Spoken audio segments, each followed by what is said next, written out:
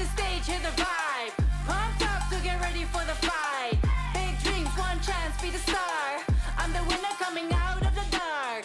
No fear, getting ready for the ride. Yeah, stepping into the light. No limit, aim high. No limit, the price is mine. Step out as a motivator. Let them know that the weight's up. That's how we know when we level up. Ay, that's how we know when we level up. Level up. All we know about is level up. Are we ready not to level up? You know we fall and we get up. Level up. All we know about is level up. Are we ready not to level up? It's time, get up. Back against the wall, still I'm standing tall. Know about the ball, I got my fan with me. All we know is ball to empty out the mouths. The chosen one they call, I take my fan with me. Know about it if you tell, know you're breaking codes. Want your credibility and all fall like dominoes. Can you really take a stance? All I wanna know. Need me real ones when it's time to go. Stepping in, elevator. Listen to all the haters. That's all we know when we level up. Yeah, that's all we know when we level up. Level up. All we know about is level up. Are we ready not to level up? You know we fall and we get up. Level up. All we know about is level up. Are we ready not to level up? It's time, get up. I found out I'm not alone, 'cause I'm just like you. There's no failing when we fight. We're not afraid to level up. All we know about is level up. Are we ready not to level up? You know we fall and we get up. Level up. All we know about is level up. Are we ready not to level up? It's time, get up. ESL Mobile Challenge is brought to you by DHL and Pay Safeguard.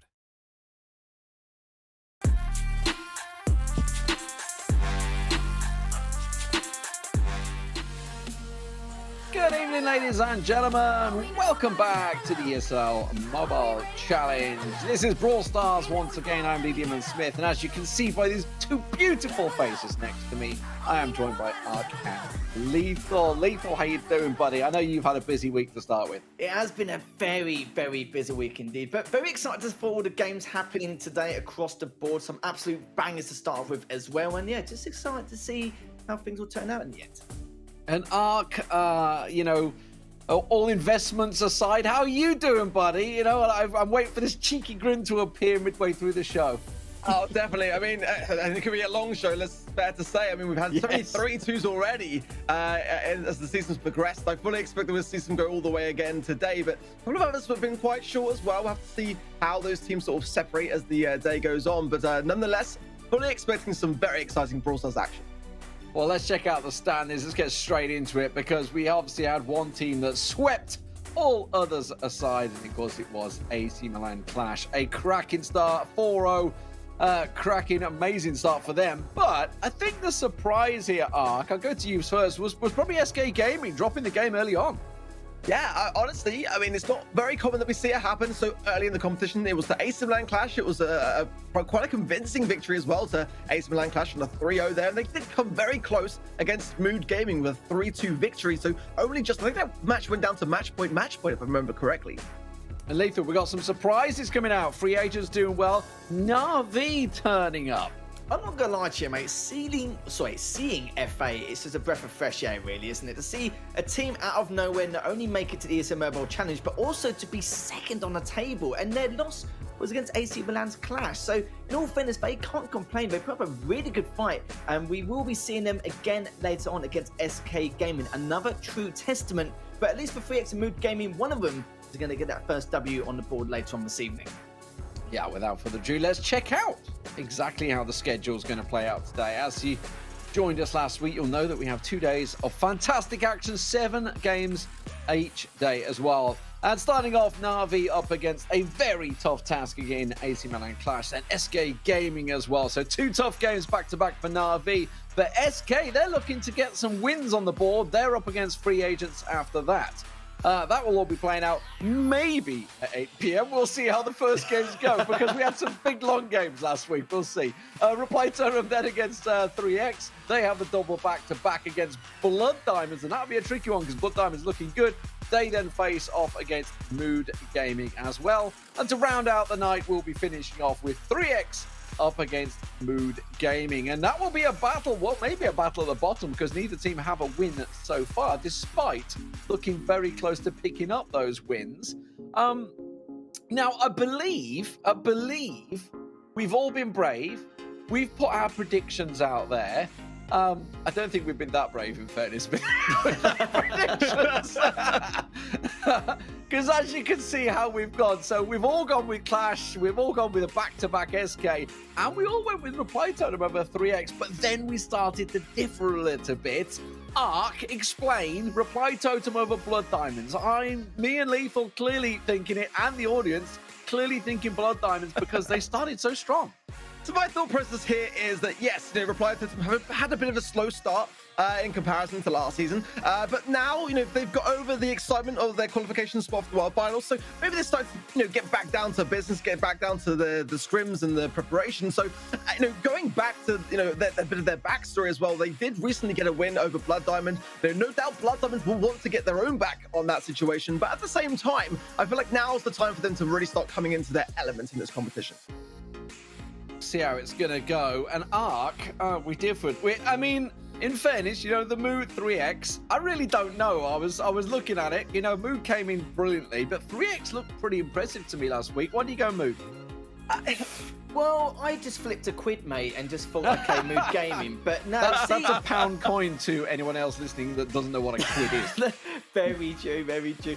But do you know what? The audience understands. They understand me. Look, they've got the exact same predictions as me. Either I copied them or they copied me. Who knows at this point? But I feel like it's very difficult in terms of the predictions, especially with that last game, because both of them have equally done well. They've just not closed out a lot of their matches across the board. So it really is anyone's guess, and it just depends on how they're feeling on the day, I feel. Absolutely. And, we'll get into this in just a moment because we want to hear from you guys at home.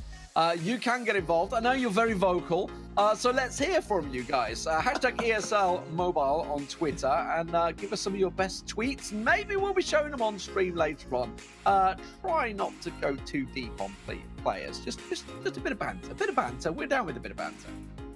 So that's how you guys can get involved. And Lethal, you're going to be joining us soon for the next matchup. But for now, we will say goodbye to you. See you in a bit, guys. See you in a bit.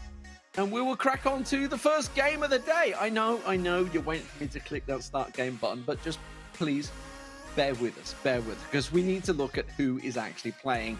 I don't think it needs too much introduction. It is NaVi versus AC Milan Clash. It is going to be a tricky match for NaVi, I think it's safe to say. I think it's fair to say, absolutely so. They are starting to gain some momentum this time round, though, must be said, with that win over Reply Totem, and that was a big one for them. It was a convincing win, a 3-0, so they are starting to work better together as a unit, and we saw as well, with those interviews as well, the coach, Olga, that they are, really approaching this season differently, and that's showing so far, in my opinion. I'm looking for good things from them today to continue on, because this is going to be a real testament for them. AC Milan Clash are undefeated at the moment, so NaVi are really looking to cause an upset.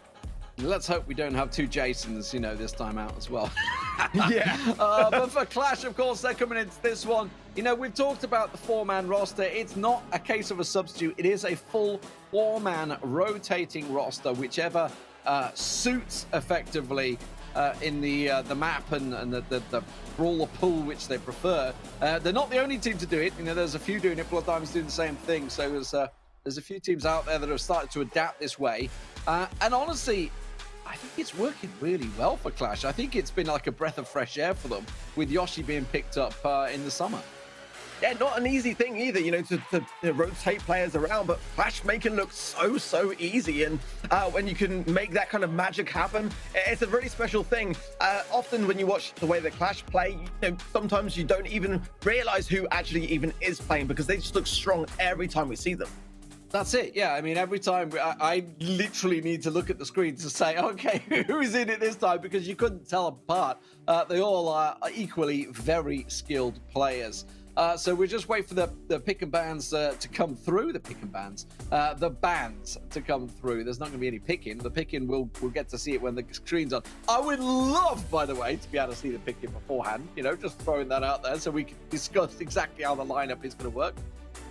Instead of keeping it fresh, but when they come through, we'll be ready to go.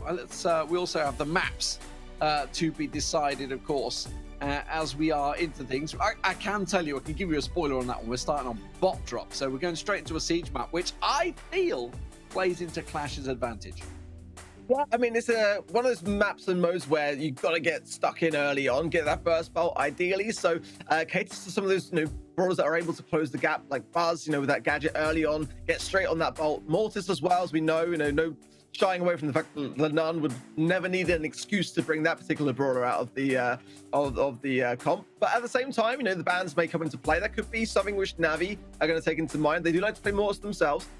So, you know, ultimately a bit of a control-based objective to start things off, but one that is very important to get close, up and personal in the early game. So players asking, can they participate too? Well, if you get picked up by one of these top teams, then possibly you could participate. But you've got a bit of work to do, I feel, to try and challenge out some of these players. They have been in and around for a very long time, and they are very good at what they do. But yes, so we're just waiting for the teams to give us what they're banning. You know? As much as I'd like to say we're waiting to, you know, click the start button, we are waiting to click the start button. But we do need to wait for the players to sort themselves out. So you guys at home, the back burner for the moment. I want to talk about how impressive Clash have been. Obviously, we've just mentioned how they've been on bot drop, but how impressive they've been in the build-up. You know, we've obviously just had Brawl Stars Championships monthlies all finishing off now. They're approaching the big global finals. This is the perfect time to set their stall out and maybe one-up SK Gaming, who really have kind of dominated throughout the year. So consistent. Both sides have been very much that case, but I would say that over recent time, you know, SK Gaming arguably taking a little bit of a leap forwards over Clash, but now things are starting to change a little bit now. SK struggled a little bit in, you know, last week, it's fair to say. It's very kind of unusual to see a team like them kind of go all the distance between themselves and Mood, who were, you know, not in the last season. So, you know, definitely a couple of warning signs there for SK. I'm sure no doubt things that they're going to be addressing in the background, but Clash have just always been very consistent. You know, it does tend to come down to that battle between themselves and SK to separate the two. More often than not, everyone else doesn't seem to be that much of a concern for them. And that's again a testament as to how consistent they are. Their bans are normally pretty much the same thing. You know, we see that kind of same recurrence of Gene being something that they just want to eradicate out of the way. And I think that's a wise call, because ultimately it keeps them very much in that idea of, we know our plan, we're going to go in, we know exactly what we're doing before we start, and, you know, it just comes down to whatever their opposition bans, to what's going to change what they do. So they're always leading the path and being very dominant in that respect, and it's one of the reasons why they get such great results.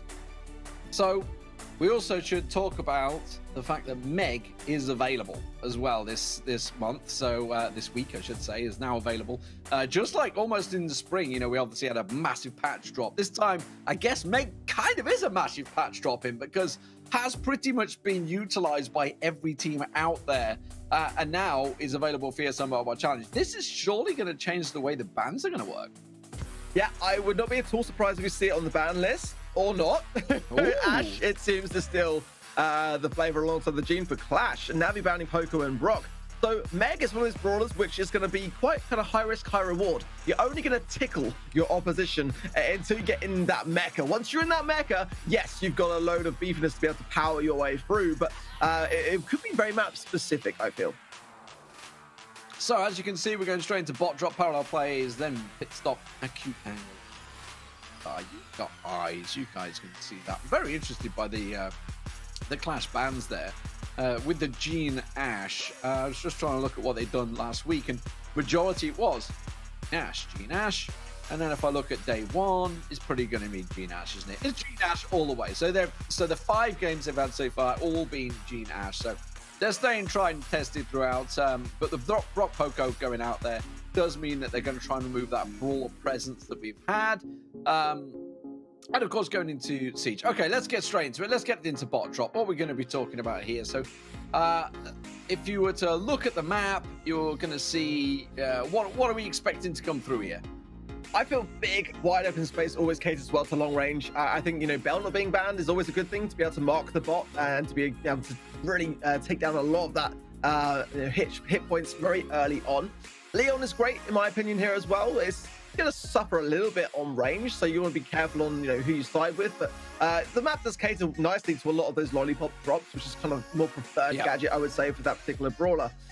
Ultimately, again, I'm always on the side of sometimes taking some risk. I mean, yes, bot drop is a very open space map, but something that has the ability to close the gap quickly for that first bolt is quite a good thing to have. Also, Mortis, Buzz, that kind of thing. And especially if you consider that someone might bring in a Piper, then you might be able to go on the aggressive and really kind of eradicate that brawler from the mix. Yeah, and if I'm not mistaken, I'm pretty sure we had a Frank on here, which I felt was pretty random last week, but we did have a Frank, and it actually worked out very well. But with the Poco removed, that might not be the case. I do recall the Buzz struggling somewhat, but with the players we have, mention the Mortis, I don't think we're going to see. Yeah, I would think it's unlikely. I don't think so. But we might see, as you say, the Leons kind of become the flavor of the month, I would say. It was funny because I remember you were banging on about Leon sort of towards the end of spring, and occasionally someone pull it out. Now it seems like it's like the staple diet. You're just ahead of the curve, mate. You're just ahead of the curve.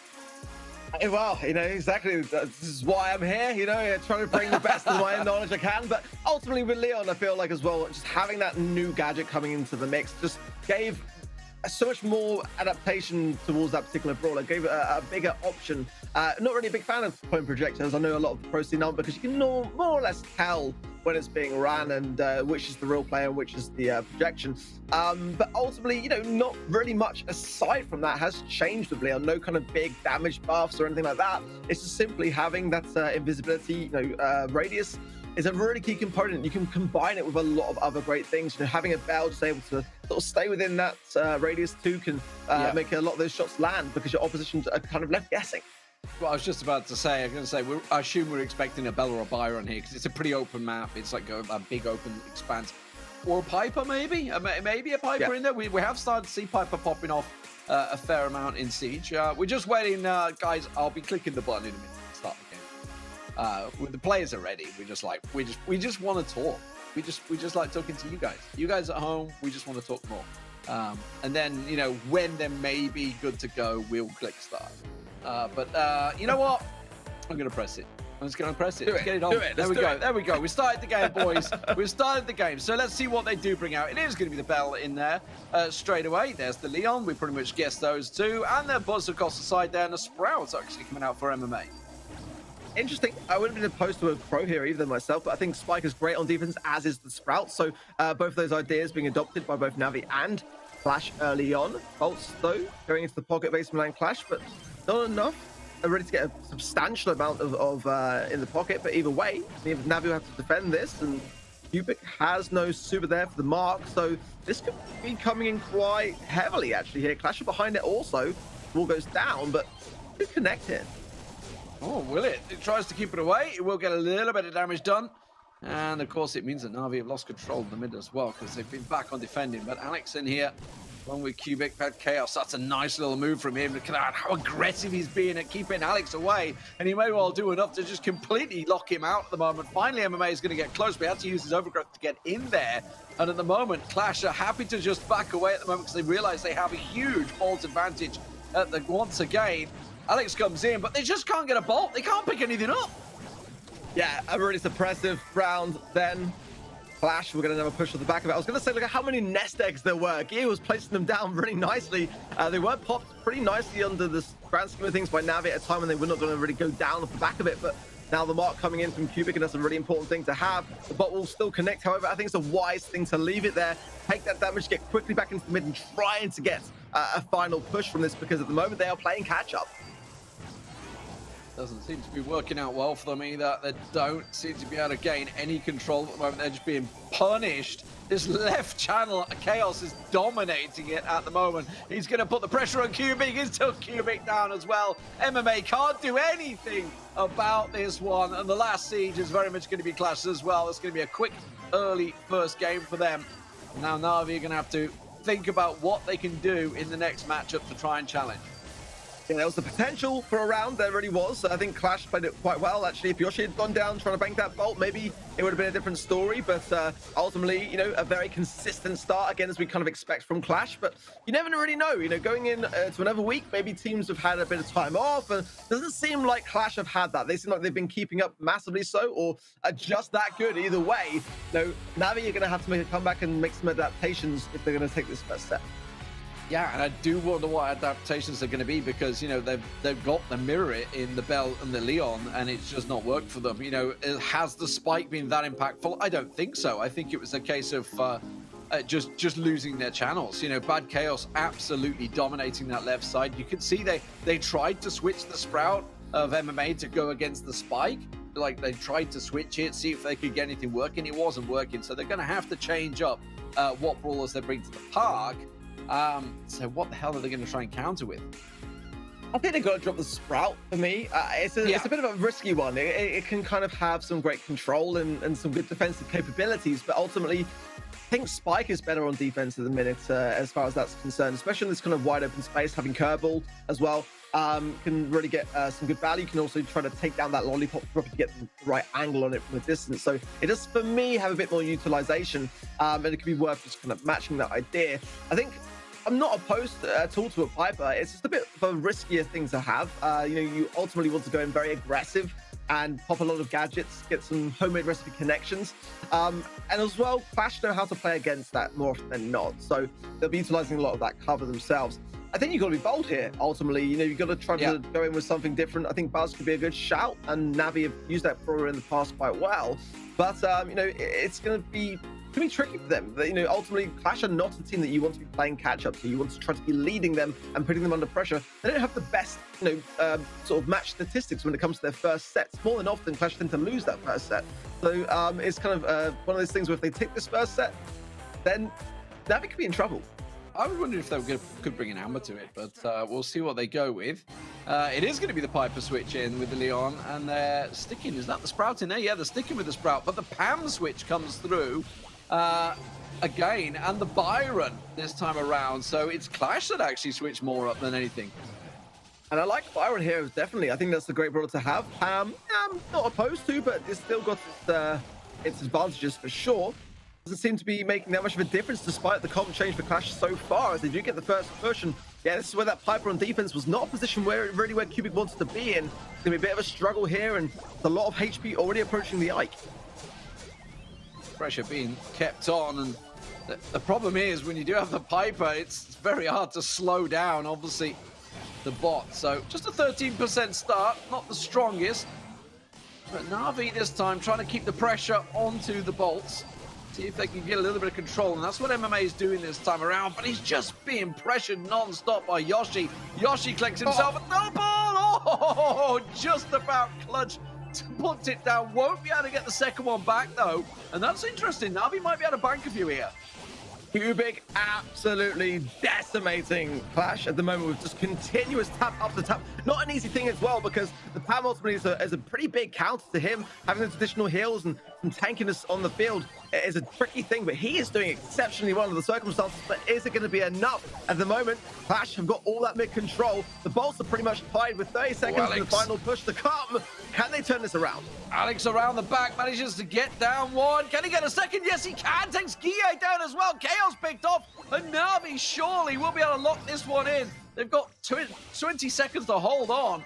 and it's looking like they may well be able to have this final siege worked out. The rest of Clash will respawn here, but a sneaky maneuver from Alex around the back did well. Now, 15, 16. Okay, can Clash get this back in 2 seconds? Not a chance. It will be NaVi on the attack, but it's a 13% differential they need to defend against. They got a pretty decent comp in that respect as well, but with only Alex there for the push, I worry. Honestly, Cubic coming in now to get a bit of a tap from the left, but I don't know if there's going to be enough. No, they got the damage down. Yes, they do manage to make it work, and it wasn't the bot that got the damage down. It was simply Cubic tapping away on the corner. Managed to get those shots off, and will tie up the series 1 apiece. And NaVi, great change. Honestly, it worked out well for them. Some of the players all stepping up at different moments there. You're talking about Cubic's Piper absolutely popping off. Alex around the back, absolutely working wonders. Here's Alex around the back here, absolutely decimated them. Yeah, that's a truly chef kiss moment there for Cube. He did so well. Piper's a high-risk brawler to go in with. I mean, I really like it, but it's not to say it's necessarily the easiest of brawlers to have, especially when you're having to defend. So he was absolutely popping off, hit after hit after hit, and then again, you know, having that first defense, you know, trying to keep your composure in those elements is a tricky thing. Really solid plays from him, and no doubt getting a big old pat on the back from his teammates in the process. Absolutely. The only thing I would suggest they change is the Sprout, but we'll see whether they do go over towards the Spike or maybe a Barley in there or something else. I mean, obviously they're using the Sprout because they want to try and be that defensive wall effectively. It's the main bonus that you have with the Sprout there, but we'll see whether they change it up. And for Clash, I was a little surprised by their changes as it was. I know Pam's been a massive part of the Pam Meg synergy. I wonder if they know the Meg's available, by the way. I was thinking that too. But I do wonder whether they're just going to revert back to what worked in the first game. The other brawler here that's kind of slipped through the net so far is Stu. You know, Stu is very commonly banned and actually is a great brawler to have to be able to dance around the mid to collect bolts along the way. So whether they've kind of like maybe going to bring that back in this particular game or not, I'm not too sure, but it would be a great brawler to have to go up against that Sprout, so that could be what Clash have got in mind here. But I agree, I think the Sprout's not really necessarily doing the most amount of value for NaVi. They're going to go in with Max, Byron and Pam. Very different ideas. Everyone's switching it up. The Crow coming out for the Clash. But look at the difference of that early start. And this is why I say having Piper go so aggressive on the straight off the mark is a very important thing to have, because now NaVi are surely going to see the push. Yeah, that's not worked out well for them at the start there, has it? They've completely been caught out by the range factor as well. And with the Crow coming in to offer that support, you can see Yoshi's just keeping them at bay. And now with the Chaos popping off, is going to catch on towards MMA. Now, see what they can do in defensive-wise. They are going to have Yoshi just at the backside. They're going to get the wall breaker down, and that is a lot of damage. 56% done in the first push, down to 53%. So 43.7% damage done. It's incredible. Yeah, MMA is not running Mama's Hug either, so this defensiveness of this combo is going to be quite tricky. He's going for the Mama's Squeeze, which ultimately causes damage when the opposition's inside the healing turret radius, but he's going to struggle here, especially as EA and Chaos is really getting behind this wall, suppressing the situation as Clash continue to bank the bolts. That's going to be 9 from Chaos, a 10th one in the pocket, and they're not done yet, but NaVi are in big trouble right now of losing this first set. Yeah, I think this may well be the final push. Let's see how this works out. Level 8 bot. Now they're going to finally get some damage down, but it's going to be a massacre in that Ike, and you can see the damage coming in. In goes the Crow. Guille leaps in and knows it's job done. That will be the first set going the way of Clash. Very dominantly so, but a great thing to see so many brawler switch-ups in that first set. I do like it when teams try to keep each other guessing a lot of the time. Yep, keeping things fresh and showing how diverse the meta is in its current state at the moment. But yeah, it just felt to me like NaVi just didn't quite get that third time round, really, or at least Clash came out very aggressive and really showed how much they valued getting that first push. They do not want to be on that defense as the Piper pick, so made a lot of sense to me and very suppressive, keeping NaVi really far back in that spawn for the majority of the time and just playing the slow and patient game, and it got them the win. Yeah, and I really felt for them because Chaos just kind of dominated, especially with how we saw Cubic doing so well on the Piper the game before. The second we see Chaos switch over to it, absolutely dominates. So Clash take the first game. 24 kills for them, just 215k shy of damage, massive amounts of damage, and a lot of healing as well. We should point out 114k healing. That's always beneficial. So first set goes their way, which means we're going to move on to the second set, and that is going to be over on Parallel Plays. So a bit of hot zone action. We saw this quite a few times last week. We know what it's all about. Of course, you can use that Jesse if you're brave enough and able to get the tower down, or the turret down, I should say, onto the zone. Things that worked well last week. Now, obviously, we know in terms of bans, things could be different, but Amber absolutely paid off. Leon was crucial, I think, to every team we saw last week. However, bruiser comps could also be a thing here. Heck, question mark. I mean, it would be a good thing to have on the lane side, potentially, but no sign of her yet today. Interesting. We'll keep an ey on that one. I thought maybe on the right side lane, yes, to continue picking away until you have that mecha to overthrow the zone. But Tara coming out here. We've seen a bit more of Tara recently, and that seemed to work out more often than not. It's aggressiveness from Chaos and Gee already on the zone, and Alex forced to pop an Invisi-Heal to stay alive here. A good start for Clash to take the early lead. Incredible start from Clash. This is dominant. This is a little scary. I gotta be honest, you can see they've got almost 25% of the bottom zone already covered off there. And they still didn't get taken out. They've just backed away from it, so they're still alive. GA just sidestepping there, backs off. They're locking in their own zone as well, and this is a real issue for NaVi early on. It really is. I mean, they've just got NaVi in the back spawn this entire time so far. That takedown of Gear is quite important from Alex. It might give some breathing space, but as that happens, Yoshi comes in away from his zone to try to continue this pressure and keep NaVi back. And you know, the black hole available to Gear on this left-hand side as well. That's not gonna well for MMA if he gets too close to it. Alex has really got to do well here to get behind this and try to take some of the aggression away with his Invisi-Heal. But he's being spotted all the time by Chaos, so he can't. We've seen Clash using the Gale quite a few times here to great success. Yoshi once again coming down with that, seeing if they can keep the pressure on. But 50 to 73% now. One big fight could be a turning point here for NaVi. They do manage to get Guille down. Now they can see him try and push on this, see if they can benefit. Alex goes aggressive, almost gets Chaos finished off there. Yoshi's in trouble. He should get burst down. No, doesn't manage to clear them out. That's a problem. They needed to clear them both out, and they could have locked the zone down. NaVi have managed to get a toe on there. Alex now pushing up. They managed to finish off the one. Yoshi just tries to squeeze them away, but this is turning very well for NaVi. Yeah, a key turning point potentially, but Clash are going to push the left-hand side as well. They nearly got the lead, so they get back on the zone. They're able to maintain it, but having said that, at the same time, MMA is still in this top right period of time. Chaos getting the shots for putting himself in Yoshi. Very close scoreline now. Look at that. Now he takes the lead by 1, but only 1%. Only 1%, but Alex doing a fantastic job on the Leon on the left-hand side there to go on that defensive job. They clear it out once again. Cubic gets a toe in there. MMA tries to move up. Cubic goes down, but Guille will be kept away. The spike goes down, and MMA doing a fantastic job of locking out the zone at the moment. He's going to get pressured by two sides, and it's simply Clash that are having to be defensive right now. Such area denial with that spike pick, and Guille's not really landing any of the black holes that he needs. And look at that. As quickly as that, NaVi are starting to really come and get their stride on here. I think this is going to be all over here with Cubic and MMA hunkering down. That is a solid start and a great turnaround for NaVi. Absolutely fantastic. You saw it at that point. I think it was like 50 to 75% in favor of Clash. And then as soon as you saw it, once they get one down, they could push, they could punish. And Alec went for the jugular. A really nice turning point there, and very well played by NaVi. It's a really tough thing, honestly, in in hot zone, especially in parallel plays, that when you're behind so quickly and so early on, you've got to respond with aggression. That's not always an easy thing. It can be something that you can maybe underestimate. If you go too aggressive, then it can really punish you in hot zone, and the game could be over very, very quickly. But you've got to stay composed. You've got communication involved in that element as well. You've got to make sure that all those communications are there to be able to make that counter push. But when it came in from NaVi, that struggled. Let's talk Tara. I'm not convinced. I'm not convinced on hot zone on parallel plays, because up against the Leon's pretty much more direct action, direct damage straight on you, whereas Tara, you're trying to be as stealthy and covert as you can, whereas Leon's in your face. I feel they need some answer for that to get in the face of Leon.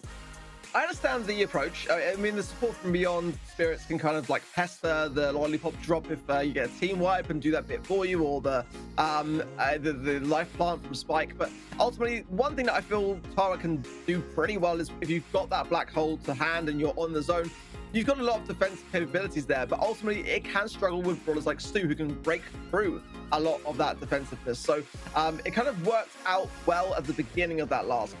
As NaVi started to collect themselves, they really focused on shutting GA down. Look at this buzz coming out. Barley is an interesting one that I haven't seen for a while. I like the buzz going straight onto the zone there as Alex in the heals as well to maximize his opportunity of staying on the zone. But already Clash are taking care of business pretty well to defend nicely and keep Chaos in a very aggressive position here. Nice answer and response from Chaos there, realizing, okay, I can't push onto Barley just yet. Cuts across, deals with the double Navi attack, and then immediately puts Clash on the front foot there. They don't have a great deal of percentage yet, though, because MMA's been sitting on that backside with the Barley to be as defensive, so they're going to try and lock it down that way. Alex tries to go in. The Buzz, unfortunately, they're kind of ready for it. That's the problem. They're ready and waiting for it. And, of course, with the Gale, it's going to be a real problem for them. Cubic picked off. That was a great shot from Guille, and that's going to give Clash a chance to push forward as they take Alex down as well. I really like the Gale gadget usage of Clash. You know, the Twister coming into play from Yoshi, just really getting some great defensive value. And there's one left, though. As that goes down, I wonder whether that might be the chance for Alex to be able to really make his mark on this zone. But again, very close scoreline. Chaos going in on the Invis now. Going to find Cubic and get the pinch off potentially. But Alex comes in to save the day. Cubic is going to be low enough to go down to that blustery blow. But can they hold firm on this defense? A great pushback from Yoshi. He picks up the pieces. Problem is, all that damage, everything they get done, they really didn't manage to get any percentage in. Now Chaos goes aggressive for it, and if Chaos can get in MMA's face, yes, he will take it down, but it's a big, big if. And MMA is doing a fantastic job of keeping away. Guille finally gets a toe in the zone. Now you can see up the side there, Buzz versus the Gale. Yoshi comes out in top in that duel at the moment. And Chaos once again looking to stealth in there. They've got to keep MMA busy as Chaos goes stealthy. Yeah, it's going to be ticking down health now, so he will be visible, but Cubic was almost in trouble there. He almost snuck through and got behind the zone. That was what they were worried about. But now with Yoshi and Guille to keep this pressure rolling, one bell shot is going to ricochet here. So they're going to be very, very careful on this defensive. Actually, you have the lead, but not by much. Just that, 9 or 10% going for them. And if Alex can get on this zone, this can bring back the flow of action. They've got to take down Chaos, though, on the left-hand side. Going to tick down nicely now. This Barley's not working out badly on defense. Maybe I underestimated the effectiveness of that particular brawler. Yeah, MMA is absolutely nailing it at the moment. And I tell you what, Yoshi's doing a fantastic defensive job because every time Alex goes in with Buzz, he's countered by Gale, just blown away. Nothing you can do about it.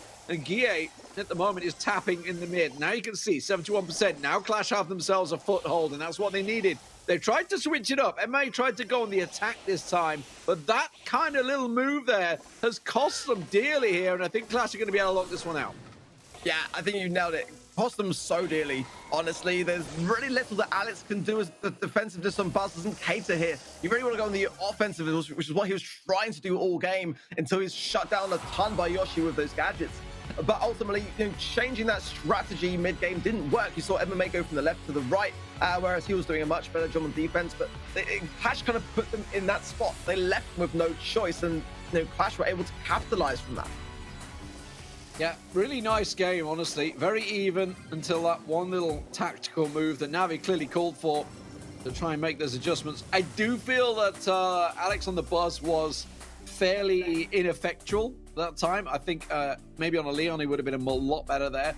A lot better round, so we'll see whether they make these adjustments. I do love, by the way, the fact they are making these adjustments. So often or not, we get to the third game in the series and we're back to mirror match territory. So it's nice that they are keeping it relatively fresh. And as you mentioned, it shows how good the meta is right now. Yeah, I still think there's more brawlers that haven't come out of the woodwork yet. I still feel that Stu is still in a great spot.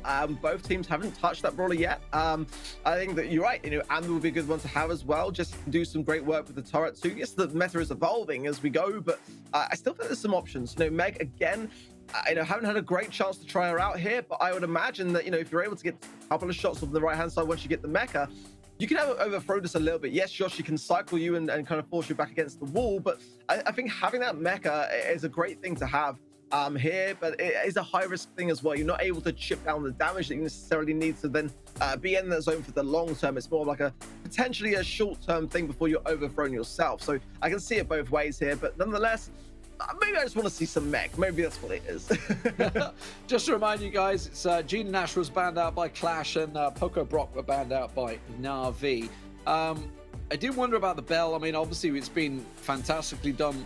I do wonder whether NaVi are maybe going to adjust to it and switch it and picking up themselves. If you think how Cubic was popping off with the Piper just a moment ago, he certainly seems to be tapping well. So I would like to see maybe NaVi looking to sort of that aggressive angle perhaps and trying to dominate from range. Yeah, I feel like, genuinely Bell here is, for me at least, a bit of a must. Having some of that area denial with the nest egg and just kind of having the ability to bounce and ricochet shots between your opposition. Especially we saw in that last game just how effective that was and how much NaVi was struggling towards that late game because of a result of just that. You sometimes can't separate yourselves out. You can't spread out nearly enough as you maybe would like to in this particular map and mode. So Bell can get some great value. I think that sometimes you've just got to match that mid, go with it. And, I feel you get some great results. Just clicking the start button, guys. Don't worry. We've had enough talking. We'll get straight into it. So, they do make the adjustment. They go back to the spike. The Leon is in there. And Cubic is on the Sprout as well. So the double thrower against Yoshi's Sprout as well. He's been in the corner. Nothing he can do. And the spike and the Bell. So literally the difference being the Bell and the Leon. I'm not sure who I favor. It'll be a close one, I feel. But I do like the way that both Vic and MMA went very quickly to eradicate Yoshi. He popped there, garden mulch, tried to stay alive as long as he could, but continued to go down. So there's a load of damage dealt there from NaVi, but Chaos now pushing the zone. No one HP to be taken care of just about. But look at this, shooting every shot. Dodging like crazy at the moment. Now Yoshi arrives and he goes down and Chaos still alive. Incredible dodging. And that's given them a massive percentage on that south side and still lives and still hits shot after shot. Incredible juking. That boy has done so well. Goes down eventually there, but oh my days. I mean, that was a great capture there for Clash, keeping himself in the mix, allowing Yoshi to come in for the support. But at the moment, Yoshi low, Cubic looking to get the takedown, but heal up herself at the same time. Clash continued to push the zone, shutting it down along the way. This is smelling disaster for NaVi in the second set. Yeah, they need to try and turn this around. They've got to get out and got to get out fast because at the moment they're struggling to chase this down. Alex can't get close enough with the Leon, and he's the only one really that's going to get impactful in the damage to get close enough because they've got the double throwers chucking stuff down. There's nothing they can do. As soon as NaVi step out, they go down, and that will be Clash locking out the second set now. So 2-0. NaVi looked great, honestly, coming into that one, but the difference being really was the Bell. Both throwers performing very well for both Clash and NaVi. But yeah, that hot stepping worked out well for Game. Yeah, Clash just looked so comfortable with that comp. They just really did look like it was very rare that you tend to see that Bell be able to get onto that zone. Normally kind of staying mid and kind of covering your team whether they need it, but ultimately being able to get down them and that the entire right hand side was covered. Any eventuality from the left hand side, lower left, was covered by the Sprout as well. Getting Bell and Sprout on that zone is such a tough thing to shake. Absolutely. So we move on to our third and possibly final map. We'll see. We're going over to Pit Stop next. Will be the heist map. This is just the highlights of that game. This is Chaos doing the step in. Look at that. He's on absolutely nothing. He manages to get himself healed up, goes down to nothing again. The shield comes in, the support arrives, and away he goes. And then he takes Alex down straight after that. So incredible stuff. 35 kills, 250k plus damage, and 105k healing. Clash coming out on top in, honestly, these have been two tight games. We've gone the full 3 games in both sets. Yet, poor old NaVi, 2-0 down. I agree. I think that, in all honesty, if NaVi was able to hang on here in these sets, then this could well be 2-0 in favor of NaVi, actually. But this is the resolve of Clash. When they're behind, they start to vamp it up and apply that pressure. And, obviously comp can play a big role in that as well. But, ultimately, as long as you're going in with that mentality to win those sets and put on that early pressure, which is what we've kind of seen happening in both sets so far, as it's normally the early game that as long as Clash can gain that control, then more often than not they tend to hold on to it and maintain it through until the end. So NaVi really just always on that back foot in that game, and especially with that comp with the Bell and Sprout, when you're in that position, really hard to contest it. So I think they played it pitch perfect. The question is now, will Clash be able to tie this up in pit stop?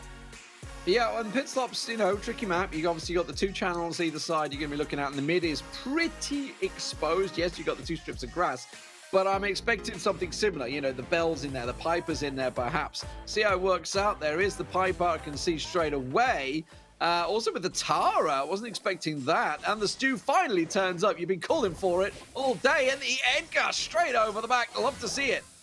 Edgar's honestly very underrated here, but is now starting to become commonplace, actually. It just keeps the aggressiveness rolling on, and finally good to see some Stew as well. The breakthrough surely being ran by both. Yeah, Ems is a great combo here for me. Barley is much more on the defensive. I think that it could struggle here, especially if Cubic is not able to control the situation, but ultimately it's good comps from both sides, I feel. Here goes EA for the push, does get taken down, so a good defense from NaVi. So it's all about this mid control, and Chaos decimates the mid there. Really strong performance on the Ems to keep hold of it, and that helps out his team as well, because it does mean they have full control at the moment. There is only 10% damage done as MMA tries to go sneaky. Chaos had none of it, pops that super and locks him down and survives. That is the crucial part at the moment. Clash are getting the kill and getting out with their life, and they're just waiting for Gia to get in, but that is a great move by Alex. Yeah, gonna make the push forwards now, and that's something which is gonna have to be defended here. At the moment, it's difficult to say. I've got a bit of a freeze on my side, but either way, yeah, you're gonna go on the aggressive now on the save as well to try to bring back some of this deficit. Looks like it was taken care of okay, but at the same time, damage on both sides just now, that minimal of 10% is expanding very quickly in the scoreline. Yeah, they just couldn't deal with the Edgar. I mean, they went for the back line, which, you know, makes sense, because obviously with the Barley in there, you keep tossing it over, keep giving the damage, keep it ticking. But the fact is that Guille on the Edgar was in the back line, and in a straight-up 1v1, he's going to come out on top with pretty much most of the brawlers that NaVi have.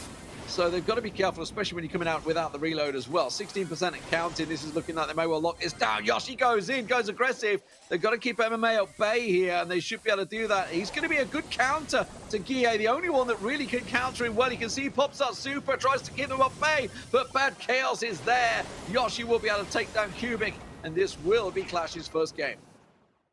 I like the healing tonic on the defense. It helps NaVi out more often than not, but you know, it's a difficult thing to have. You know, you need to get the aggressive pushes, and you know, Alex did well to break through as the Stew, but again, you know, just all the way that Clash were just continuously rolling it on.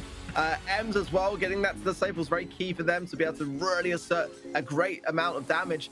You know, Barley, I'm just not too sure about myself. I much prefer, you know, the way that Clash approached this one. I think they deserve to be on match point, in all honesty.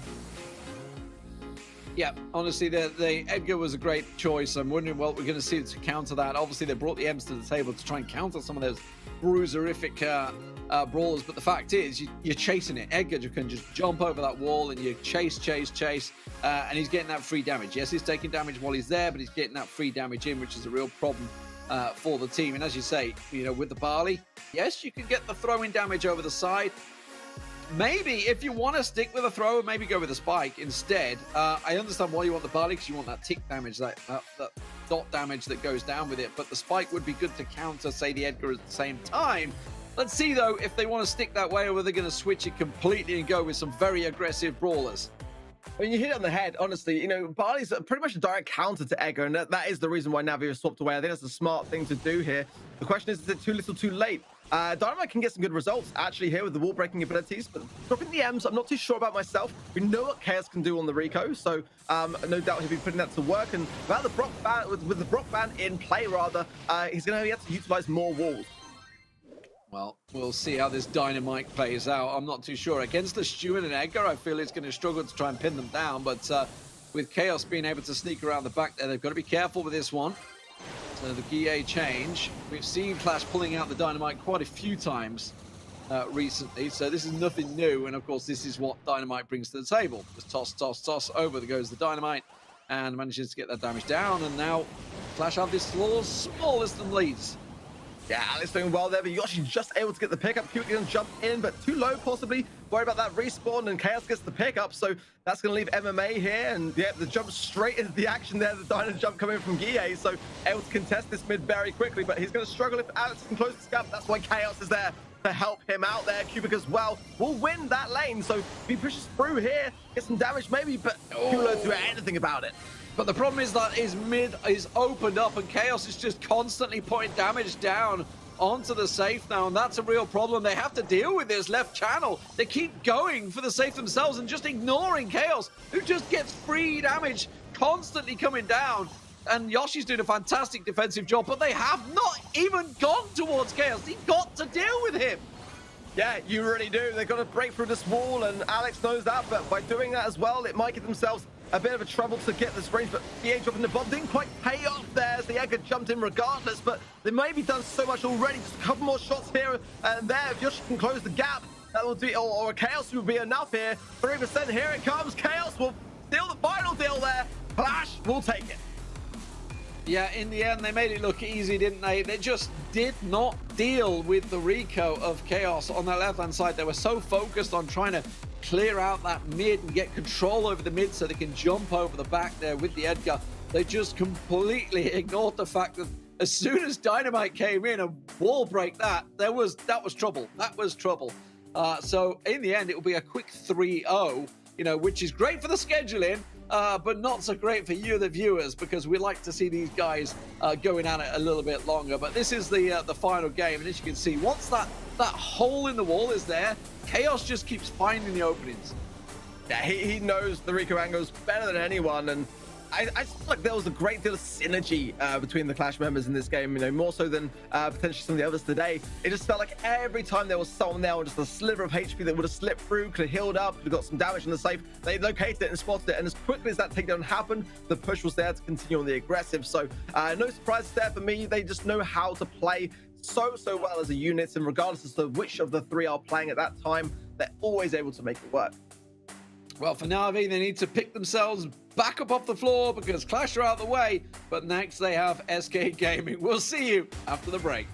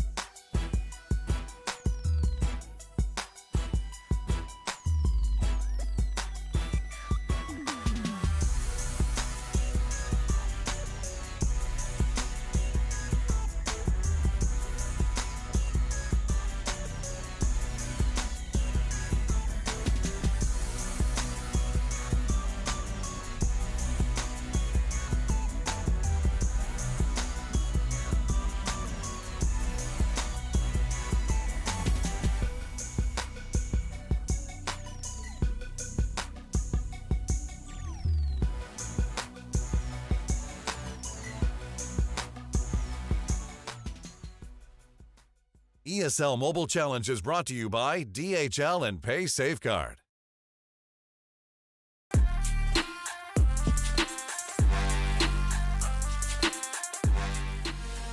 Welcome back, ladies and gentlemen. This is ESL Mobile Challenge. I'm Leading Smith, and joining me for this one is Lethal as we move on to the next matchup, which will be SK Gaming coming in against the NaVi, who just found themselves on the back of a 3-0 beating. But I gotta be honest, Lethal, I think that 3-0 is a bit of a harsh scoreline. Yes, they kind of fell apart in the final set, but they challenged Clash quite a bit there. Yeah, they did. They took a game in both first and second sets, didn't they? So it's not like they won any competition, but rightly said, it's not really just NaVi. Clash has just been battering everyone so far, and they're looking really, really good. And in all fairness, when they not look good, you know, that's going to be the real question in itself. But SK Gaming, this could be a little bit different this time around. They normally see as one of the big dogs alongside AC Milan's Clash.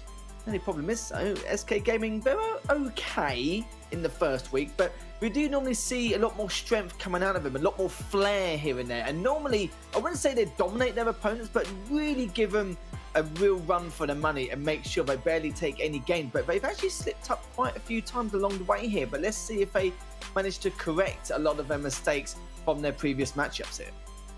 Yeah, I love the fact that Pedro is in the picture as well now. He's a beast, mate. He's a beast. You know what? The problem is now all coaches are going to be like, why can't I be in the pictures? Because Pedro is technically the substitute player as well. And he did play in the spring. Yep. He played a few games in the spring, which he actually did very well in. For NaVi, though, you've just seen them performing. We didn't actually see Jason in that match. I do wonder whether he's going to maybe step in now. Obviously, there's no Augie in the photo either, so maybe he's just going to loom in the background, like have a big looming figure of the coaches. But for NaVi, yeah, they need to just pull themselves back into it. You know what? That puts them on 2-2. Yes, they've gone down to Clash, but I don't think that's going to be too harsh. I think they've realized coming into certainly today that they had a tough challenge, you know, against with Clash and SK, the two best European teams. Obviously, they're coming in as the best CIS team, but probably wanted to perform better than they did, but still got a lot of work to do. Yeah, before NaVi were the best ECA region team by miles, but now with 3X, they do have a lot more competition in comparison. So honestly, what NaVi could do this time around, I don't think they can be too deflated. They probably expected that kind of result against AC Milan's Clash, but let's see what happens against SK Gaming. A little bit weaker than usual, but we'll see as we're going to start off a dry season. Some assembly required. Julian Beetles, safe zone, and if we do get to it, Sneaky Field would be our final map. But in terms of the brands, though, almost, in terms of matter, almost pretty much the same in the Poco. And of course, you see the Bell there as well. Even the Sprout as well, making an appearance in the bands. Yeah, the Bell and Sprout, Ash and Poco, which means obviously Meg is still available. Also notice that Brock is available, which is a brawler that both teams love, and certainly, especially SK. I know it was a huge favorite of them for a long time. We'll see whether that comes into it. Don't think we're probably going to see it on dry season to start with if we're going to be starting out on the gem grabs. It also means that, wait, hold on a minute. It means Jean's available, doesn't it? Yeah, Jean's available in there as well, which certainly could be a strong choice for the first gem grab map, as well as Stu, you know, Max. I'm just saying, like any gem runner that you normally have out there is pretty much on the table. So this is going to be wide open.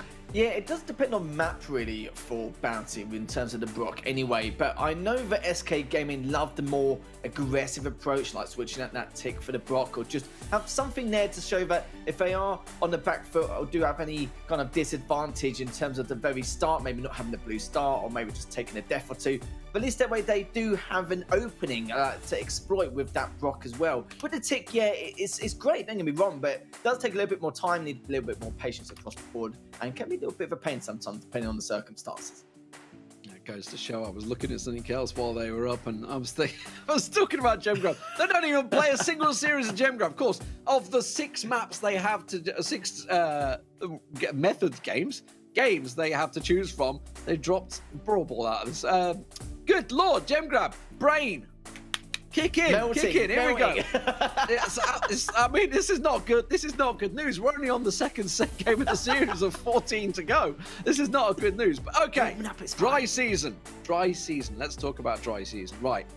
bow is a possibility. Obviously, one that they used last day. I'm trying to think of last week we had dry season 3 times, I think, throughout. And, you know, your Bell, your Piper, this sort of thing. Bell is obviously banned out there, so you could have maybe a Byron alongside it. I don't think so. Well, let's get it on the screen. You know what? I'm just going to click the button. We're going to start the game.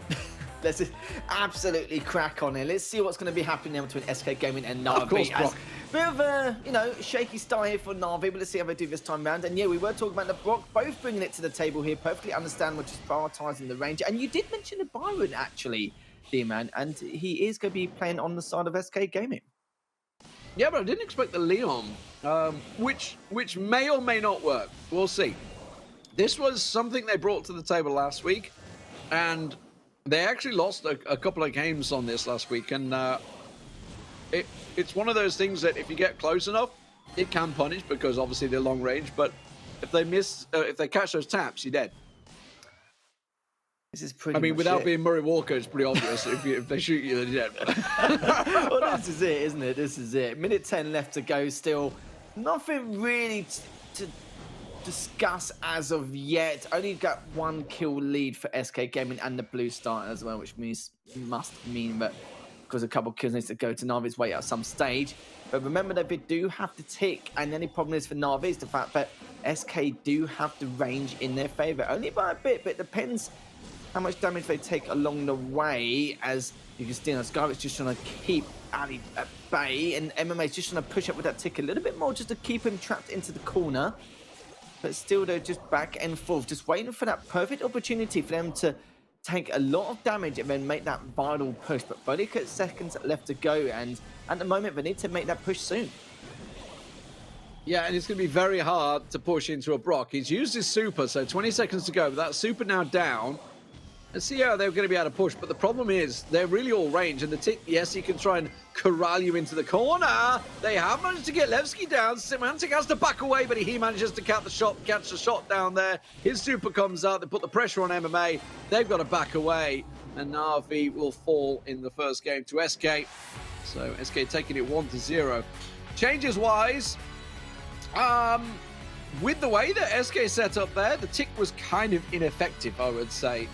It's great for trying to push him into the corner, but the problem is the backup wasn't really there to support it. You know, yes, you've got the Brock and the Piper to try and land the shots, but I do wonder if they're going to change something else here. Maybe just get the Nani out, just go full long range. Yeah, I do agree. MMA may think differently. I'm not too sure. It depends. I think the tick does need to be replaced, but then again, MMA may also feel like that he could have done better, could have got a little bit more value. Like he said, you know, could have had a little bit more support across the board. But for this map, there wasn't really much structure, which means for SK, because they've got such great range brawlers, they can just keep the tick back as long as they want. Yeah. And they literally did the entire time without taking any deaths at all. That's how important it was for SK to stick with this lineup. So to even bring out something else entirely, I wouldn't blame him in the slightest. Yeah, I mean, the problem is that for MMA, every time he wants to step forward with the tick to try, normally you'd have a 2 ticks, so you'd be like sort of going towards each other but not really damaging each other, and you focus on others. The problem is he steps forward, he's getting hit in the face by Leon. So he wasn't able to sort of do that closed down tactic to sort of corral him into a box that can make it easier for a Piper and Brock to hit. So it didn't really work out for them that way. I do wonder what he's going to bring to the table. MMA has played a thrower every single game so far tonight. So he seems to be on the thrower train at the moment. So we'll see whether he sticks to tick or whether he actually does switch up to something different. It does appear that Jason may not be available tonight as well. Yeah, it seems to be that way as well. And I don't know, it's just very difficult because SK have got the Brawler composition, which I'm sure they are going to stick to because they're used to playing this kind of lineup every single time. So you can see that Nani's actually come up for MMA instead of the tick. So it seems like he wasn't the fact that he couldn't get enough value out of the tick. He just knew that the tick just did not work at all. And against the likes of SK, especially with their aim skill as well, it's very, very hard to try and keep him at bay and scoop him into a corner. But Semantic, though, will be the first to get the first kill onto MMA. But also, and it gets taken out by Jetson. So this is going to be a fantastic start already for SK, as they're not going to just fire on that momentum, just going to pull back and get on the defensive. Skyrake's bloody blocking there for Jet, and Jet was a hunt down from Cubic. Didn't quite work out for him. Well blocked off there. And they've done the damage. This is the problem now. Yeah. Yes, they've got the long range, but they have to push in and they have to push into a Leon. Yes, they've got the range to deal with it, but if they push in and Skyrix is in the right place, he will decimate them because they're very squishy. At the moment, it's just going to sit and Viz quite happy in his super. You can see every time that Cubic tries to step forward, he gets Skyrix in his face. And he has done this. Jessen just abusing the map geometry there, just Ferrari peeking left and right just to try and get a little bit of damage done, but he's only got one tile left here, so there's only so much he can do. Finally getting picked upon a little bit, but also keeping Q back at the same time. Samantha dodging and weaving very well here. It's actually taking a little bit of damage finally, but got recovered instantly. But look at this though, SK Gaming have got a 5-star lead. NaVi have technically not even had a kill yet over these last 2 games, but 25 seconds left there. This is going to be the moment, but this time around with the Nani, they have a much better opportunity to bring this back compared to when they had the tick in that last game. Yeah, they're in a good spot to crossfire onto Jetten, and they do manage to catch him down, but it's still 5-3 in advantage to SK Gaming, and it's down for NaVi to try and pressure and push. Skyrix on the left-hand side is still under the pressure, but with that extra kill coming through, it will be SK Gaming locking up the first set in pretty convincing style, honestly. You know, they had that 5-0 lead for the majority of it and ended up 7-3. So NaVi just simply didn't keep that pressure down. It felt a bit weird that they just weren't pushing at the end there. They're just like, oh, we've got a kill. Now we're going to back away. Yes, I understood they're low, but you know what? Got no time. You may as well go for a kill at least and try. Yeah, probably the worst time to stat, isn't it, D-Man, really? Stop statting. No, you can't stat if you're not going to get any kills anyway, let's be real. But yeah, I completely agree. You know, you just got to literally just throw yourself straight at them. But I think they were just trying to leave it a little bit too late. They were trying to really, really hold on to any kind of advantage they can possibly go in with. And you see, they're not, to be fair, that game overall, there wasn't really too much to talk about. You can see there, 82,000 damage, healed just over 50,000, and only 5 kills. That's all it was, really. All I could say about that matchup was the fact that MMA made the right move, making the change. It was a little bit more effective, don't get me wrong, but it wasn't enough for SK Gaming. There was never a moment where I felt like they were going to lose or things got a little bit sloppy or out of hand. SK Gaming kept that consistent, it was effective, it was simple. And at the end of the day, they had a great organised structure on the defensive as well. Just making sure not to take too many pop shots, but just enough to really keep them in the centre and not give them any kind of opportunity to take on any advantages. And the best bit about that in that matchup as well is the fact that you have to do it for quite a while for like to keeping a top tier team like that back for 90 to 120 seconds without taking any deaths is definitely an achievement in itself. Absolutely. So as we move on, so it's Siege coming up next. Some assembly required, a map that obviously we've covered a bunch of times. Yes, we could see a possible Rico in there. We could also see, and we have seen before from SK Gaming, a full Bruiser comp on this one. The Poco is banned out, so we're not going to see Jet on the Poco. But it does mean, you know, we certainly could. It's one of those maps that's got relatively closed at the start. But we'll probably get broken open, and we've seen Frank and Co in this map a bunch of times. But we could also just switch over. You know, MMA, we know he loves the throwers, so possibly see him on the spike to start with here, or the Sprout, just to get things going. Or actually, he played the Barley as well, so that's a good point. Sprout is banned. You are correct, absolutely correct. So a spike or a Barley, then I would expect probably from MMA here, and. We either go for the Rico style, or, you know what I'd love to see, Semantic on Surge, but I'm not sure it'll come out. You never know. Because we don't really see the Surge as often anymore, do we? Like, we haven't seen not for a while, yeah. I'm not too sure if Sky... I think we had it, like, once last week. Once or twice. See, that's why we didn't do that well last time. Actually, you can't be saying not... I love how... it wasn't SK. It wasn't SK, though. I love how we're thinking as well. Well, I'm thinking personally, so we didn't do as well, even though they went 2-1. That's actually perfectly fine, but we know that for SK standards, they've got very, very high standards coming into this matchup, haven't they? But, yeah. And the only loss was the Clash as well. Yeah, exactly, you know? Exactly. It's not like they sucked. I think that the biggest part that for us was the fact that they went the distance with Mood. Yeah. Which definitely surprised us to start with. You know, Mood ended up going, I think, 0-3 last week as well, off the back of it, despite the fact they took SK to, I think it was double match point, if I'm not mistaken. Yeah. So very close game from them. But yeah, SK seemed to have have stepped back up again today. Well, that's why I've got them in my prediction for 3x. I knew I had a good enough reason. It's because of the fact that they played very well against FA and even better against SK, but you said about it in the past, it's the fact that they had a few match points that didn't go anywhere. But back to this matchup, though, we're going to see if SK will continue their dominance. Because let's be real, that first game was a dominating performance to kick this second match of the day off. As now, you know, talking about the Rico, Jettin is actually on that Rico currently, as you can see now we've also got the Brock with him too, and it's depending on how we're going to push this up. But with the Stu as well, Semantic's going to be a real pain in the backside with that Stu as well, just depending on how much you can abuse him, just keeping him at bay. SK do get that first siege bot, but timed it perfectly so that they can pick up a couple more, have sense of control, and this can be a nice little start here for SK. See, my problem out here, SK are going to smash this one by. My problem is if I can predict what MMA is going to play, then these guys have predicted it 2 weeks ago. Like they knew it straight away. I knew I said it's going to be the Barley or the Spike, and they were like, okay, we know what they're going to bring to the table. They're probably going to bring a Rico. When I knew 35% on the first pot push, and they have absolute dominant control. This is going to be SK all day, every day. It certainly is. You know, this is one of the best modes for a reason, and they really are showing it indeed. A couple of seconds left until we get that 6 or 7 siege bomb, and it will be the 6. And still, though, they've got sense of control. They haven't got any bolt deficit at all. They're just sitting there looking pretty, doing the damage from the range, and now Semantic just diving in just to be even more of a pain in their backside, just taking down MMA, which is pretty much AFK then, because he just knew there's nothing more they can do. And even if they did somehow succeed in that defense, they had a 3-bolt lead anyway. So again, another dominating performance from SK. Yeah, I mean, they just smashed it from the start there. They took full control and just did not look back. You know, it was absolute solid performance once again. Jettin let loose on the Rico. I love to see it. You know, often he's kind of been almost forced into a support player role in some of the games, but it's great to see because we know he's a quality player and absolutely popping off on the Rico this time around. For SK now, did they stick with what just worked, which was actually, other than the Barley, was Matilda, it was only the Rico they had, wasn't it? I was going to say it was a mirror match, or whether we see NaVi try and rotate into that mirror match or not.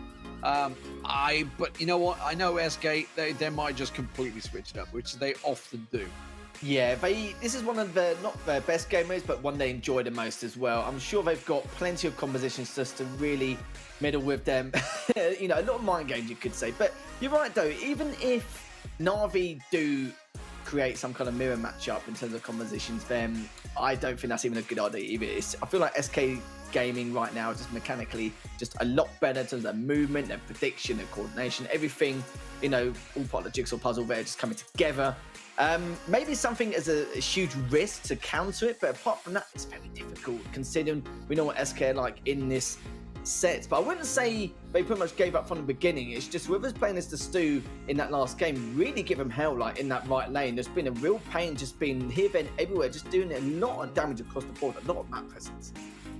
Absolutely, yeah. I mean, they're clearly taking a little while. So they're having a discussion about what they're going to switch to, because yeah, I mean, they don't want to be 2-0 down so quickly here. So hopefully NaVi are just going to figure something out here. Just to remind you guys of the bans at home, it is Bell and Sprout were banned out by SK Gaming.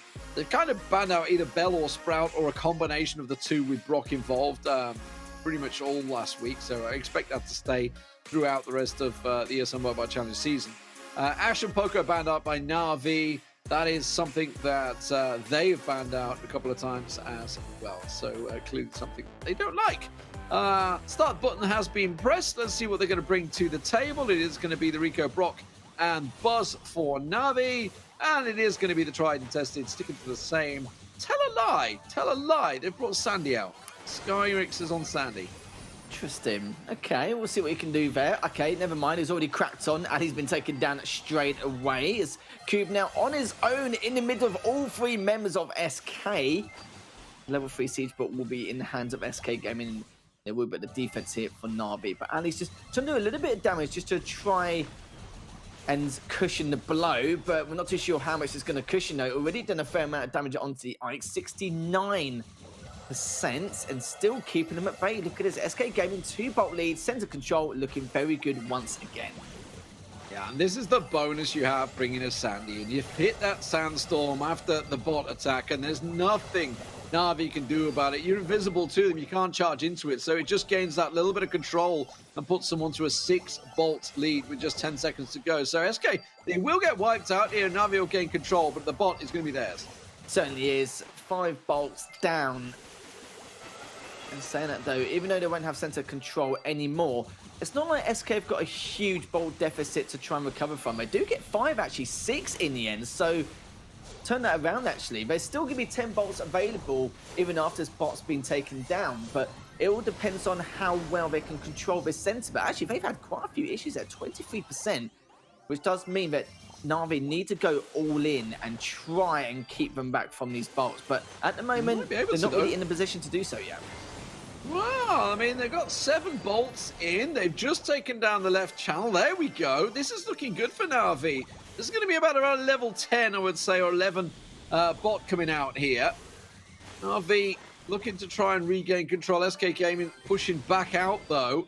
But they know they're going to be up against it. The question is, what damage can they put down? As you say, 23% is what they're chasing. SK Gaming, I'm not going to push in on this one. They have to just sit and try and defend and got to try and protect it. I like what Skyrix is doing. He was trying to keep NaVi at bay there because he knows they need to protect it here. Here comes the damage on the eye. Oh, Semantic, that is a crucial shot to land there. And that will be enough, I think, to slow them down. Yes, it will. An absolute crucial couple of shots from Semantic on the Brock to just stop NaVi pushing in and following it in, because if you hadn't landed that, they almost certainly would have picked that round up. And instead, SK Gaming find themselves 2-0 up. And you made a very valid point as well. Skyrix in that left lane as the bot was coming down, literally distracted him for a good 10 seconds from having no aggro at all. And because you could tell that at some stage, it's the last bot, NaVi had to do an all-in at the end, and they weren't in position for it. And because of the damage he did, they had no time to recover. They had to continue making that push, able to clean it up. And, you know, it wasn't the best of defenses, but it was more of a methodical approach just to make sure it wasn't a guaranteed win for NaVi. So, of course, a lot to dissect there in terms of how things panned out. NaVi putting a much better performance this time around, but still doesn't change the scoreline. It is going to be 2-0 for SK, and still waiting for NaVi to get even first game on the board. 18 kills, 132,000 damage, and 54,000 recovered. Not too shabby, D-Man, not too shabby. Yeah, the rockets he had there, he landed 2 on Alex, took him down, and landed the 3rd onto Cubics as well, which Jet finished off. So, you know, the defensive push that they sort of had there to hold on was so strong from SK Gaming. So they sweep the way through on that map. So where do we go next? What is the next map? It is going to be over to Julian Beetles. So we're into the hot zone. Well, NaVi did very well on hot zone earlier on against Clash. Julian Beetles is a map that they certainly can try and show it for, but SK Gaming played this one twice last week. Both times they actually brought the Poco to the table, which is banned out, so they can't do that. They were up against the Leo, if you remember, and actually they pulled out the bow, if I'm not mistaken. They had bow in the left channel, didn't they? It was the bow, the Poco, and something else. They ended up switching out to Amber. Amber is the word I'm after. Yes, MMA, so I'm I interested to see how this is going to work. Yeah. Yeah, I do remember. Yeah, I remember that like it was yesterday, pretty much. Because MMA, he wasn't too comfortable in those games, was he? So as soon as he switched to the Amber, he was fine. He was in his comfort zone and started smashing it in that right lane. Yeah, I do remember it like it was yesterday, even though it was last week. But yeah, it's something like that you definitely pick on straight away. But if you guys at home do want to interact with us, make sure you hashtag ESL Mobile on Twitter, and then we will definitely show some of the best tweets that we may see. Like, depending on your opinion, or if there's any matches you're looking forward to, or any matches you've already seen which you may want to see again in the second half of the season, do let us know. But yeah, in terms of this matchup, NaVi, they've got it's a tall order. It's going to be very, very tough, but SK are looking like themselves, I'd say, like back to normality compared to what we saw last week. Yeah, I'm interested with okay, so let's go with it. MMA is going to play Spike. I'm going to put it down. You're going to throw it out there. I think we're going. I'm intrigued to see whether SK do bring the bow to the table, because the Poco is not available. They've done it. They did it twice last week on Julian Beetles. The bow came out on that left channel. The right channel tended to be a Sprout battle. Well, obviously Sprout's banned, So that's not going to be the case. I do wonder, obviously, we've seen Penny coming out on this map before, on Julian Beetles, putting it in the L markers.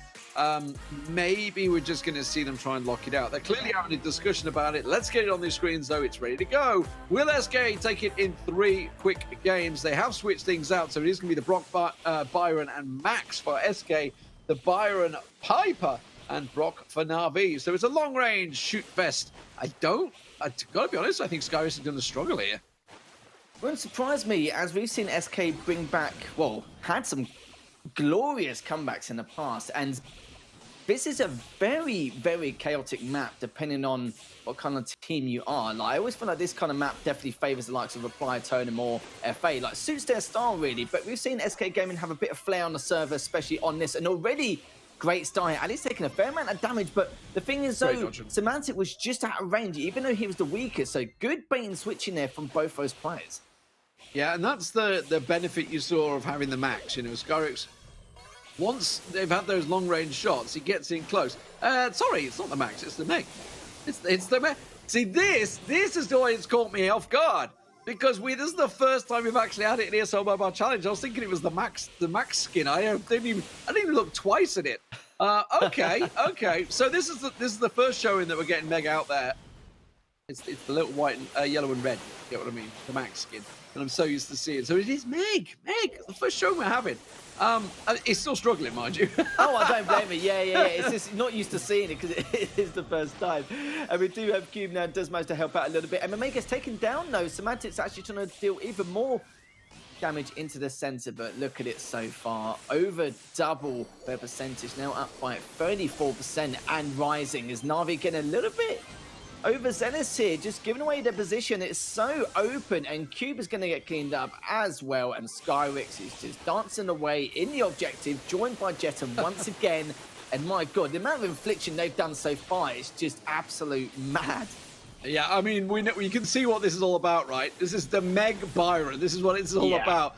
Skyrix may have been a slow start. You know, apart from my complete confusion, I was so confused when I suddenly saw the mech. I was like, wait, that's Meg. Hold on a minute. Okay. So the first time we see Meg in the ESL Mobile Challenge has been enabled this week, as we were just talking about at the start of the show, and then I completely forgot that it was actually available. SK Gaming looking strong, aren't they? I do remember seeing I think it was Jeton that was tweeting out about, you know, I can't wait to see when Meg's available because we're going to dominate with it.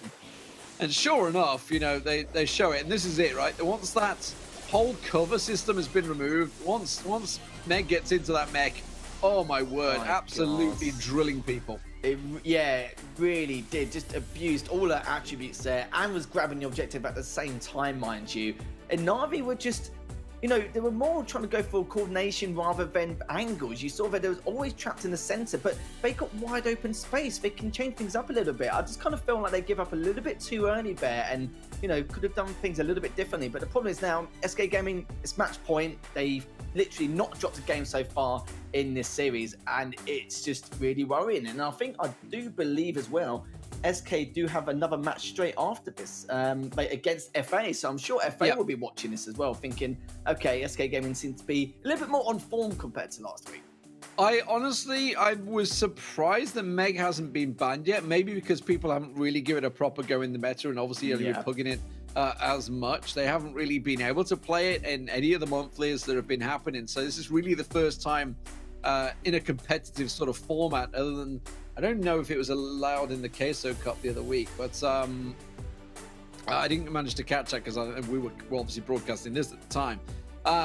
So yeah, I think this is the real first time we're going to get to see it, and actually wouldn't be surprised to see if it does get hit with a ban in the next series against FA to see how it works out. But of course we'll see whether they stick with it. It might have just been a quick one gimmick. We don't want to show too much, but I think we might see how strong it is here.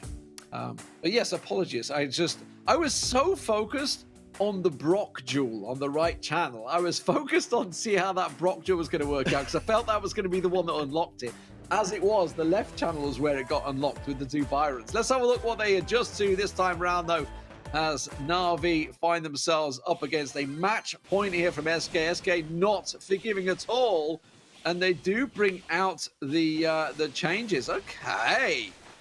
That's interesting. Okay, so Cube actually brought out the 8-bit in the end, and it looks like SK has started to favour more the range. Sticking with the Byron and the bot, but actually switching to the Piper instead. So let's see if this does them any favours. The only problem is they need to be very careful, need to be very agile about how they try and push up on this objective. Yeah, sure, they've got the range, but if they come any close to that 8-bit, then they're going to definitely cause them a lot of issues, and just letting 8-bit push is going to be very difficult. But luckily, Cube was taken down straight away. So is MMA, actually. So it's only literally Ali left standing. He's been taken down. The respawns are all a bit messy here in terms of them being separated. So we've got to wait to regroup and then make this push once again. But look at this. The range is being really effective so far, as long as the aim skill continues to be on point.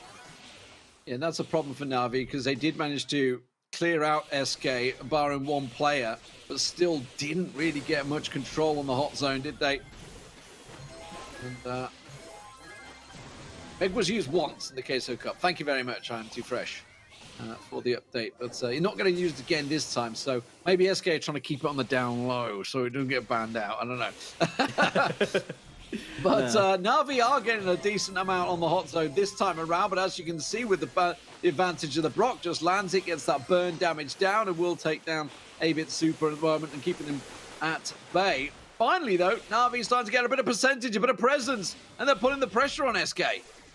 Yeah, this is what I was worried about, because sure, they got the range, but the problem is if NaVi puts any aggressive pressure onto them, this is where it's going to cause them a little bit of trouble, and they just got to be a little bit cautious here. But luckily for SK, their aim skill is perfectly fine. They're already just flying on straight into the middle. That's going to be a complete team wipe in favour of SK Gaming, and now they've got full control of the centre. And for NaVi, I kind of feel like they may only have one, potentially two pushes if they make it quick enough. Yep. But even then, no, you can see already Jetton taking down one.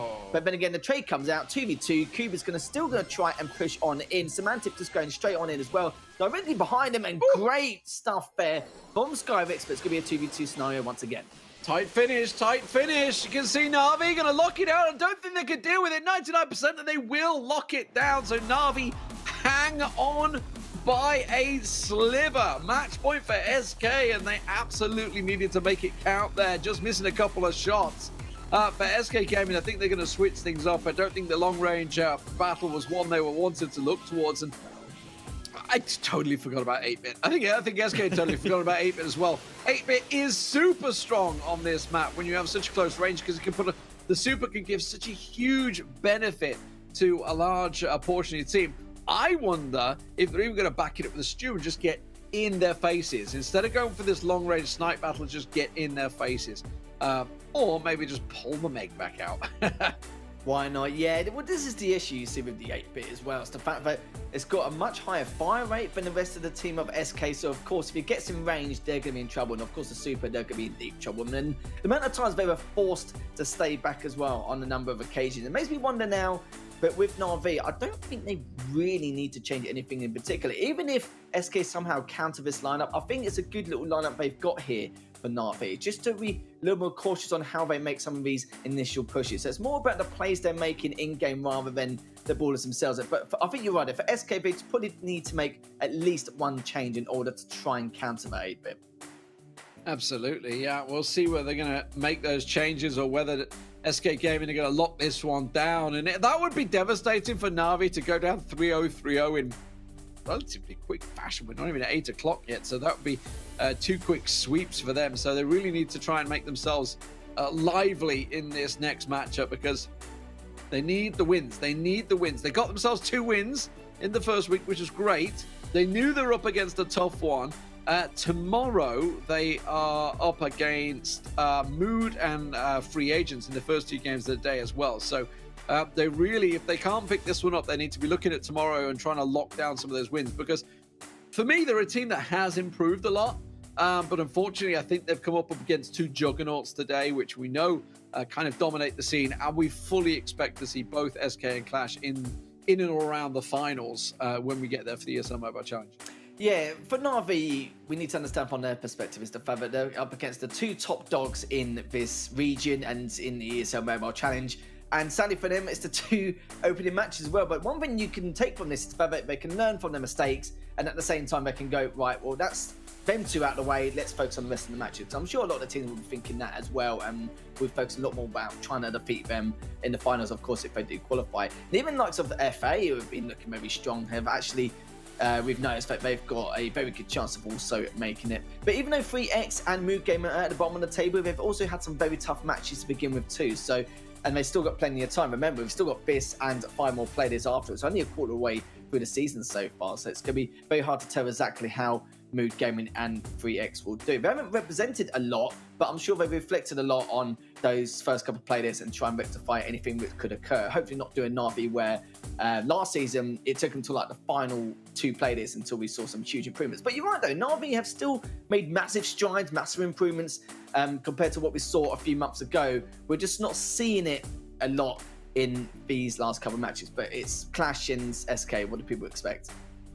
Yeah, absolutely. They're clearly having a good old natter about how they're starting this next game up, because they're definitely taking a while to figure things out. We've been here for 5 minutes. I think the game will last shorter than actually we have.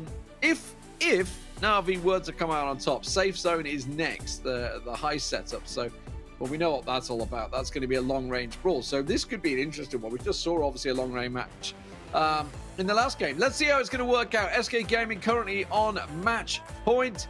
Are they going to change things up? At least stick to the tried and tested. There is a change from, certainly from SK. 8-Bit does come out for Skyrix this time around, so they've chose to switch to pretty much the mirror match, or what they were thinking was going to be the mirror match, of what SK NaVi just brought to the table.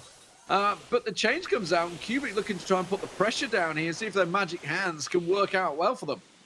Yeah, SK were looking to just rely on their mechanics here and just go for the mirror match. But with the Geno, he can just pull the 8-Bit when he comes in range, and then that's going to be curtains for SK in terms of numbers advantage as well. So this is going to be quite tough for SK. Only a little bit of a disadvantage. Just need to be really wary of Cube's Gene, and just, you can see already, look, even Skyrix is actually pretty far back. And now Jetton and Semantic just trying to do the damage here with the range, but yeah, you can see Skyrix can't really do much with that 8-Bit at the moment, just really getting pushed all the way back, and this could be even more of a beating. Look at this, NaVi already up 63% to the 1 of SK. Yeah, massive start from them, no doubt about it. Skyrix is being absolutely bodied every time he steps forward on that 8-Bit at the moment. Yeah. Finally gets himself into the zone, but yeah, he is being focus fired at the moment, and they're not able to keep him alive, keep him in the zone. You can see there's the magic hand, pulls him in, and will take him down. No, he got out.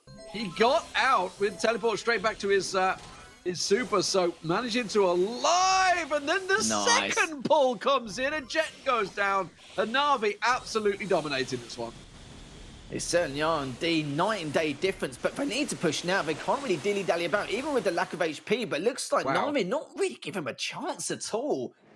And yeah, my word, that was a massive difference from what we saw there, but that Gene pick was perfect for them, and that's when I got a little bit worried. I wouldn't say it's an immense counter anyway, because of course if you dodge the hands, it can change things a little bit there. But of course for the 8-Bit as well, where he needs to push forward to get in range, Skyrix had no chance. If anything, it was actually Jet and Semantic were more on the front line in comparison. Because Skyrix, sadly for him, it wasn't really his fault. It's just the fact that with the pick he had, he couldn't really do much about it against G. Yeah, no, Cubic was doing really well in that game, honestly. And to be fair, they had a really nice crossfire setup this time, NaVi, so really nice focus. And they will take it. They will take it 2-1, which means we are 2-1 in the series as well, which means we do move on to the highest map of Safe Zone next. So they survive the double match point in pretty strong style, honestly, NaVi. Now, is the reverse sweep on here, ladies and gentlemen? Is this time for NaVi to turn it around? They didn't kind of look in it in the first few games. They are going to be up against it here, though, obviously going into Safe Zone. You know, we know what to expect was Bell banned? Bell was banned, wasn't it? Yes. Yeah, and the Sprout. So Bell was banned, the Sprout, yeah, I mean, the Sprout's not the part, it's more the range. So we're probably going to have a Brock, we're going to have a Piper, and maybe the Byron, or maybe someone to jump in. It's been a while since we saw the Colette's in there. I'm just thinking of someone to maybe gap close. We may you know what? They may even just go with a Rico. A Rico could work here as well. So it's possible. we'll We've see seen how a it lot of works. Rico, actually, haven't we? And it's funny, I wasn't even looking at the fourth map earlier on because it did seem like Yeah, it was I know, a right? done deal. So I didn't even consider about looking at the next two maps, the fourth and fifth set. But do you know what? We're here. It is set 4. NaVi, great Well, the Nani, of performance course, yeah. earlier on. And yeah, we had to favour the Oh, range picks Colt, especially. of course. I forgot Jetton has played the Colt on this map a few times on this right channel. So we'll see how that does against MMA on the Nani. Of course, he's got to try and face check into it. And it will be a struggle for Jetton to start with until he gets close enough. But we know if he does get close enough, that super, obviously, the bonus of it is he can put the damage down with the super from pretty much where he is right now. But he's doing a great job pushing forward, and Cubic has been taken down already. MMA tries to sneak around the side, manages to get one down, but Skyrix is getting the damage done. Certainly is indeed. NaVi only had a sprinkle of damage done to their safe, but this does mean that they will have to push up at some stage. Semantic, though, will be putting a stop to that, and so will Skyrix, as Ali will have to say goodnight for now because he has to pull all the way back and just be able to regroup. Luckily for him, though, he hasn't taken any damage, but as I said, has taken half from Semantic in that left lane. And look at that, Ali's actually trying to push even further here, just trying to double back and just try and put Semantic on his toes. But it looks like Ali's taking a huge risk, able to get away. But MMA, look how far he is into the right lane as Skyrix and Jetton baited him to push even further and more aggressively into the right lane. And this is a time for SK to do some damage onto their safe. Yeah, just a couple of shots from Jetton and squeeze on through and keep them busy and keep them pushing into the corner for the rest of his team now to try and chase up. But they didn't benefit from that, I would say. They didn't come up and sort of double up on it, while MMA did manage to get down and get the damage down onto SK's safe. So that turned out well for NaVi. Cubic got Jetton kind of pinned in the corner, waiting for Skyrix to spawn back out and finally come back in here. So NaVi putting the pressure onto SK Gaming at the moment, and they get Jetton again. Damn it, mate. Still though, 3% left. NaVi with a good defense. MMA just trying to stay alive, but also try and do some damage onto Semantic. But instead gets two beautiful shots onto Skyrix. Jetton has come back with the Colt in that right lane. Done a lot of damage onto Cubic, but still Cube is making sure to do as much damage onto Jetton as possible so MMA can flank, which is exactly what he's done. Both members are alive, but look, they need to make this push. 2% down now. SK Game has already taken a ton of damage onto their safe. 9% as Skyrix needs to try and fly and try and get some more if he can. That last shot does not hit, but it's not giving enough damage here, D-Man, as it looks like it should be okay for for NaVi. They won by 4 measly percent in the end. Yeah, but that pressure from Jetton just wasn't working on the Colt this time around. MMA on the Nani really doing fantastic work. You saw them go for that push. And that when Jetton does that, when he's going to go on that right-hand channel, he needs his teammates to come in and land those shots. They both whiff their shots. They both pulled wide. And that, obviously, you know Jetton's always going to die because it's one of those do or die moves. But in the same time, MMA was able to get onto the back and put the damage down. And that really cost them in the end there. So NaVi landed some great shots coming out on top in that one and puts themselves on set point here. And a possibility to equal up the series 2-2. Well, it wouldn't be a day, would it, if I didn't cast a 5-setter? Let's be real. Looks like it is going to happen at this rate because NaVi are just looking pretty good. Like, it was still a close affair nonetheless. I do like some of the tricks of the trade that SK brought to the table in that right lane, just trying to bait MMA in a little bit. But the problem is that I did sacrifice a little bit of damage onto the save, like you rightly said. And technically, it did cost them. With Jetton flying in towards the end, I think that was fine. That was understandable as to why he made that play. It's more of a desperation act to try and inflict a little bit more. But last shot would just barely missed out of range. I'm not too sure if it would have won them the game. It would have taken down 3% potentially, but it wouldn't have been enough to win it anyway. Maybe to tie it or be 1% behind, but still though, he had to take few risks, which was perfectly understandable. But neither team is playing out their skull in terms of aim skill. It just seems to be very back and forth here with a little bit, and I'm talking just a tiny bit of better objective efficiency from NaVi.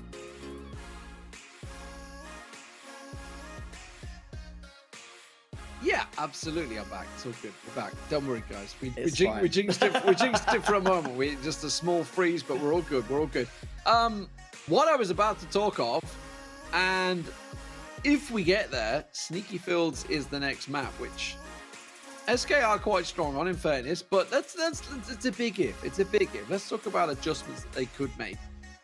SK Gaming, for Jet on that right channel, is he going to stick with the Colt? I don't think so. Is he going to go with a Nanny? I certainly don't think so. I think we're going to see something else coming out from him on that right-hand side. Maybe something to get in close. If they're going to go with that, maybe go with an Edgar or something like that. No, not an Edgar. No, not an Edgar. I mean, you want to get in close, but not with an Edgar. I'm trying to think of maybe something you could jump in on. He is actually going to go with the Brock instead. It's going to be the Brock for Jet. So Nanny goes over to Skyrix. Now we have the full mirror.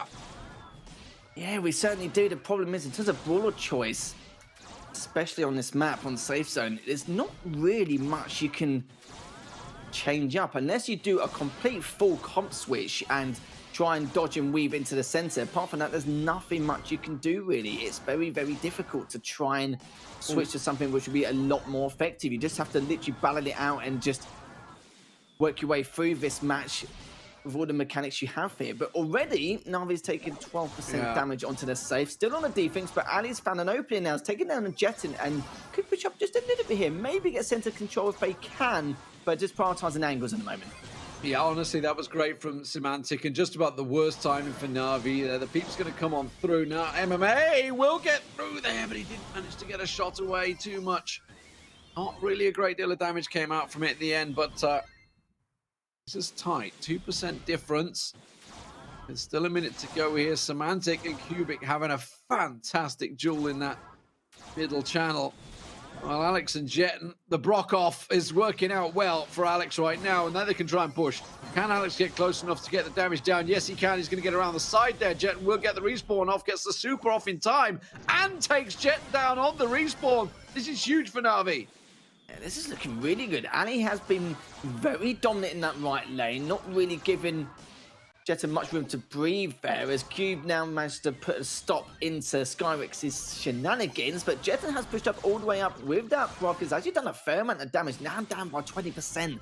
And on a map like this, it's very, very tough to call back from. 20% is huge, even though they're still body blocking. They're going to take way, way too much here, as NaVi now dropped down to 51%. And almost a tied game here. Good comeback from SK. Semantic has to keep them at bay, and he's doing that. He hits 1, 2, 3, 4 shots, continues them to go. The peep's going to go through. MMA's there around the back. And now SK are just going to try and push off the back of it and try and double up here. But NaVi are doing a fantastic defensive job. 23% is all they've got. 18, 15. Oh, no, he's going to have to back away. Meanwhile, MMA is still putting the damage down on the back line. 15 to 12, 17% in the end. SK survived. I think we needed a split screen camera. We were like back and forward trying to look at which way it was going, but it's SK Gaming in the end that pull it once again to match point. Well, that was tight. It certainly was, yeah. It was a full-blown base trade there. Good body blocking from SK just to not tank too much damage in comparison. And you're right, no, third match point for SK. I don't know how many opportunities they need to try and close this out, but surely they can here. They looked only a little bit bare in the left and middle lane, but you did make a valid point with Ali dominating that right lane on a number of occasions here. Jeton just double back in a little bit too often just to try and take Ali off guard once he's taken a few shots of his own. But yeah, we'll see what they change up here. But in terms of compositions, it should be almost the same. Maybe one change if you're lucky, if they want to try and throw something in the works. But like I said, on this map, it's very hard to make any comp change at this point. Yeah, I think we'll probably just see a standard mirror match, which is hopefully they get it underway pretty quick, and they will, yeah. So the fact that it's a quick game tells me it's pretty much the same, and I don't think we're going to have any changes. No, we won't. So it's going to be the same size setup once again. Jeton and Alex up against each other on the two Brocks on the left-hand side, right-hand side of your screen, sorry. Semantic and Cubic on the center lane, and the double nanny of Skyrix up against MMA on the left-hand side. And it was MMA that was putting a lot of the damage down for NaVi in that last game. We'll see whether it works out once again, whether he's able to get around that back, because Semantic is doing really well with his Piper. Certainly is. MMA just trying to stay alive, and Skyrix trying to finish him off, but MMA's done a good job valuing his life here, just trying to stay alive, but finally gets picked up by Semantic. Ali's the last one left standing, but there's nothing really much he can do here apart from try and take down Skyrix if he can, and he's actually done a fair amount of damage. MMA gets a great trade-off after the amount of damage Ali done there. Now he's gone back into that right lane, but look at this. MMA looking to try and get that flank going, but Skyrix is more than ready for it just on the defense there. and it's definitely going to be back and forth here. No team really dominating massively as of yet, but this could be a good chance for MMA to do a bit of damage and catch up in terms of percentage. He's doing a fantastic job, but Semantic did just deal with the Cubic there, so immediately they clear out the cover, but MMA continuing to be a real thorn in their side as he takes Skyrix down again. He's sidestepping Semantics every time, and he's giving NaVi single-handedly a real chance in this set. Finally, he goes down, but that caused him so many problems.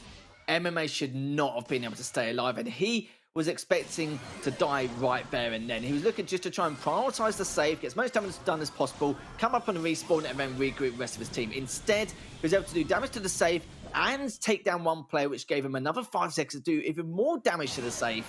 And yeah, not something you see every day, but we need to be on their toes, so only 9% behind. But as I say that, though, it's actually increasing as Ali's already done a fair amount of damage already. Cube's in the center as well. 30 seconds left to go, and this is a commanding lead here for NaVi. Yeah, this is a massive problem for SK Gaming. We could be going to a 5th set here, and I feel it's almost nailed on now with 20 seconds to go. It's SK. They have to get pretty much the wipe on NaVi to try and get this much damage down in 14 seconds. There's one shot lands. Second one doesn't. Alex manages to pop his super off, takes Jet down. Cubic goes aggressive, gets Semantic picked off, and NaVi will close out this set. We are going the distance, ladies and gentlemen. 2-2, all squared. Not surprised after what we saw in that third set. Great stuff there from NaVi, and I think it's just overall, I do feel like from a personal performance as well, individually, MMA looks a lot better this time around as well, because I do feel like in terms of his personal performance last week, there was times where he overextended, a little bit over-aggressive, got a bit overzealous on a number of occasions. He was also a little bit out of position, but this time around, it seems to be a lot more with it. This time around, you could say, seems to be a lot more on the ball of things, and I always said that he is the kind of player who does have that he's one of those people who is like a game changer for his team, and he'd done that as well. He was at the bottom left hand side, not only being a huge distraction for 2 of the players, but at the same time doing a huge amount of damage to the save. Also took one player down with him, and I don't know how, considering he used most of his ammunition on the majority of it on the save. He wasn't really looking to take him down. He was looking to do as much damage as possible onto the save, go up and respawn, regroup, and then be able to put on a solid defense if SK make that vital push. But I will say, Ali did a great job in that right lane, just securing it, winning his duels, and MMA with some very, very sneaky players. And of course, we're going to a 5th set. Of course, we have SK now on the back foot. But we're going into what could be bruiser territory for SK Gaming. It is sneaky field, so we're probably expecting to see some sort of Rosa in there, maybe. There is no Poco.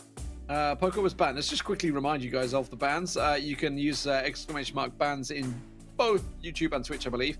I think it works for you, both of those. But either way, Bell and Sprout banned out by SK Gaming, Ash and Poco banned out by NaVi, which does mean that, you know, we could see a full bruiser comp, like I say, from SK. We've seen it before where they've just ran over people on sneaky fields because you have that massive chunk of brush in the middle, so it's able for you know, it's perfect for a Rosa, let's put it that way.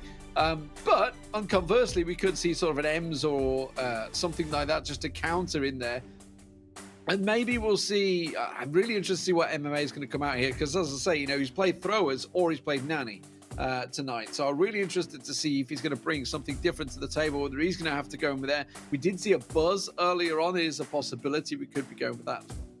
I'm definitely going to keep an eye on Alex as well. I don't know if it's because of the fact that it was just that map he preferred and how good he was dueling, or if it's just, you know, it might be more map dependent. It might be good on all maps. It's just really showing some great solid aim skill overall. I'm just very excited to see what he can do this time around as well. Also going to keep tabs on MMA because he's put on a much better performance, like I've already said, at an individual level compared to last week, and see if he can also keep up with that consistency across the board. And one thing I didn't point out at the beginning, sometimes I do, sometimes I don't, but this time I actually forgot, but in terms of predictions, it looks like everyone favoured in Twitch chat, SK Gaming, 94% to the 6% of NaVi. So a lot of channel points are going to probably disappear after this one, depending on circumstances of NaVi, if they do get this reverse sweep. So yeah. We need the points, boys. You try and get it in there. Who is going to win this match? You know what? For Sneaky Fields, I would say SK Gaming probably, because it is a strong map for them. I like the fact we're having a while on this one, because it means obviously both teams are really considering this. You know, for NaVi, this would take them to what, 3-2 if they were to win this, which is unbelievable, because if you remember the first 2 sets, it was SK through. We thought we were done in 3. It absolutely breezed away. I didn't even got the last 2 sets. They even took it to set point. You know, within 5 games, they were in set point. They absolutely smashed their way through it. And suddenly here we are into the 5th and final map. Unbelievably, NaVi really turned it around. SK Gaming just seemed to be at sea at the moment, not really quite landing the crisp shots that we're used to seeing them landing. But you know what, on Brawl Ball, it's a very different setup, especially on Sneaky Fields. If you're unaware of what Sneaky Fields is, if you don't remember, it's basically the biggest amount of brush, I think, in any map, possibly. I think maybe of every map out there. There is a huge amount of cover within this. And actually, you know what, Amber actually could be pretty well in this one. We'll see. But you know what? I wouldn't be surprised to see Brock again from both teams, because that's what they're all doing at the moment. Let's get it on your screens and see where we're going to go with this one. Is it going to be a bruiser comp from SK Gamer that I predict, or are they going to go with something different? It's completely different. There's Brock, of course. Certainly is. Purple, thanks, mate. Made a very valid point. It was 94 to 6% before the series begun, and now it's only 58 to 42. So definitely back and forth in terms of how things was predicted. But of course, after set number 3, I'm assuming as well, everyone thought that, okay, yeah, this is probably Navi's time to shine here and try and close this out. And we've seen Navi do this once before and lose out on the 5th set, but I'm hoping it doesn't happen to them again. We'll see, though. We'll see. Is Semantic just holding to the center? Skyrix trying to give him a little bit of support there. Is a little bit behind, but Jetten has managed to regroup with the rest of the pack here with that Rico, and it's going to be a little bit tough here from Navi, as Navi love to try and excel, especially with the movement speed, to try and bait out a lot of his projectiles here, with Skyrix now just trying to keep him at bay, as Cube now took a little bit of damage, but MMA gets taken down by Jetten, and this is not looking too good for Navi, as Cube taken down as well, but it does get a trade onto Skyrix, actually. Finally dealt with the Rosa there. Jetten tries to move the ball forward, but MMA is back once again. And as you say, using that super of Alex, once again, there we go, but answered in kind by Levski. I nearly called him Levski again. Skyrix. Damn it, get your SK tags back on, boys. I don't know what they're doing. Ooh. That's a great shot. They're splitting the defenders from Cubics. Absolutely love that shot. Deary me. Semantic does get the first initial kill onto Alex, which is great, because at least that way Max is down. Oh, also the Sunny's down as well. There's only the Rosa left, as MMA gets absolutely slaughtered into the center. But wait, though, you got to remember, Navi have come out the gate super strong. Cubic just absolutely swinging out the gates from spawn. But you got to remember, it's also not taking a lot of damage at the same time. Jetten does clean him up, though. And MMA needs to be careful, but get cleaned up by Jetten as well. And Alex is the last one left standing. But look at this, though. Again, the ball in the left corner on their side of the map, and the structure, there's nothing to hide behind now. And MMA looking to try and find an opening in that right lane. Maybe able to turn and get behind them, but not before the other two got absolutely wiped clean. And that is going to be a clean goal for SK. Yeah, so they do manage to get it over the line. We're all square once again. 10 seconds to go. And this favors SK Gaming, because as soon as all that cover goes away, the Rosa's going to be in a real sticky situation. Yes, he can get sped up by Alex with that super, and that's what they're doing. Going to try and get him forward there. You can see MMA just trying to charge down Jetten, but really cannot get close enough. Well played by Jetten there just to completely counter it. Now Cube is going to rush him, and he's rushing into an Ems. There's not a lot you can do about that. And now SK Gaming should be able to finish off the game here. They're going to get the respawns coming through. They should just be able to deal with that and take it down. Navi in all sorts of trouble. They certainly are. SK knew that if they take it to overtime, Navi are going to be in a heavy disadvantage. And you can see it's clear as day. Anyway, passes it to Skyrix. Skyrix is just going to have a little bit of a wander near the goal line, and then that is going to be done, and that's it for SK. So, better ones now, what? D-Man, 4th match point now as we go into this series. And yeah, you saw it's clear as day. There's nothing they can do, especially when you've got a bruiser and you've got 3 brawlers with pretty good range just to really keep tabs on MMA. It's just very tough indeed to fight back against. Yeah, I mean, I did wonder for a moment, honestly, because the start was actually really good for NaVi. But the problem is, you know, especially for MMA on Rosa there, you know, as soon as the Ems is there, it's going to be a problem. You're charging down a Rico. If Jetten's got the angle and the range, there's nothing you can do about it. There's nothing you can do about it. And they locked down MMA really well on the Rosa this time around. So what do they make the adjustments to? Do they go with someone, you know, quicker? We've obviously seen the Jackie Max combo before as well to try and launch that Jackie in there on Brawl Ball. Has worked very well in the past. But for NaVi, they're on match point again. Did they completely change the comp? Did they go full range once again? Did they try and answer it? And do SK just throw that monkey wrench in there and go full bruiser comp, which like we've seen them doing so many times, just totally switching it up in the final game?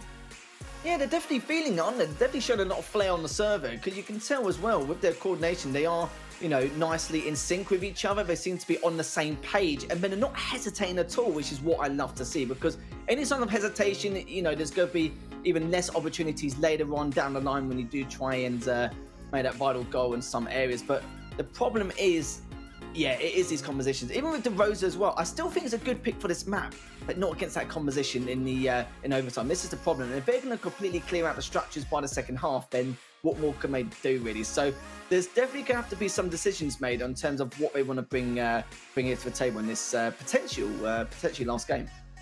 Yeah, I mean, that's the difference, right? That's why NaVi went 1-0 up, because it was just SK Gaming would just wait until they could clear all the structures out and then just make Rosa ineffectual and take it to a 2v3 effectively. So that's where NaVi had the problems. What are they going to change? What are they going to change? Are they going to bring an Ems themselves? Are they going to go an Amber? Something like that. You know, a Griff even. A Griff, we saw Blood Diamonds, I think they kept running Griff quite a lot. And we're going to see them obviously coming up shortly as well. See whether they can bring that to the table. Let's get it on your screens, ladies and gentlemen, and see how this... Will it be the final matchup? It is match point once again. The B comes to the table, so they are expecting bruisers, but it's not the case. And NaVi do switch things up, bringing the Ems themselves.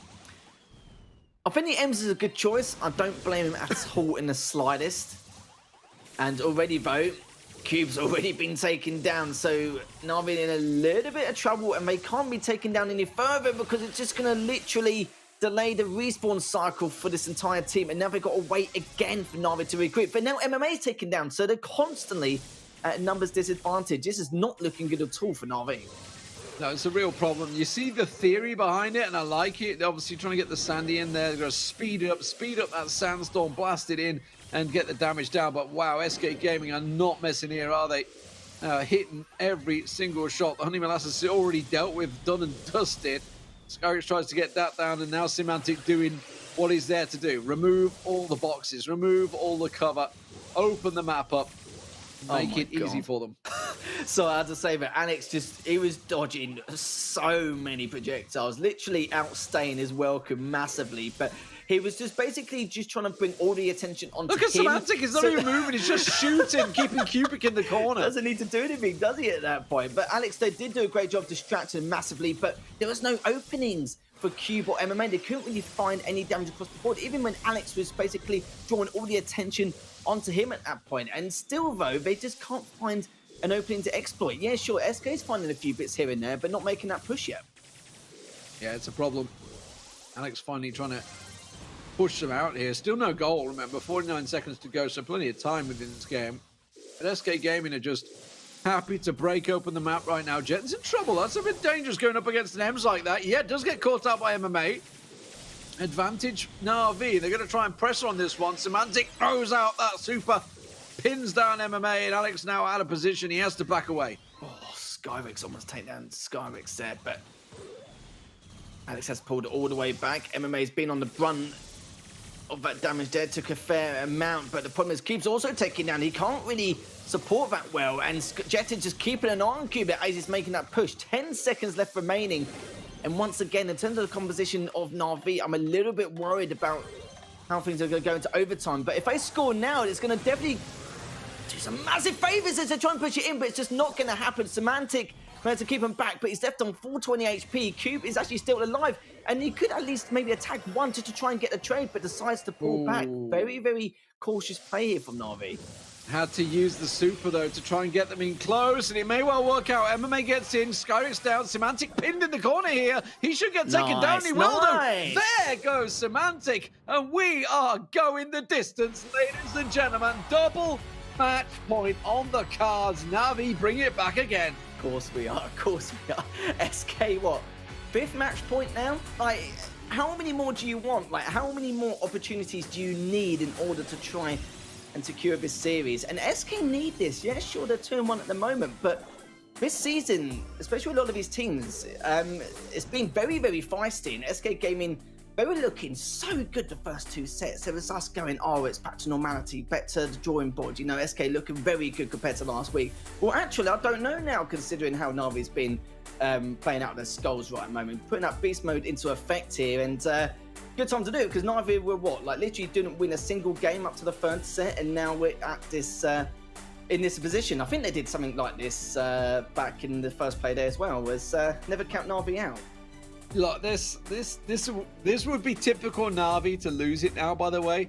To take it all the way and then lose, and then all you'd see at the score sheet is NaVi lost to SK, which you'd just be like, well, of course.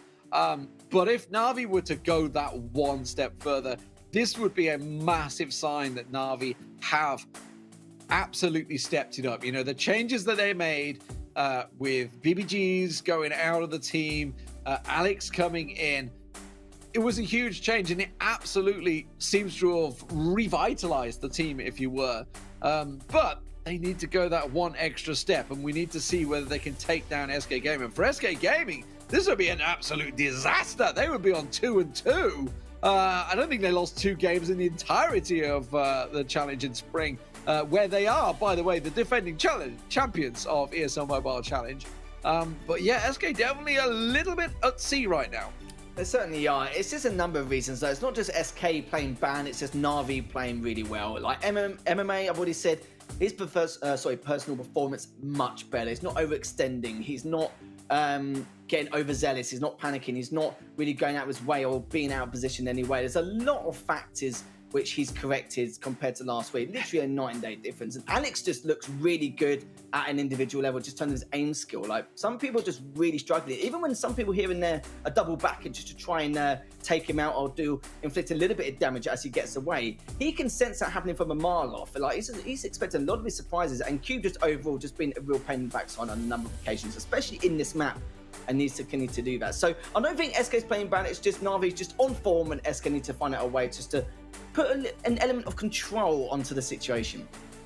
So what do they just do? What do they change? Do they go for a gamble? Do they try and go all in? You know, one of those big quick finishes with a speed running bruiser comp or something like that? Do they go for the long range duel, which was very edgy in that last game? Let's see how the adjustments will go. It is going to be the Sandy for Skyrix and the Max for Jetten, so they are switching things up here with Semantic as well. Meanwhile, the spike comes out from Alex. I like that change. They were probably considering the fact we could be up against the bruiser here, which is maybe why the spike was sort of delicately brought out here. Interesting that Alex is playing it and not MMA though. Yeah, that's a very valid point as well. And Cube, he's just dodging so many projectiles. Look at the damage done already to SK. They are really feeling it at the moment. And still, just a lot of patience from both teams, just waiting to each chapter to make the first mistake. But look at Q, though, just diving straight into the middle, almost taking down Jetten, 272 HP. They need to be really careful, as NaVi can smell blood in the water on a number of occasions. And I think it could be a matter of time until SK will find their feet and be able to push him through. As I say that, Q's going straight into Skyrix, but also did so much damage onto Jetten, being really, really proactive. Very tight there.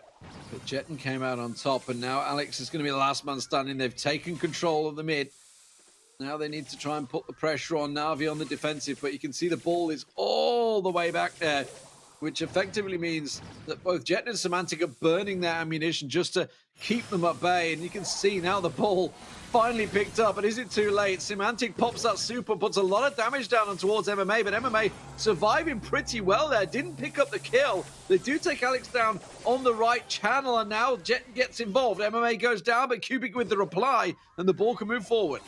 And now's a good reply as well. If Cube didn't get that initial kill there and then, then they would not be in a position. They'll probably be on the goal line pretty much at this point, hiding behind the structure, but instead they must push up a little bit closer into the center. But this is where there could be even more of a world of trouble here. But I love what NaVi are doing, just literally not panicking, just being patient, waiting for them to come to them and not be fooled in any way. But MMA's trying to back away, does most to stop the border process and takes down Skyx at the same time. But the problem is, Cube's the last person left standing, and Semantics can be the first player to get that initial goal there, and it's going to be SK with the advantage. You have to be very cautious at the start here. Just 13 seconds to go. NaVi have to push or SK will take it. And again, talking about that score sheet, it will look disastrous for NaVi. The reverse sweep possibility was there. That was the last dash. And SK know they've got it. They will take the series in the end, 3-2. And NaVi, I feel like we're back in the spring, you know, going the distance, the reverse sweep and just falling short at the last. And SK Gaming will lock it in, and it's another W on their score sheet. Certainly is. NaVi were literally just teasing us, weren't they, Demo? Giving us a false hope, thinking they were going to bring that back. But I will say this, though. They did really well. Put on a great performance, and I think it was even better that SK adapted to put an element of control onto their aggression. And they did. You saw how organised they were with their setup. Even straight after the kickoff, they will keep it as a stalemate for as long as it has to until they get some kind of credibility to be able to take advantage of and exploit that, which they had done. So good stuff there from SK. A lot of discipline across the board. Look at the damage for nearly 344,000 damage, 112,000 because recovered 38 kills. That was, yeah, just crazy stuff in itself. But good job from SK just to finally close it out. Took 5 chances, 5 opportunities there, but took them 5 times to be able to secure that W. Yeah, well, the best of 5 goes the distance. SK Gaming come out on top, and next up they have to face off against the free agents. We'll see how they do in that one. Join us after the break.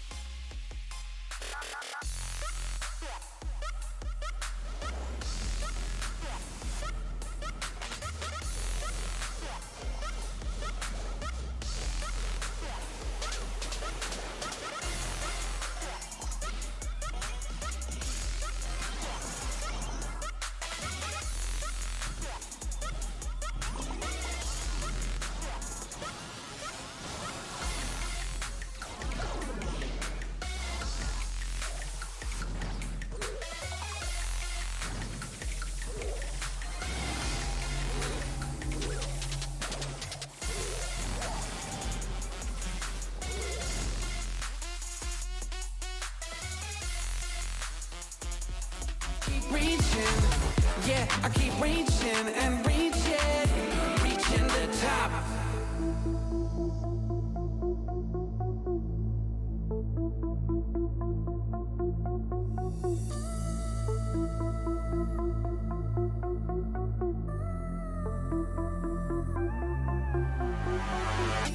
I keep reaching.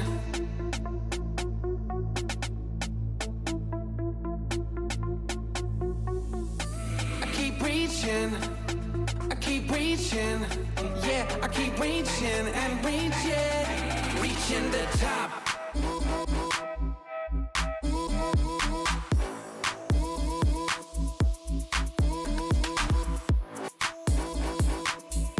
I keep reaching, yeah, I keep reaching and reaching the top.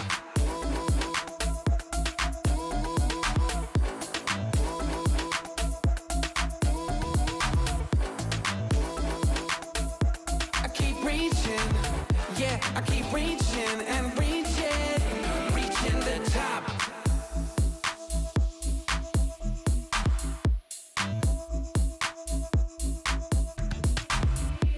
Keep reaching. Yeah, I keep reaching and reaching.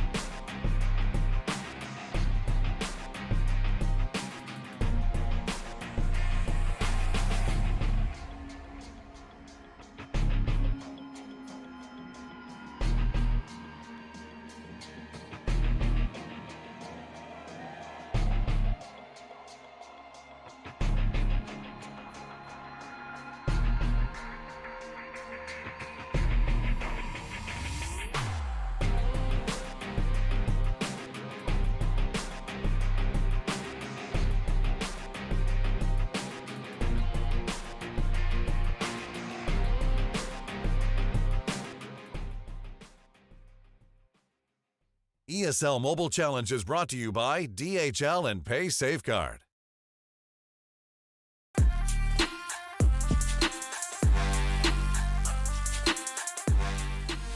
Hello everyone and welcome back to the ESL Mobile Challenge, where we saw a very feisty matchup where we all assumed SK were going to take that 3-0 quite comfortably. NaVi were like, no, we're not. We're going to take it to a 5-setter final game. And I must say, it was an incredible series. Sadly, NaVi did lose out at the very end.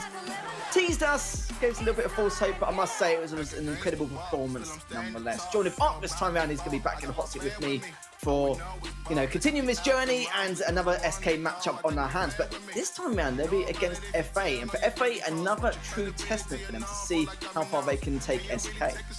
They've really been performing exceptionally well so far in this competition, I've got to say. I mean, the 3 wins to the 1 loss, and that 1 loss being only to Clash. Now, SK, of course, are a very similar caliber to Clash. Very much on that same level. Scarix, Jet, and Semantic. And Pedro does come out, the woodwork every now and again. And, oh, yeah. But I don't think so today, but, regardless, he has pulled his weight in the past. So the question is, again, FA are being put through their paces at the moment. And how are they going to fare? Because if that last match went the whole distance, have SK got the stamina to do it again? This is the problem, because that was a very long drawn-out series. But the problem is as well at the same time for FA is the fact that they know that SK have been in plenty of events where they've probably competed in loads of different tournaments involving double elimination brackets, which has gone to the 5th and final set or game on numerous occasions in one day. So stamina-wise, they should be okay. It's just a matter of FA now just coming out fresh into this matchup, because it's their first match. Joker, Cyclone, and HK is nothing short of spectacular here. And we're going to go for the maps and bands. Start off with Gem Fort, Shooting Star, Factory Rush, Center Stage, and then Ring of Fire to finish things up. But in terms of bans here, very standard apart from the Sprout. But actually, fair enough, we saw SK ban the Sprout in that last series as well. It's not uncommon, really, for teams to kind of, highlight a specific brawler that they want to eradicate in terms of what it can bring. So I understand that, and it can have a good amount of locking down ability in Gem Fort for sure. Factory Rush as well, on the defensive can be quite strong also. So I understand it. I mean, it's not necessarily a brawler which you're going to see being a really forefront meta brawler in a lot of the maps and modes that we have, but at the end of the day, when you're scrimming, you kind of want to just get rid of the mechanics of certain brawlers, and that seems to be one which they're quite consistent in banning. Yeah, certainly are indeed, and I think that's the element for SK as well. Sometimes if you've got a coach who's also an ex-pro player or pro player or on the same level as them, it's just even more valuable insight there. But some other coaches also have some different insights and how they research their opponents and that as well. So just another element for SK as well. But we'd love to know your opinions, guys, at home, your comments. Interact with us, hashtag ESL Mobile on Twitter, and just let us know your thoughts, and the best tweets will be shown on stream, and we may even read them out if you're lucky enough. And we'd love to know your opinion just on past matches, results, future matches, what you're looking forward to. Let us know, and we'll definitely read them out on stream for you at home.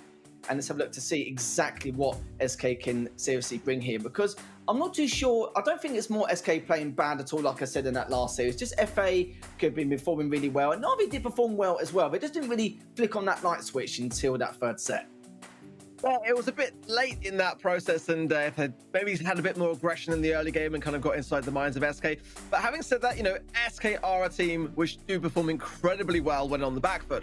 We saw it at a ton last season. We've seen it all year long with that particular team. So it's like they just sort of up the gears, don't they? They just kind of flick that switch in their head and, sometimes get better results off the back of being behind. So, NaVi, to be fair to say, been a rough day for them, but ultimately we look forward to seeing more from them soon. FA, on the other hand, are a team which are really fresh to this competition and have had some fantastic results. A really important victory over Reply Totem, last week, and some big caliber teams that lost to Clash, of course, but coming in this week, I'm sure, no doubt, having learnt a lot of the mistakes that they made along the way and looked to rectify them, it's a fresh opportunity. It's a chance to show everyone at home how good they really are. So I'm looking to see them come out of the gates flying today. Yeah, I'm looking forward to it as well, and what shenanigans FA are going to definitely show here, especially kicking things off. FA have already got the first couple of gems, but they will have to back away. HK is actually cornered, but good support there from Cyclone just to keep him at bay just a tad. And look at that, Cyclone with the first kill, but also gets the second, gets Semantic straight afterwards, and Skyrex is the last person left standing. It's trying to show a little bit of map presence, but if it gets taken down here, that's going to be a massive disadvantage for SK. And it's really shown that as well. They had to pull all the way back, and FA are just not giving them any leverage at all, are they, Ark? Joker's struggling a bit on the left. Obviously, Stanley can just tear through that support from beyond. So going now to the right-hand side and leaving that lane there with Skyrex to HK. Gems are in their favor. They are split, however, it must be said. So bear that in mind. If we see a couple of takedowns from the SK side of things, then we may see some gems also go into their pockets in the process. HK uses Sweet Dream stun there to get Skyrex on the back foot and does get the takedown. With mid control from Jetson, so I wonder now with Cyclone and Joker coming in how they're going to be able to fare here. Cyclone again just going off. And the problem is, Joker's still there, and Cannon's already started for FA. And where have SK been on in this game so far? Just taking out one by one, just going into him single file. The problem is, they have to push in a 2v3. Will he be able to, though? It's going to be very, very tough. But as you can see, Cyclone, he's got the movement speed. He's going to be fine. He's going to be well away from there. And there we have it. FA, very clean start from them this series. Yeah, very aggressive. Good awareness when needing to come from different kind of angles. We saw them post that countdown coming behind the situation to really take off the Pam off guard. Again, going to the predictions we made, I think we all put down SK for this one. I did have to think about this one. And what kind of made me lean towards SK here mainly is because they are that same level of team as Clash. They've had so much experience, but if things keep going like this, FA could well have been worthy of that vote. So we'll have to see whether SK Gaming can now shake off that first loss in this game, in this set, and try to turn things around a little bit along the way. But FA making some good play decisions for me. I like the comp as well, the Tara, the Sandy, and also that Max. It works really well in combination. Yeah, Twitch chat spoken as well. SK 82% to the 18% from FA. So a lot of people are favouring SK, and can you blame him really after what we saw from that last series? Still be able to put that control on a lot of these very aggressive teams. Even when they're on the same page, it's very tough to be able to tackle them down. But, FA, they looked really good. They came out the gate strong. You saw SK, there wasn't really too many mistakes in all fairness, just a couple of times where they had to go in single file or trying to really get them out of center, but FA just really were just absolutely giving it. Yeah, I mean, they like their Taras. We saw, I think, even utilizing it in Ring of Fire, last week, and it was working out well. But again, when Joker was getting in trouble, swapping lanes was the right move. Realistically, he was very aggressive at the very beginning, actually, which is the right way to play. You ideally want to be able to utilize that range to find out where your opposition is as quickly as possible. But when it wasn't working out, he realized he was in trouble, and the communication was clearly there to swap lanes, and it kind of all worked a little bit better as a result of a lot of those early decision makings. So ultimately, the question now is, will they stick or stay? I think that for me, FA are probably more likely to stay. In all honesty, I think that SK, maybe the PAM wasn't providing the value that they like. However, it is a really good brawler to have, in my opinion. It's one that can provide a lot of great healing qualities also. They're going to keep it for that reason, I guess, and bring in the Max from the mid. So let's see, Byron, PAM, big changes actually for FA. I take it back, but keeping that Tara for Joker, and looking to see how he's going to cope with this PAM pick on the right-hand side lane. Yeah, they weren't real nuisance with that. Max, and Jetton does stay alive, though. Luckily, and look at that. You can see HK knew that Skyrex was flanking around, but he's the one who needs to stay alive with that Pam if he can. And Semantic with his Pam, though, is actually taking down the one player. Cyclone doesn't really have room to even make him move, but Skyrex still in that left lane being in real pain. HK's always taken way too much damage. They're just trying to take SK and get him out the center, but not any much luck as of yet. But they're the ones that have to push at some stage. Is Jetton just hovering around the center, just collecting all these gems, already up 5-2, and Semantic just constantly on the front line getting his first initial kill, but Cyclone does trade him out. Yeah, lovely scraps like there from Semantic, who was able to win the lane, but then Cyclone coming in and just picking up the pieces. Kills were not enough to keep him alive. The result of that, let's see here, is HK going very on the aggressive, possibly too much so here, but it does separate both Jetson and Skyrex. Skyrex going into the mid, gets a nice shot off onto Joker along the way, with that healing shade coming very much into play. It's a big healing comp here from FA, and SK have got to overthrow this. There's some great mid control, but now they're starting to dwindle just a little bit. Certainly is. This is FA's way to try and come back from this. It was a good start from SK, but FA adapted pretty damn well. Semantic's going straight with the Pam as well. Jetton now pushing in with the Max. That was a nice, clean approach from SK. The only problem is Cyclone is there with the Byron, but he also made a good play himself. Just knew he had to back away, just rejoin with the rest of the pack, and already... Dude, this could be very tough. HK just trying to do some damage in that left lane, but I don't think he's going to even win that duel against Semantic. No, he does not. As Joker does take down Skyrix, which means that it's going to be a 2v2 scenario here. Jetton's just so aggressive. Sorry, Joker was in the end, as Jetton now having to flank around with Semantic in the left lane, pushes back in the middle, trying to at least try and bail out a lot of his projectiles from FA, and it's just an absolute mess. Becoming so hectic here. Semantic does take out HK, Joker gets to trade out, and Jetton does clean him up as well, which does mean that SK do get a game on the board. That's done as well. There's a moment there where it may have been a battle over the mid, but ultimately that takedown, providing that gem for SK, very important there as well. And, you know, very good way of turning things around towards the end, because it did look like FA was starting to get quite comfortable in that mid. I was a little bit concerned for them, to be honest, but, you know, they were able to knuckle down and get the job done. That's ultimately what you've got to do when you're under pressure, and just to not cave under it. Again, you know, there was so much healing quality behind the comp that was FA, so they had to bear that in mind, and Semantic utilized a lot of that moment squeeze there as well, which came in quite handy a lot of the time there. So I like the way that they were able to approach it. It wasn't necessarily the comp that I was expecting, but the one that prevailed at the end of the day. Yeah, I'm interested to see if FA will bring, you know, Max of their own, or maybe try and do something else a little bit different to counteract Semantic, because Semantic, he's been demolishing his duels by a large margin with that Pam as well. It's been quite sneaky at times as well. It's been very difficult to be able to try and picture what he wants to do and how he wants to counter a lot of things. Sometimes he's on the front line getting the first initial kill, and sometimes he's just taking duels and just being a nuisance in the left lane. He really is mixing it up a lot and just causing FA a bit of a ruckus, a lot of trouble. And we're going to see, I'm assuming Semantic's going to stick with that Pam anyway. It seems to be his bread and butter right now going to this matchup. But we'll say FA did respond beautifully. It's just a shame that he had that numbers disadvantage at the end. It just could not hold it together. I mean, Semantic last year was really enjoying Pam. I mean, it's a brawler which we haven't really seen from him this year that much, simply because he's been so aggressive with it. Other brawlers like Stu and that kind of thing. There are still some options here, though. You know, we haven't seen the Rico turn up yet. Bell lane, for me, is a great thing to have also. Again, the balance being Brock, Sprout, Poco, and Ash. So, yes, Bell can struggle with the Tara side lane. I get that, but it's also quite a decent counter to Pam if you want to side it there. And you know, it kind of eradicates a lot of the healing qualities from the Tara, because it's going to ricochet those shots between yourself and the healing station. So I can understand it. We haven't seen too much of Bell, but it is one that I kind of really enjoy. We saw FA, I think, using a lot of the Rico as well last week, so one that they really do enjoy also. This comp, though, is solid. Nothing to say that it's not in any way. I think Leon as well could be an option on the side lanes, but one that's yet to show its face also. Regardless, I mean, you know, Max is a great thing to have for a gem carry. You've got the phase shift to be able to kind of escape from the mid with the gems, you know, the invincibility along the way. And just be able to provide speed for your opposition is a great thing to see. So we're seeing a ton of Max now in the meta. Oh, we are going to see Leon, though, on the side of SK Gaming and Amber, actually. Yeah, because FA did have the Max before and changed things up a little bit, and looks like they've gone back to it, but Cyclone's been very good with that Max. Just been able to bait so many of his projectiles, but it was able to dodge quite a lot of them. He didn't this time round, though. He's just a little bit too close for comfort. Jetton switching to the Amber. Let's see how much of an effect that's going to have, and very Amit arc already. A good stop from SK. They're going to be pretty pleased about that. Collecting all the gems across the board to Mansit. They're going to let him hoover it up, and it's already a 5-gem lead now for SK. Okay, well, good start, good opening from SK.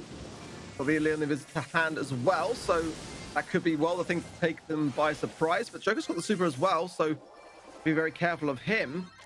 Looking to spot the moment. That could be it. Nope, going to stay and play it safe with the shots. That makes sense, but Mantic now with the gems can pick them up. And again, slow and steady wins the race for SK right now. It certainly is indeed.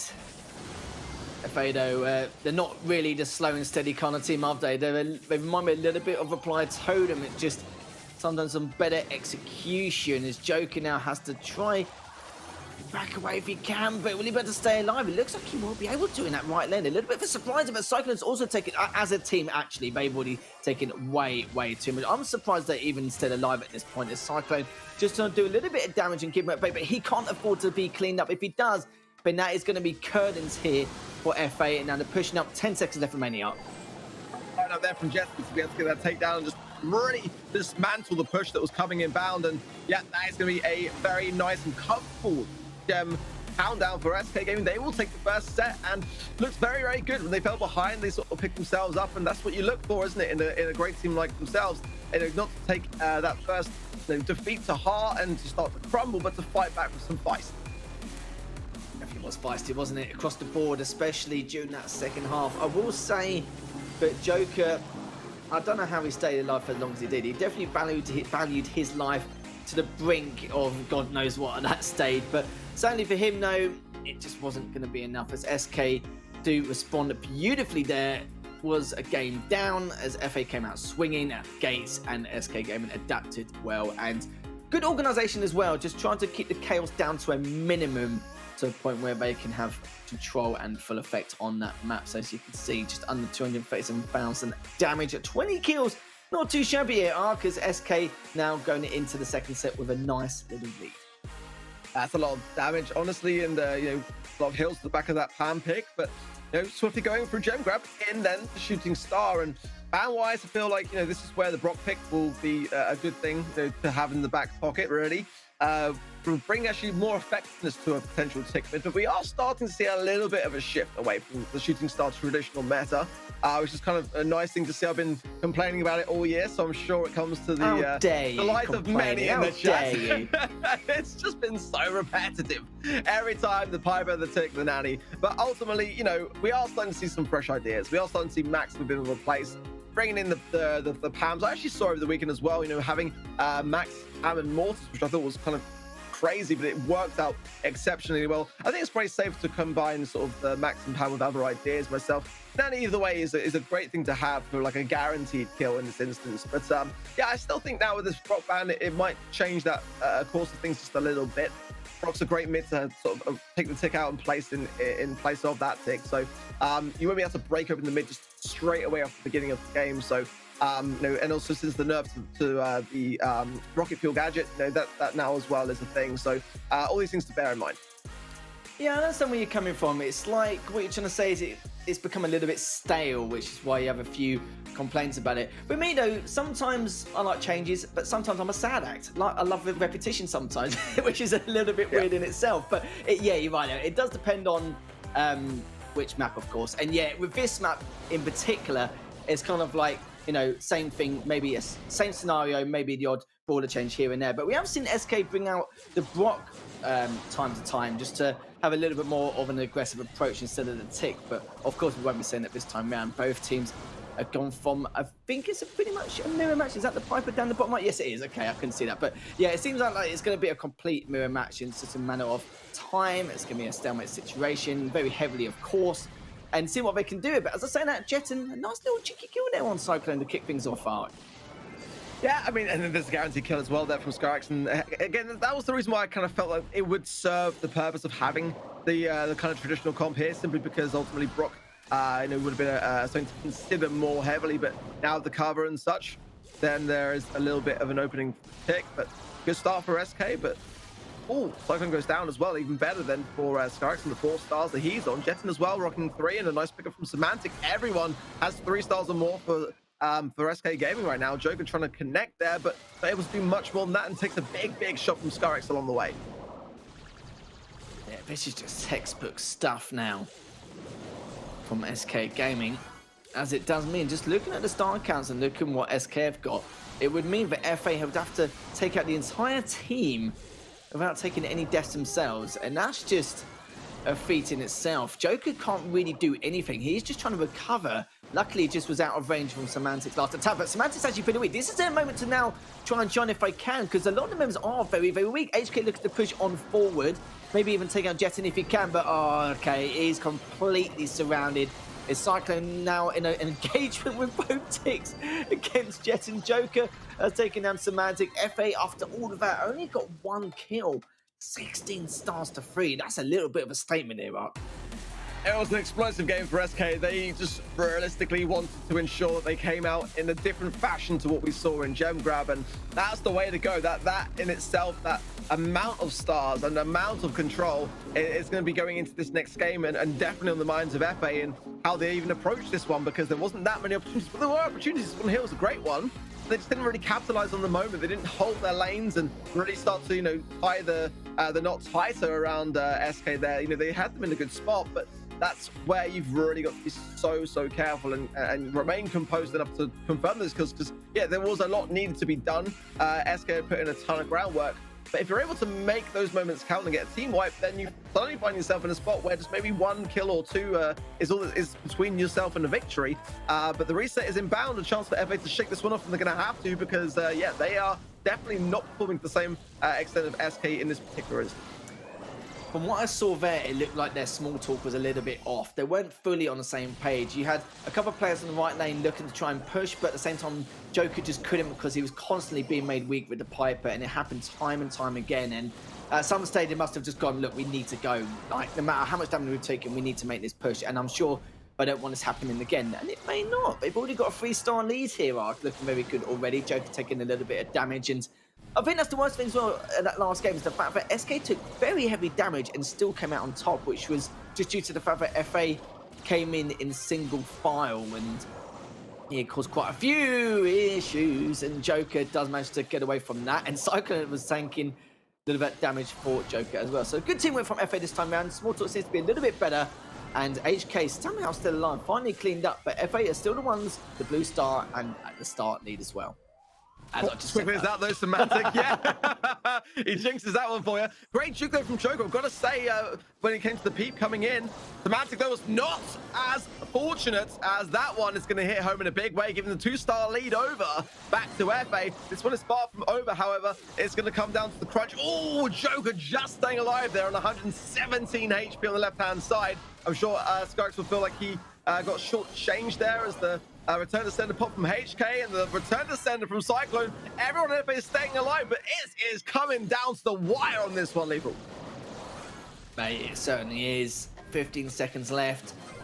Joker, look at him though. Just, oh no, he shouldn't. Oh, I can see what he's trying to do, but it's too late now, as all of FA need to try and push it on up. And oh, I literally can't believe that. Surely that's going to be a done deal for SK. Yes, it will. I wouldn't say that was an awful mistake. Joker just wanted to feed his team info to see where they were going. That's all he wanted to do, but literally, if he'd pulled back a few tenths of a second sooner, he would have been fine. But literally, the team went there from SK. He must have saw Joker and gone, literally straight away on the left-hand side. Oh, dear. But the thing is, though, I can understand Joker's perspective. He wanted to feed his team info. He wanted to really let them know exactly what was going on. Like, you could see it here as well, but look at that. Straight away, taken down, and that was going to be curtains there for the side of FA. That was a real shame. A very anticlimactic loss there, you could say as well. I was waiting for it to go into the final game of that set, but no, SK Gaming will be the ones who come out on top, coming up 2-0 in the series. That was a shame. He honestly had a great moment in that game where he juked it perfectly. Actually wasted one of the peeps from Skarx in that situation. And then second time round, I did think to myself, maybe a little bit more awareness to having that Piper super to be able to jump away would have gone a long way as well there, just to be able to have everything at your disposal to be able to dodge those peeps, because they are basically a guarantee kill. If you're able to land them and pilot them correctly, then it's going to be a turnaround waiting to happen. But Joker had a bit of a risky situation because he had no real counter to it at that moment in time, and just got caught out between the areas that he wasn't able to maneuver around. So yeah, a bit of a miss though for FA. They had some great momentum in that game. They started to really take down the pace of the game also and have more controlling moments. But SK were able to see through the lines and just, they already had that game in the bag from the previous one. Just be able to turn it around at the final moments to 2 sets up now is, yeah, I mean, it was waiting to happen really, wasn't it? Yeah, it's like we've already discussed. We expected it, but like we knew what he wanted to do, what he was planning, but it's just one of those things, isn't it? Really, it does happen. But I don't feel like FA, don't stand a chance. I still feel like they can come back in this matchup somehow, some way. We've seen NaVi do it. There's no reason why FA can do as well. But yeah, they weren't really on the same page in the first game. The second game, they looked a lot better. You could tell the small talk definitely improved in comparison to what we saw after those dying moments. And I'm hoping to see a lot more of it this time around, because it's the small talk which helps with them being on the same page 9 times out of 10 across the board in terms of what they want to do and how they want to try and execute some kind of attack. So it seems like FA seems to be on the board with it most of the time, just small increments here and there that just need to be a little bit cautious. But okay, serious issue here, Ark. We're on terms of SK, they're on one of their favorite game modes here going into this next matchup. It's going to be quite tough considering the circumstances FA wouldn't put themselves in, already 2 sets behind. But let's see if FA can bring this back. But already Semantic already taking down HK. Yeah, Semantic and Mortis is a dangerous thing, and it's going to have to be something which FA can take care of. Don't have time to take care of it just yet because the push is coming in. They're going to have to defend this, and Semantic will be going on the hunt as there he goes, trying to cycle along the way. Did very well, but actually outstaying his welcome inside that radius. Cyclone trying to pop the homemade recipe to keep everyone back, but not happy about the defense. Yeah, I can see why, but ultimately not the worst defense in the world at all. I mean, it is connecting, but you know, Cyclone on the left did the right thing, went forwards there. I think that's better safe to get back into the action as quickly as possible to contest this, but this is where the Bell value is going to come into play there. As Skyrex is able to start to clear things up. Semantic dashing in. Will he dash out? He won as well. Oh, Skyrex definitely hitting his shots, but so is Cyclone. As Skyrex just dodging that. HK does take down Jetton, so it's their time to shine here. Even though SK do this level 7 siege bot, they did put on a decent defense earlier on. The problem is for them is the fact that SK Gaming haven't really got much of a bolt deficit to take on, do they? Only 1 bolt difference, and they're going to have center control. So they're pretty much laughing at this stage. But again, good defense from FA. But we damn well know that they're going to definitely jump this Ike as soon as they get the bot. That's if they do get it at this stage. As still the center control goes in favor of SK. Semantic just continue to do work with that Mortis. Jetson also takes down HK. FA in a world of trouble now. I like the awareness from Semantic popping that survival shovel to really close the gap, knowing that Cyclone did not have his super there to be able to do anything about it. Had to come back around to then get the support from HK, and just that allowed Semantic to cycle with more health off the back of his super. So really, really great from him, and then forcing out the super yet again. SK have not skipped a beat, and without a single percentage of damage on their Ike. Surely on the swift way to a match point, and yeah, FA, they know it, they feel it, they are struggling, and there's very little time now for a turnaround. It certainly is, yeah. In a perfect world, SK should really take this now. I'm not going to jinx it at all. I don't believe in superstition anyway, but yeah, this is their match point. They had 5 last time against NaVi. Please don't do it to us now. You know you can try and secure this, but at the same time, I feel like FA do have potential to do it if it was any other game mode, but the fact that it's on Siege, I don't know. They did crumble a little bit at the halfway stage. I thought to myself, well, you know, even with SK, with barely, you can't really even call it a bolt deficit. It was 1 bolt. They had center control. They needed to make 1 good push in order to make something happen, and they just couldn't, which is not something we normally see. So I still feel like it's what me and D-Man discussed earlier. It's the fact that SK aren't playing bad. It's just NaVi played really well earlier on in the last 3 sets, and it's still continuing to show here against FA. Yeah, I mean, they've got that experience behind them, and that can go such a long way. You know, when you've been under, you know, stressful situations before, when you've been behind before and been able to prevail, it kind of solidifies that in your mind that, you know, we've been here before. And those team talks can come into play with a lot more of a resonation too. So, you know, just being behind a game in a set can be a troublesome thing, but being able to then continue on to come and prevail, very, very important for them. But, you know, match point now is going to come as a saving grace. But, you know, they did, you know, almost get reverse swept by NaVi, like you say. So they've got to be able to realistically hunker down and not let that happen again. They would much prefer to wrap this one up quickly and they'll be able to go off in their evening and do their thing. Oh, yeah, definitely. But SK also very good on Factory Rush as well as on C, so I don't know. Well, looks like, in terms of the picks, very interesting. Cyclone is actually sticking with the Piper anyway. Jetton now just trying to back away just a tad in that left lane. This guy is, of course, sticking with the Bell. Joker's already taken too much damage. Jetton is able to clean him up. Semantic just trying to do a bit of work with the Mortis, but didn't really do enough, and is just trying to hide behind the bot now, just literally just using him as a shield so that they can now push back up again.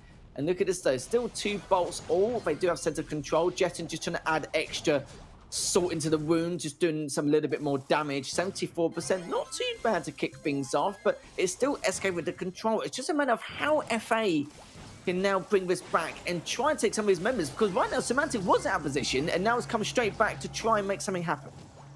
Yeah, nice little dash for the bolt there and closed the gap very quickly because he was not really dashing at all prior to that moment in time. And I think it was a nice little snatch, realistically, when you look at the scoreline as well. HK will bank that one, but this one should be safe as sound with Semantic. And now that Sharks is able to get back into the mid here. Oh, nice takedown from Joker. But again, you know, these bolts will be important to be able to extend it as much as possible going to the final round. At the same time, you know, SK just demonstrating such great control of the mid. I do worry coming back off this defensive from FA whether they're able to even get the next round.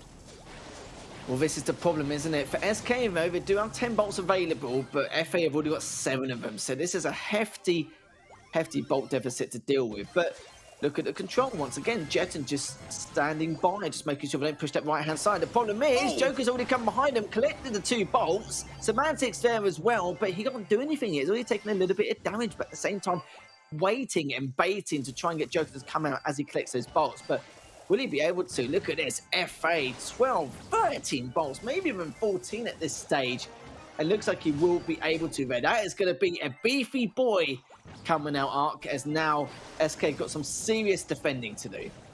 Yeah, Semantic wants to go straight for cycling, knowing full that he can jump. This is going to be going in again with the survival shovel to try and get the break in time, but it is going to be opened up here, and the defensiveness of FA in the prior rounds coming back full circle now, because they did a great job of holding on to their valuable HP. Not that it really mattered, they're going to get the Yoke taken down completely regardless. The good comeback, it's just the question of, is it too little, too late? Yeah, I agree. This is the problem you see in this matchup, and this is the thing as well. You saw from there, SK, it would have been a real struggle for them. Trying to collect 10 bolts, sorry, with a 7-bolt deficit and you've got 10 available. It's a tall order. It's a very tough task. It means you've got to defend at least 2 pushes by the time, you know, they try and make that approach and the next bolt will be available. And it's just, yeah, very, very tough indeed. But you're right though, is it too little too late? This could be the real issue, but same thing happened to NaVi. They were a game behind set 3 and they just went, well, we fancy, you know, we're going to play really well instead, actually. We're going to, you know, step up our game, and they have done. FA can easily do the same thing, but surely not. Like, it can't happen twice in a row, or can it? Or can it? Yeah, exactly. I mean, these are the moments. These are the moments where a team will either take 1 or 2 parts, and it's to kind of, you know, cave under the pressure and have things wrapped up quickly, or it will give them a bear on and a bit of an encouragement to go forwards into the next game. So, you know, SK were very consistent with bringing in the mortars pick, and it can be very, very good, but it can also be a troublesome thing on defense. And sometimes, you know, if you're taking care of the other 2 remaining players, then Semantic on his own is a bit of a tough thing to, you know, be able to go up against. Yes, you can cycle, you know, yes, you can try to close the gap and get that survivability into play, but everyone is focused on you. That's the thing. So whether they change that up this time round and play something a bit safer or not, we'll have to wait and see. But either way, you know, FA is showing some good signs to me, at least, if nothing else, of some resolve. Yeah, it's the mortars pick is probably going to be definitely a talking point for FA, isn't it? In terms of, like, do we switch up or do we stick? And with SK, do we want to switch to mortars? You know, this is going to be a tough call, because he was very effective at it before, but it wasn't this time around. But it looks like he has made an initial change, which is perfectly understandable. But that's going to be literally about it. As now Joker now just on that left-hand side once again, just trying to be on standby. But I think the Barney pick should work a little bit in their favor. We have seen 2 throwers in the mix before, especially on Factory Rust Siege. Jetton taking down Cyclone, already picking up that first Siege, but will be a level 2, as SK do have a bolt in hand as well. So good stuff from SK. We saw this before. It's just a matter of how FA can respond. How can they retaliate to come back in this matchup? Well, they're going to really need Semantic to help out here with the damage, because there's no wall breaker on their side of things, whereas, you know, on FA's side, they've got the Piper to break those all-important defensive walls. So SK are looking to really get Semantic up there and throwing damage down on the safe, and they get the push. And a nice takedown from Skarx as well. Yeah, look at the position that's allowed Semantic to take now on his left-hand side as the choke starts to hold. This is mad. They can't even get out of their Ike range. This is how crazy it's been so far. Joker is taking down Jetton, trying to do a fusion of both names there. It's Joker now pushing in the right lane. Finally, they managed to get out, but they need to pull all the way back again. So not really too much has happened. And this is going to be a massive step now for FA to try and jump on if they can. It's not like they had a 7-bolt lead heading into the 3rd and final siege, but they've only got 2. So some serious work and some serious plans need to be changed. Skyrix has already taken down Joker. HK has been cleaned up as well. Psycho's left standing, and if he gets finished up here, this is going to be extremely tough for the likes of FA to come back on here. 20 seconds left. Semantic switching out the Mortis, which was a big strength for them in that first game. It's just showing how smart of a change it was, realistically. FA have not been able to shake him whatsoever. He stayed in position for the majority of this game, only just then popping the gadget, which we haven't even seen yet. No sign of it. And yeah, Starix there for the pickup. That is going to be a wrap. And, you know, again, I've got to hand to SK. It was a smart change right where they needed it. And as a result of that, FA did not get a look in. They certainly did not. Semantic, with that Barley, just got a huge amount of value in comparison to what he had with the Mortis. But he did a good job in the Mortis the first game anyway. It was just, you've got to remember that FA have got very good awareness across the board, and we've seen it time and time again in numerous sets over the last few play days. And you saw straight away, Semantic picked up on that. He was able to, you know, do the best he can the first game. Second game, he realizes that, yeah, okay, I can either stick with the Mortis and try and figure out other ways to try and make use of him, or I'll switch something completely. And having two throwers there definitely threw FA off as well. Yeah, it's you know, it's a control-based game mode, and Barley, I feel, is actually quite often overlooked here on Factory Rush, in all honesty. But you can see just why it can work. A lot of people want to go with the Piper to be able to break those defensive measures, but ultimately, sometimes, you know, keeping them there and lobbing over the top also works out well. 27 kills there for SK, and 187,000 damage is so good for them. You know, a lot of hills along the way, but I feel like the big scoreline there really is the top half of that. You know, some bold changes, an important change for SK Gaming, and they got out of the woods. They started slow today, but they did end up on a high. Yeah, they certainly did. It certainly did. And, you know, for FA, it's a shame for them. It's their first and only game of the day. And I think they've got 2 more to come tomorrow anyway. But if you guys like Reply Totem or fans of Reply Totem, you've got double dosage here of them here coming up next in the next couple of matches. They'll be playing against 3X first, and then we're playing against Blood Diamond straight after. So guys, do not go anywhere, as we're back in just a few minutes.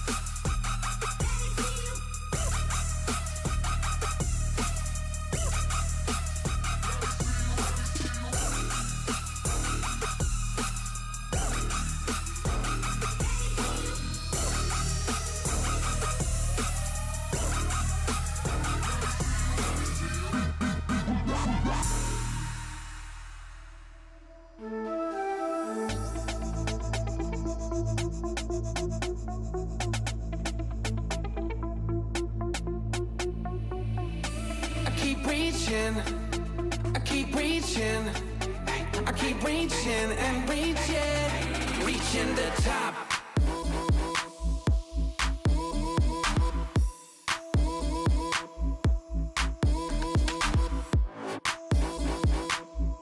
I keep reaching, yeah, I keep reaching and reaching, reaching the top.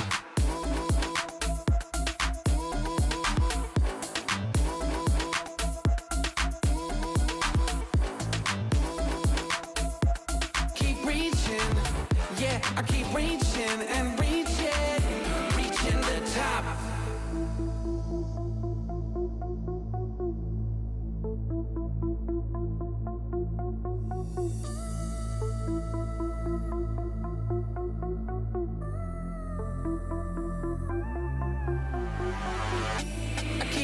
reaching.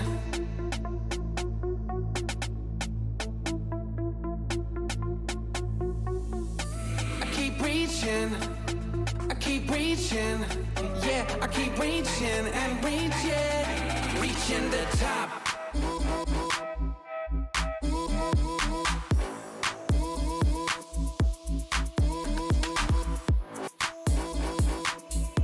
I keep reaching.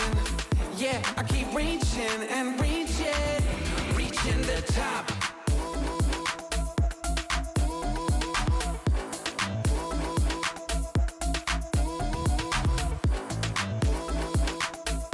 I keep reaching. Yeah, I keep reaching and reaching. Reaching the top.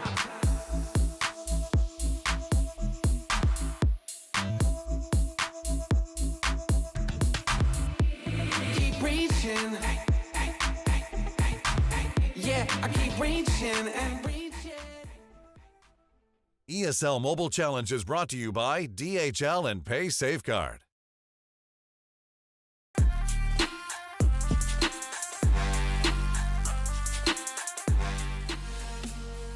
Welcome back, ladies and gentlemen, to the ESL Mobile Challenge. And leading us with joining me is Ark for this next game. But before we get there, we got ourselves a special little guest.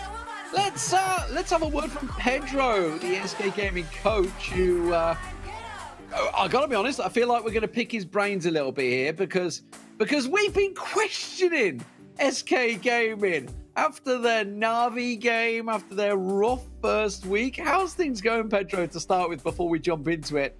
How's it all doing? Good. I'm good. Thank you. Yeah, I just say that I don't know, the ESL we are struggling a lot on this league. Even in between, we have won really important games on other leagues or worlds, facing worlds. I mean, we feel really good right now. I think right now we're in a good moment, but I don't know why ESL is harder than we thought. Every game is been really tough. Reaching a third set when we thought that was not going to happen, but I don't know. I don't know the reason yet. I'm studying it. Yeah, it's been interesting watching you guys this time around because last season you guys were so strong. I mean, there was very little competition. There's a couple of 3-2s creeping in this time around, isn't there? Like there was a 3-2 last week and the one again this week. The 3-0 against Clash, I think, is it does go back and forth more so with Clash. I think it's fair to say than some of the other teams. But I guess ending today on a high was a great thing for you guys to be able to have going into next week. But talk us through that process of, like, you know, what do you think's happening in the background to kind of explain some of those closer games? I don't know. I don't want to. I mean, I don't want this to look like excuses, but the maps are not the one that we are used to, and even the schedule is a bit too late from us. Even today was the earliest game matches, but we are used to more to play to work on around 16 as late and 14 and 16, 18 maximum. And I don't know. We are like out of position in this league. We are working on it. We will be ready for the end of the league. So we don't feel that it's something to do with maybe the meta or something, because obviously it feels more balanced than ever right now in terms of brawlers. Obviously, you guys did bring out the mega earlier on, though. Yeah, no, I'm not muted. Only muted to you. Only muted to you, Ark. Oh, sorry. Okay, good. Yeah, I was saying that. Yeah, I mean, right now the meta is just balanced. It's not only balanced, it's really open. There is you can play almost everything in the right map, in the right with the right comp, and it's really enjoyable. Probably for the viewers, it's really good to watch the meta right now. And yeah, we are, as I said, we feel really confident in this meta. We feel really good, but we are not finding the points yet. Maybe we just finished monthly final and we are kind of chilling, I would say. But I don't know. I don't feel like we are doing that. I don't know the reason. I mean, that was kind of the excuse we were giving you guys, but we'll keep track of your progress, Pedro, and maybe, just maybe, like spring, we'll get a cheeky Pedro a couple of games in there as well. See if you get yourself if we on the battle. The last matches of the day, maybe that happened. I hope it doesn't happen, but maybe. Well, thank you very much for joining us, Pedro. Best of luck to SK, and the Look forward to seeing you in the finals, no doubt. Was a pleasure. Was a pleasure. Bye-bye. So we're moving on. We got Reply Totem coming up versus 3X now. But just to conclude there, obviously the discussion with SK, obviously we've been talking ourselves about, you know, whether it's because they're on a bit of a down, just a bit of a relaxed period after obviously getting into the World Championships and sort of like they don't want to peak too soon is what I'm saying. Obviously we've got a couple of weeks still to go at the ESL Mobile Challenge to reach the finals and then get to the World Championships, which was obviously their goal. So they need to be like on this plateau at the right time. I do feel that maybe they're just like, okay, let's just take our times. We know we can get there. We're good enough to be there. We don't need to be at 100%. But it does feel that they are being pressed, even though they're not at 100%. Like even at 90%, it feels like they're under pressure. Yeah, I mean, they're a team with great resolve, aren't they? Like, when they're behind, again, it's that same thing where they seem to come back even stronger. And I don't think there's any harm in taking it a bit slow and steady at the beginning of a competition. As long as, you know, you're still getting consistently good results more often than not, then I think they're not in any terrible position right now. And I went all for Pedro. I'd love to see Pedro make a bit of a game here and there towards the end of the season. I think it'd be fantastic to see. So let's talk about the next game. Reply Totem have obviously qualified for the championships. They are up against 3X here. Let's talk about Reply Totem because they didn't have the best of starts last week. Yeah, a bit of a rocky one for them. They took the loss, didn't they, between the games of FA and NaVi. So a difficult start, no doubt about it. Just the one win, but the two losses definitely lingering, no doubt, in their minds. So did Brezza Maru, and Mari did have a phenomenal year. It's absolutely fair to say, and did also qualify for the World Finals as well. So, and that happened quite recently. So we're kind of like wondering whether this is because they're still kind of in that celebration mode, that honeymoon period, so to speak, or whether now is the time that they're going to start to hunker down and they really commit, because they, you know, they are a little bit behind. They definitely need to come out today with a win. And, you know, 3X haven't got one of them themselves. They've had 4 losses along the way to NaVi, to Blood Diamond, to SK Gaming, to FA also. So they also really need this win. But I guess their situation's a bit more dire at the moment than Reply Totem. Play 4 games. Yeah, which is a little odd when you think that, you know, they were the first game last week, the first game of the ESL Mobile Challenge, and they took NaVi to a 3-2. Now, just like NaVi did with SK a moment ago, you know, taking them the distance, went to that match point, and for 3X to lose that one was a bit of a kicker, and it's incredible to see that they are on 0-4 right now. These are the bans coming through already. So the Ash, Byron, Stew being banned out. So obviously it's blind bans, which is why you have the double Byron in there. We're starting things off over on Hot Potato. We've seen it many times already.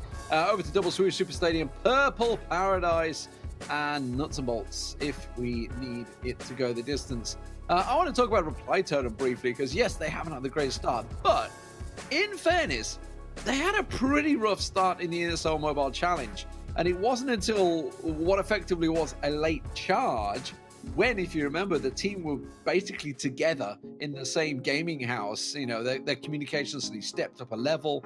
You know, we heard from Inso just talking about how much it improved them, and suddenly they made this huge charge, and they even took down SK Gaming in that one 3-0, which surprised everyone at the time. I think it was the only loss that SK actually received through the spring. That is true, and you know, they did have a great plans as well. You know, taking down you know, a big heavy hitter like Tribe Gaming to qualify in the first place.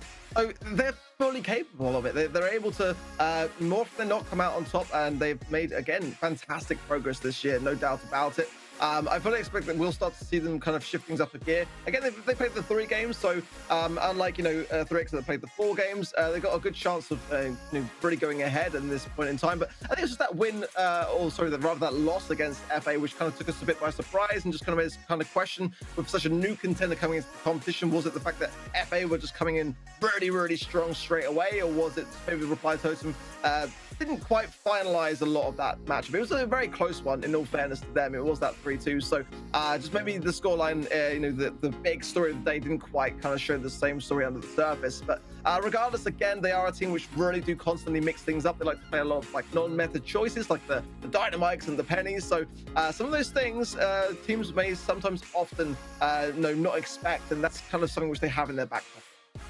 So let's talk Hot Potato. Let's get into it. What I'm going with is obviously got the brush strip down the middle.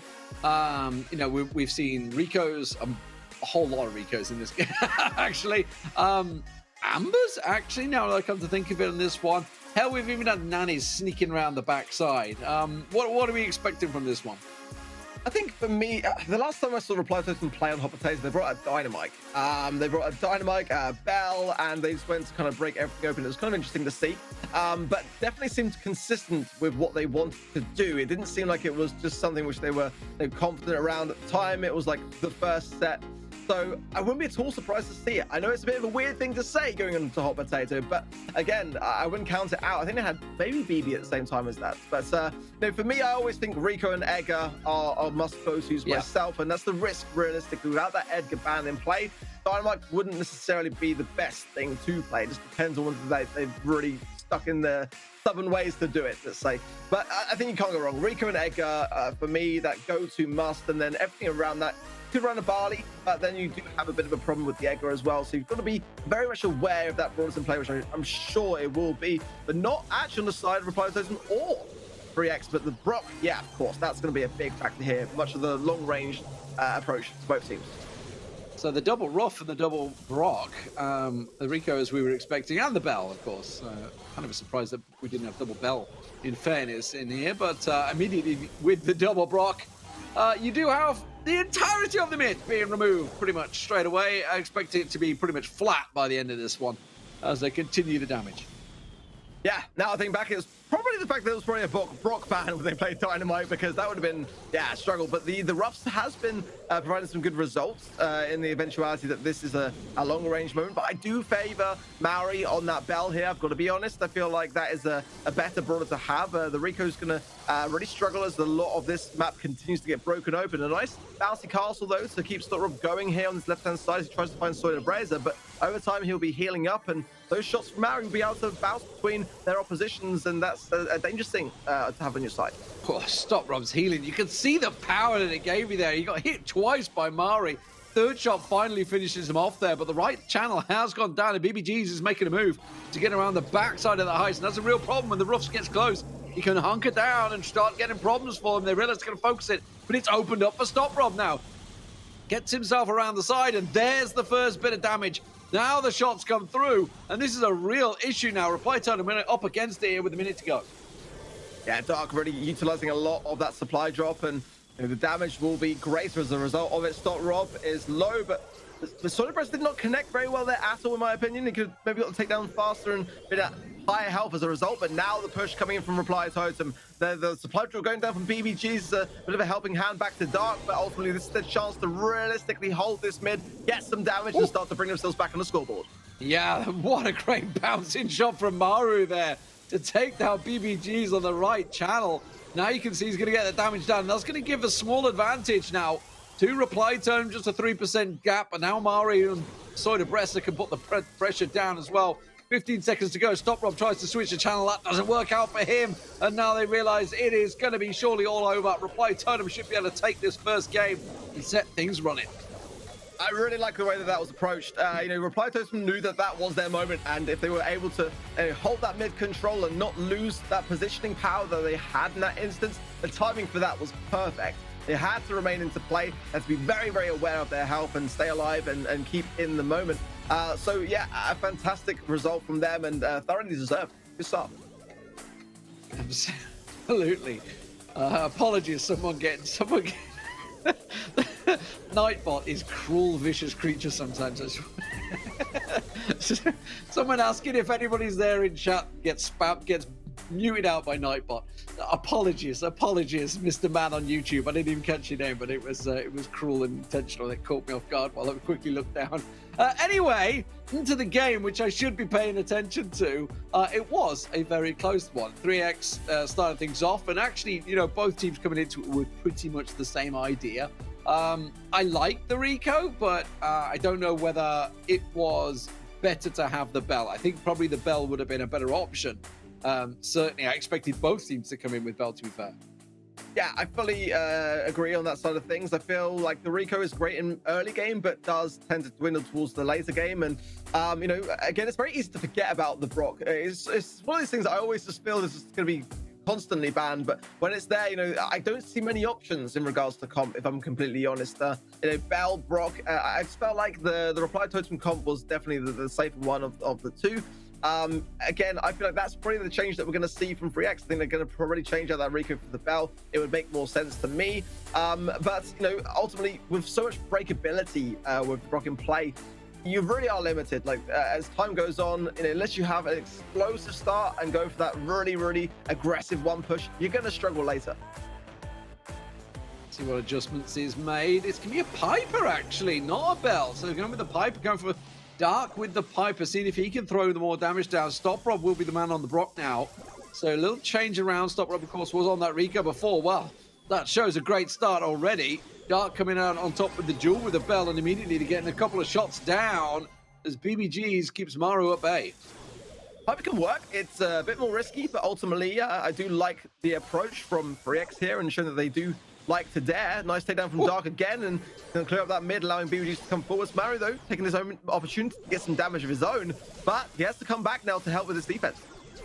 Yeah, he's got to really worry here. Stop Rob. Around that side, continuing to get the rocket damage down, of course. The dot damage as it burns will continue to keep the pressure on. Now he's under pressure, though. Now Reply Totem can try and take a little bit of control of this map. 57% to 90, though, is a good start from 3x here as they do finally get back on their feet. Yeah, Mary just missed that mark there. Just a bit, well, I would say a bit far off. It was quite far off. I think he maybe should have waited to try to land it, but now getting some damage in, and a nice amount of damage at that, and those shots are going to ricochet onto Dark and keep him low coming into the mid now. Supply drop coming down from Maru, and that will be shared over once the opportunity is there. Jump away as well, give them back a little bit of control in the mid, but at the moment, you know, Stop Rob is utilizing a lot of that buff, and no doubt, I'm sure BBG is looking to get another one over to Dark. Ideally, that's who you realistically want to have that buff with, because those shots will pack even more of a punch. In the meantime, Mari and Maru are both buffed up themselves. Absolutely. 57 to 73, 40 seconds on the clock.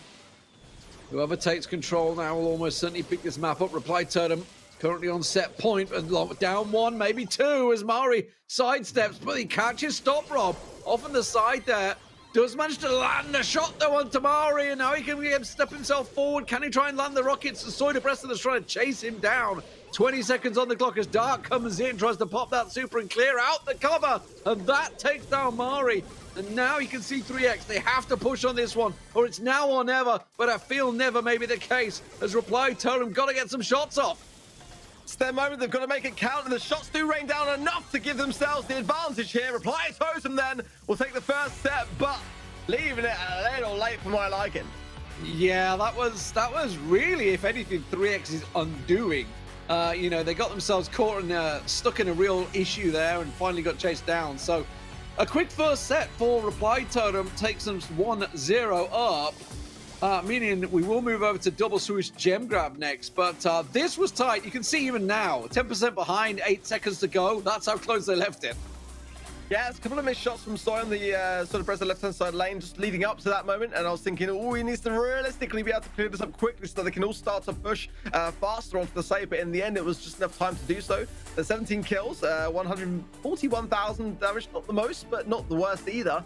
The heals there as well, not as much as we tend to normally see, just simply because in Heist, you kind of want to go on the aggressive, but avoid a lot of those shots. And that kind of longer ranged sort of instances, you tend to see a lot more passive play, as well as the ranges are quite easy to avoid sometimes. But you know, the Piper pick was an interesting one. I did kind of consider it, but I just feel like sometimes it's a bit too high risk in Hot Potato. Didn't quite pay off though, did it, for 3x? So moving on to double swoosh. I'm intrigued. There's a lot of options available for this one, because you have quite a large area of brush. We could even see the roses. I believe this is one we've seen the rovers with the grass. They're growing the bush across. And I'm just going to have a quick double check on the bans, because before I put my foot in my mouth, Gene is available. Okay, there we go. I was just about to say, is Gene a possibility? The amber on here, I like the amber. Stu is banned out, so we won't be seeing Stu as the carrier, who's we often would do for the gems. Just to get across to you guys, it is Ash, Byron, Stu, and Byron. We're all banned out, obviously blind bans, which is why we have the double Byrons. Where are we going? Where are we going with this? Are we getting in there? Are we getting bruised? Are we getting hot and heavy? Or are we just going to go with the pretty standards, the maxes, I was about to say the stews. Bad. Band, yeah, but at the same time, I feel like Spike here is a great option, one that's often overlooked, and that could shut down a lot of those bruises. So I personally like a Sprout, a Spike. I also like the Amber. I think that's a great thing to break open the push. I mean, Rosa could come into play if you've got that max combo. I think that could be quite difficult to handle and to deal with. I really like Tara here as well. Bo is coming back a little bit too, and I kind of wonder whether anyone is going to choose that over the Jean, but the Brock mid is also a wise choice because that's going to give already some problems for Mari to have to juke his way around this one. But yeah, I mean, I do like the comps for the most part. I think that maybe I prefer the Amber over the Belt, but both I think we mentioned them all. I think we called them all. You covered the Spike, I covered the Jean in there, we got the Amber in there. Wait, I mean, the Brox is just a given, right? Yeah, I think at this stage, it really is. This is not even really worth mentioning, but yes, the Spike being used, but at the moment, in reply to with a really healthy start, 5-0 already. Finally, they do try and pull away the coverage there that was helping Mari off on that Jean. And let's not forget, he's going to have that magic hand as and when he needs it at the moment. He certainly doesn't. 6-0. Finally, Dark gets himself his first gem. Vengeful Spirits there from Mari just to apply some pressure as he was incredibly low. Did well to evade it as he did. Now, again, this cover going to start to take its toll to Mari, and they'd love to use that magic hand for a takedown. And it could be Storm up there, which they go for, but didn't go for it. Went for the shots instead. Either way, it gets the job done. Good takedown as well from Soy de Breza, allowing now Mari to get the gems from the mid. They're going to hold this for a little bit longer. They need to get on countdown quickly. If they don't, it could be a difficult mid to retake. I do like the universal pressure they applied onto Dark there to just force him back away from this one. 9 gems still locked in, though.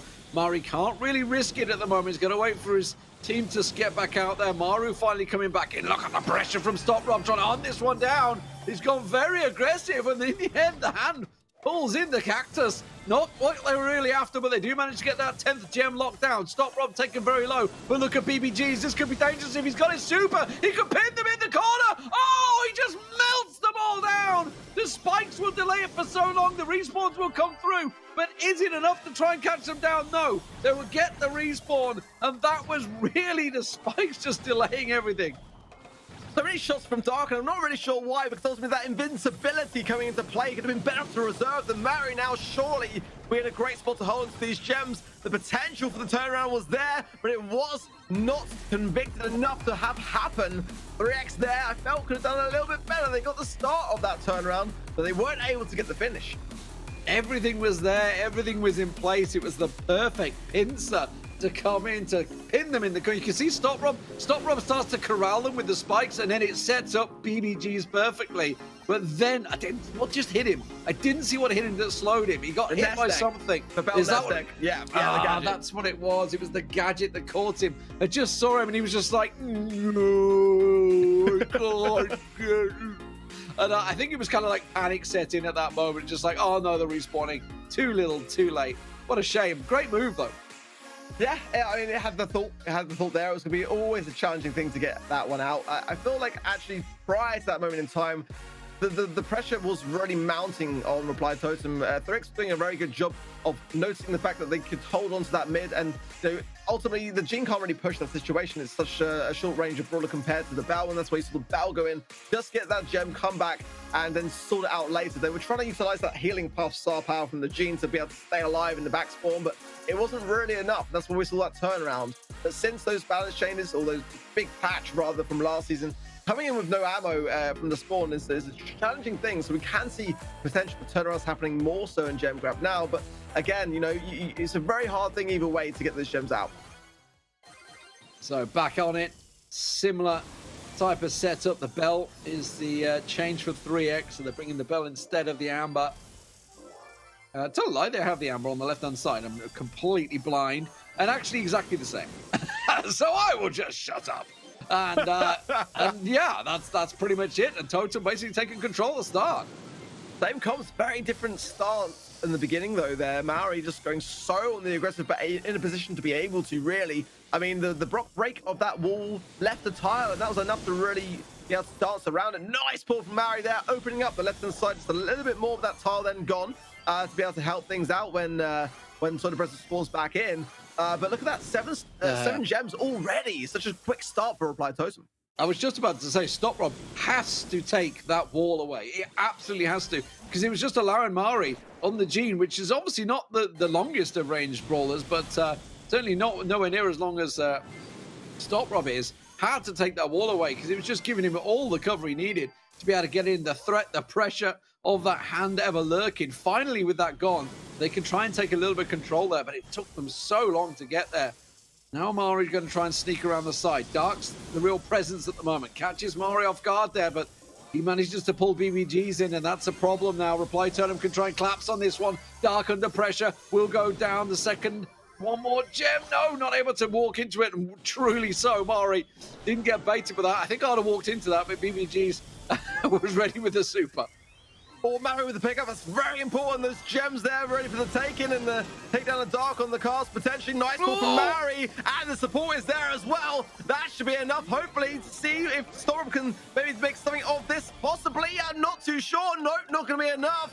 That will be it. Mari will be able to take that second set in the pocket for Reply Totem. It looks comfortable, to be fair. I think they noticed and realized early on they had to make that kind of really big explosive start. With the amount of breakability from that Brock, time was not on their side. They had to make a big play at the beginning, and they were able to make it count. Yeah, it was all about, honestly, you keep your eye on just that small wall break that Mari basically hugged for the first sort of 10-15 seconds of that game. As soon as that went away, that's when the problem started. But by then, Mari had already built up. He got his magic hand ready to go. The supers were up there and ready in the position. Good presence from Mari, by the way, to walk forward instead of running away, which is like the natural reaction, because he would have been caught out by the rockets from Brock there. But it is Reply Totem will take themselves the second set in 2-0 once again. A quick sweep so far from Reply Totem. But we were in the same situation for NaVi against SK, so I won't get ahead of myself just yet. But it does mean we're going over to Super Stadium next for the Brawl Ball. And there is absolutely a chance, especially on Super Stadium, of taking a very quick 2 goals. Yeah, there already is, yeah. Got to shout out Mari as well in that last game, just simply because he was marked towards the end, and, that's a tough thing. And when you're outranged as well for the majority of the game, I think he did pretty well. But, going into Brawlers, like you rightly say, Super Stadium, definitely a very different kind of game mode. And we do tend to see those explosive starts. You can pretty much score a goal in the first opening 15 to 20 seconds. So, what kind of approach are we going to see here? We're going to see Max, we're going to see maybe the B mid instead, and have something to have that overtime situation, because I just always feel like B is a great thing to have. Maybe it's a bit of a slower game, but it's a safer game going into the long-term side of things, or maybe like some spike side lanes as well. It's kind of safer in the current meta, I feel, to bring in the spike over the big bruises. But again, we may even see Meg here. I mean, it's still such early days to tell, really. I mean, you could have a Meg mid, really, and just kind of, yes, you're not going to be able to get a kill necessarily, but once you've got that Meg to push through the mid, and providing your teammates can hold their lanes, it could be an option here. It could be an option. I feel that it was 3X that were bringing Jackie and the Jackie Max combo. Yeah, Jackie. I'm pretty sure that was 3X that were doing that on the Brawl Ball. So we'll see whether they do maybe bring that back out in the mix, or whether they've changed things up. We'll see whether the M's, etc., the usuals, make their appearance. Let's have a look at it and see if they do bring that out. No, it's going to be the Sandy, the Max. Oh, it is the Jackie. There is the Jackie. Yep, there is. Stop Rob on the top corner. I see him there. And okay, Surge. We were talking about this earlier with Lethal. We haven't seen Surge for a while, actually. Only had a few small outings last week, but here he is again. But immediately, Reply Totem putting a lot of pressure on early on, and they might get a quick goal. Yeah, that is a quick goal. Yeah, in the opening 29 seconds. And this is the worry I have with the Jackie, is ultimately with that Brock pick, which has not been chosen by 3X. Here, I mean, that's going to definitely take away some covers. That's why Storm's gone to the left-hand side here instead and working his way behind the situation. But a nice last is there from Mari just to slow down the advance. But yeah, and those B shots are going to pack a big sting. Loaded Brother comes in for the pickup. Nicely done. Reply Totem looking very, very good so far, and already on another push. Yeah, and they can just work this one through. If Maru has his super ready to go. No, just breaks through the wall, and Mari with the shot. What a beautiful synchronized goal. That was beautiful. Didn't expect less from any Italians, you know, they know the football. Yeah, very good point. Very good point. Great angle. I actually didn't see it coming. When I did, I knew it was already in. And that's the beauty of this this map for me, is you can find those moments. But yeah, you can see the synergy there as well. Getting that takedown, but also having the ball already traveling towards this destination in the process. And yeah, that break there. I'd love to watch that back in slow-mo to see whether that tile was going to be anything to stop it, or whether it actually was the reason why it did go in. Oh my word. Such an explosive game. Look at that. Reply to match point already. Yeah, that was quick. I mean, this is what we're talking about. I knew when we go on this map, it can be very quick, and it absolutely was. Be absolutely with a serious sting there. You know, the Jackie just simply a spectator in that game. You know, I know what they're trying to bring to the table. They're trying to bring the supered up with the max, the speed, and it can be crucial, but it needs time to build up. And Totem are in no mood to let it happen. They've gone with a similar build-up once again. It's the same teams. I don't understand why they're bringing Jackie. It was, like you said, literally a spectator, a sitting duck. But something which they clearly feel was maybe down to skill, not in the moment of the. I mean, but it's not. I mean, look at this. It's just complete walkover, I would go as far to say, from Reply Totem. And that is a great angle from Soy Breza right in the corner. Wow. Reply Totem, I think they got a meeting later or what? I don't know. They're in a hurry here. This could be 6-0, by the way, just to put it out there. This could be literally a quick, perfect game. Soy Breza, though, will finally let a goal in. Okay, we have a game in our hands. The reverse sweep. This is it. This is time. It's got a long way to go. Yeah, it's got a long way to go, in fairness. I mean, Dark did a great job, though, clearing of that one up. The ball, though, is still in the mid. The Sandstorms here are going to be key, really, for 3x. If they can bring those to the table again, could be a goal. The Jackie speed could be a goal here, yeah. Sandstorm comes straight out there to counter. Once again, the super's out. The molasses was pretty quickly cleared. Mario, though, does a great job of getting into the corner, but they've all been wiped out. This could be a quick goal. Soy Breza comes forward. He can't do anything to stop it. Just going to walk it over the line, and it is 2-1. And finally, 3x get themselves a game. And by God, is this the start of the comeback?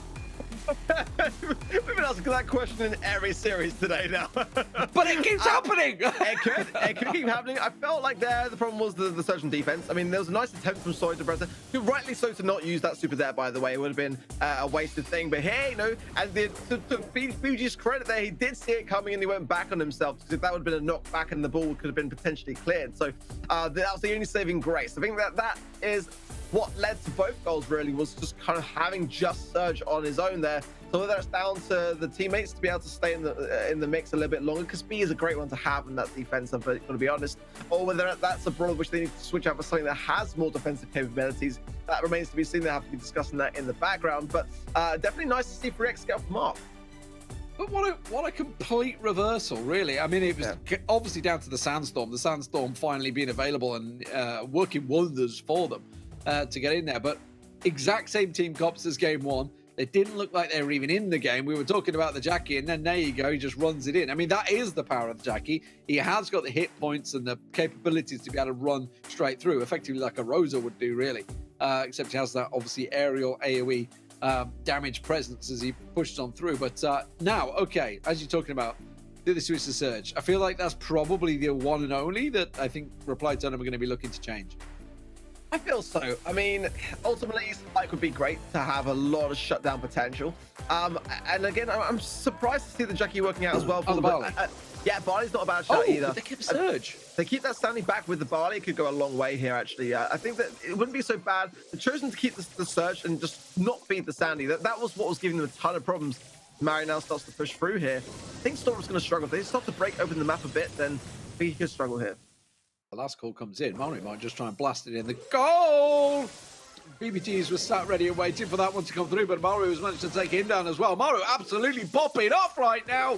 The rest of Reply Totem walking in. Soy Breza will get it in the net. And it was another quick early goal from Reply Totem. Just the nick of time, too. The stun there. I think the Sweet Dream's just coming into play. The ball already making its way towards the goal. BBG's trying to get the ball forward to Dark. sort of healing, and now, yeah, pops the pneumatic booster there to close the gap, but the nice, I've got to say, a great gadget there from Mario, the slowing maple syrup there to keep sort of at bay, but pressure not off yet. Reply Totem as the push coming in from 3x. Could be good, could be good. Has managed to get one down. They're going to be careful because they know Soderbress can close that gap and smash them down quickly. Tries to sneak the shots in. Soderbress already and waiting. Last call comes through. And Maru forces them away. BBG's down to nothing. Just gets that little speed boost up there to get Stop Rob going. But look at this. Maru tracking. I wish I was that good with a thrower. I've got to be honest. Because he is absolutely dead on trapping Stop Rob all the way. Every time he tries to push in, Soderbress, meanwhile, is putting the damage down. Stop Rob's just going to be watching this one. Maru and Soderbress are running through the middle, and that will be game. Reply Totem 3-0. They will take this series over 3x. I think I may have called Totem on this one. I'm just trying to question myself right now. I think I did. I think we're safe. I think it was a really smart play. I mean, they obviously want to keep the surge, but to bring in Barley there to not be dark, that was honestly the key really to this success. And you saw there's so much better synergy because there was fewer sandstorms. They didn't feed dark. They knew that they had to evade doing that, and as a result, Reply Totem were able to utilize that beat. It went such a long way. Look at the damage as well. Close to 200,000, a much better performance, and Reply Totem can really sit back now and be proud of that. Well, they can't sit back too much. They got to play the next game. Yeah. But honestly, yeah, that was a clean sweep. You know, that's the Reply Totem that we were expecting to see last week, and it looks like they've managed to liven themselves up. So cracking start for them, taking 3x down 3-0. Unfortunately for 3x, it puts them on 0-5. They have themselves another game in a little bit. But next up is going to be Reply Totem versus Blood Time, and Ark is going to be taking a well-earned break, and Lethal coming in. Get yourself ready. It's going to go 5 sets. See you in a few.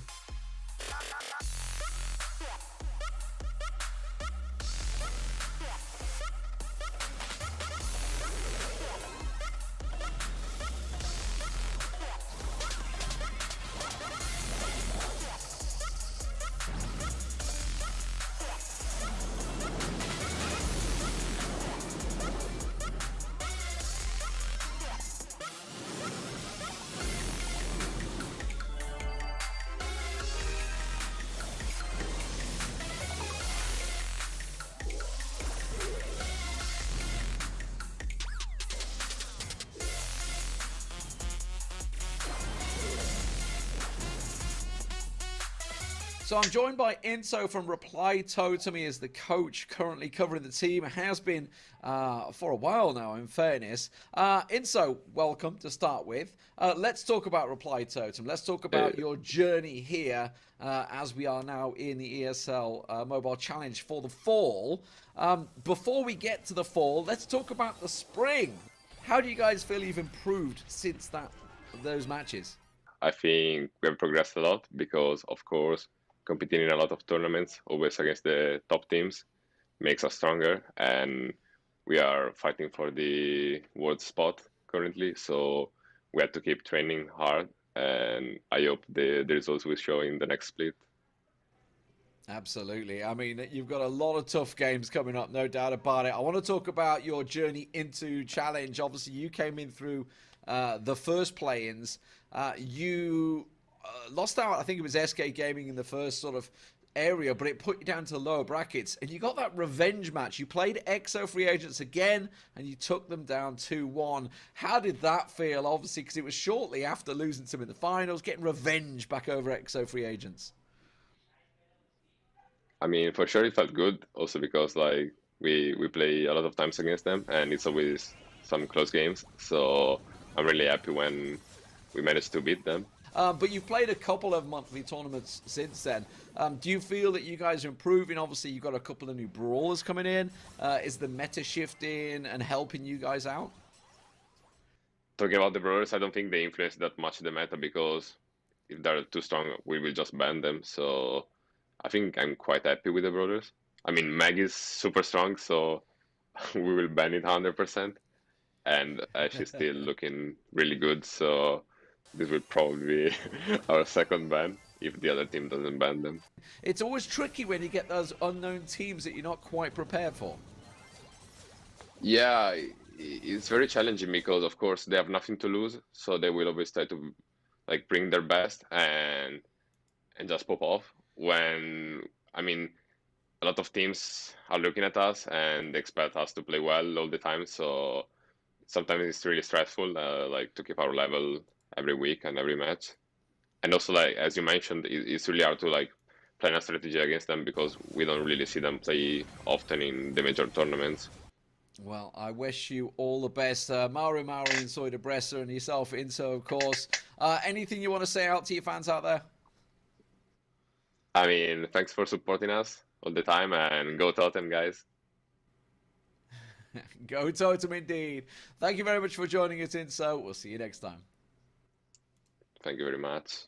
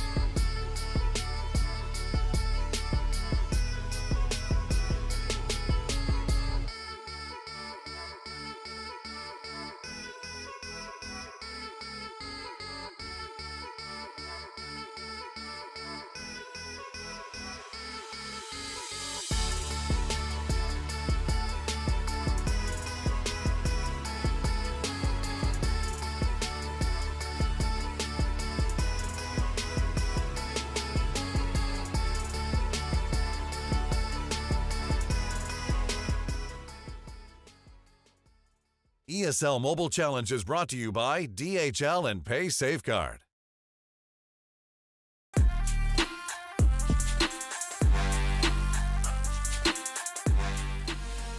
Welcome back, ladies and gentlemen, to the ESL Mobile Challenge. I'm Lethal Smith bringing you all the action here at the ESL Mobile Challenge, and Lethal is stepping in, which you know what that means, ladies and gentlemen. It's going to go 5 sets. As soon as we are both on the screen, it's a 5-set game.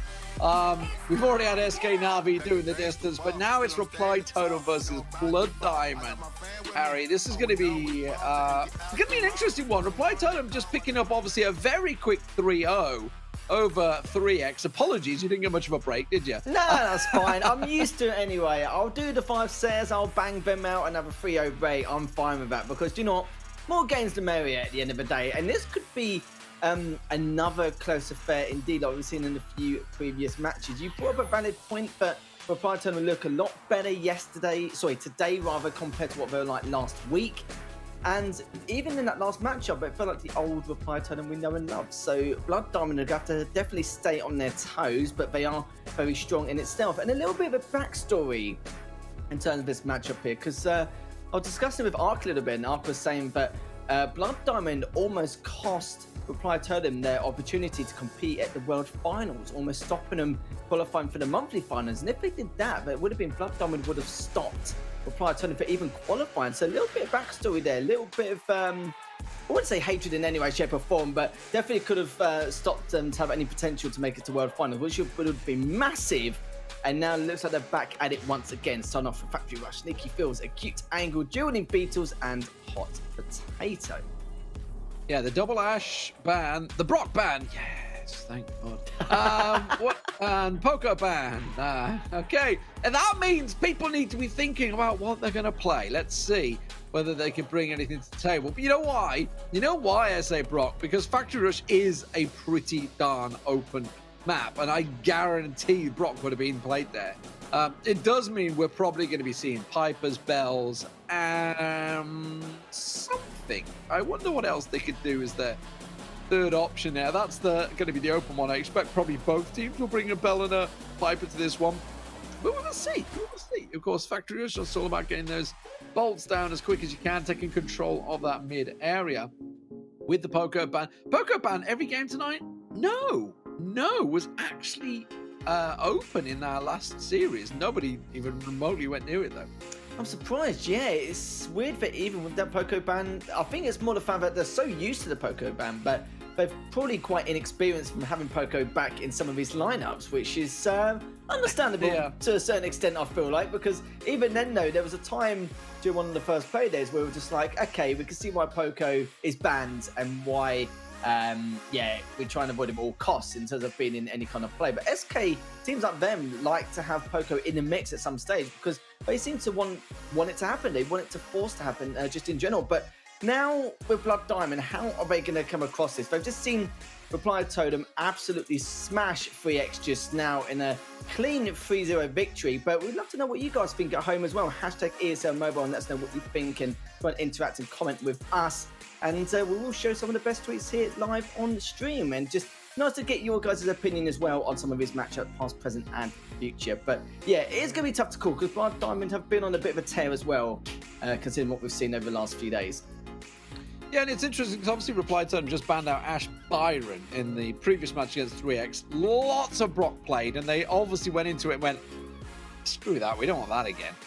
We don't want to be up against that. Because actually, if you think of their play, like, for example, the gem grab game with the Gene, basically everything that counted them was Brock. So they've clearly just said, let's get rid of that and see what else we can bring to the table. Because they're clearly a decent team. They love to use that Gene as well. They're a team that love to utilize it. They won't be using it here, though. This will be a very different setup because, as I say, starting things off on Factory Rush, will be it's such an open map, honestly, that anything, just think of a long-range brawler and that's what they're going to bring. I don't expect this to be a bruiser combo in any way, shape or form.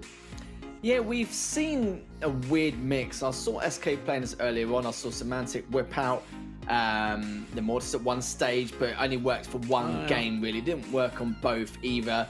We've seen some Stu played in there on a few occasions just to make use of him, especially in the center, just to try and bring out some of his projectiles and just try and force a little bit of aggression across the board. So we've seen definitely a mix, but we definitely saw some range as well, especially with the bell in there.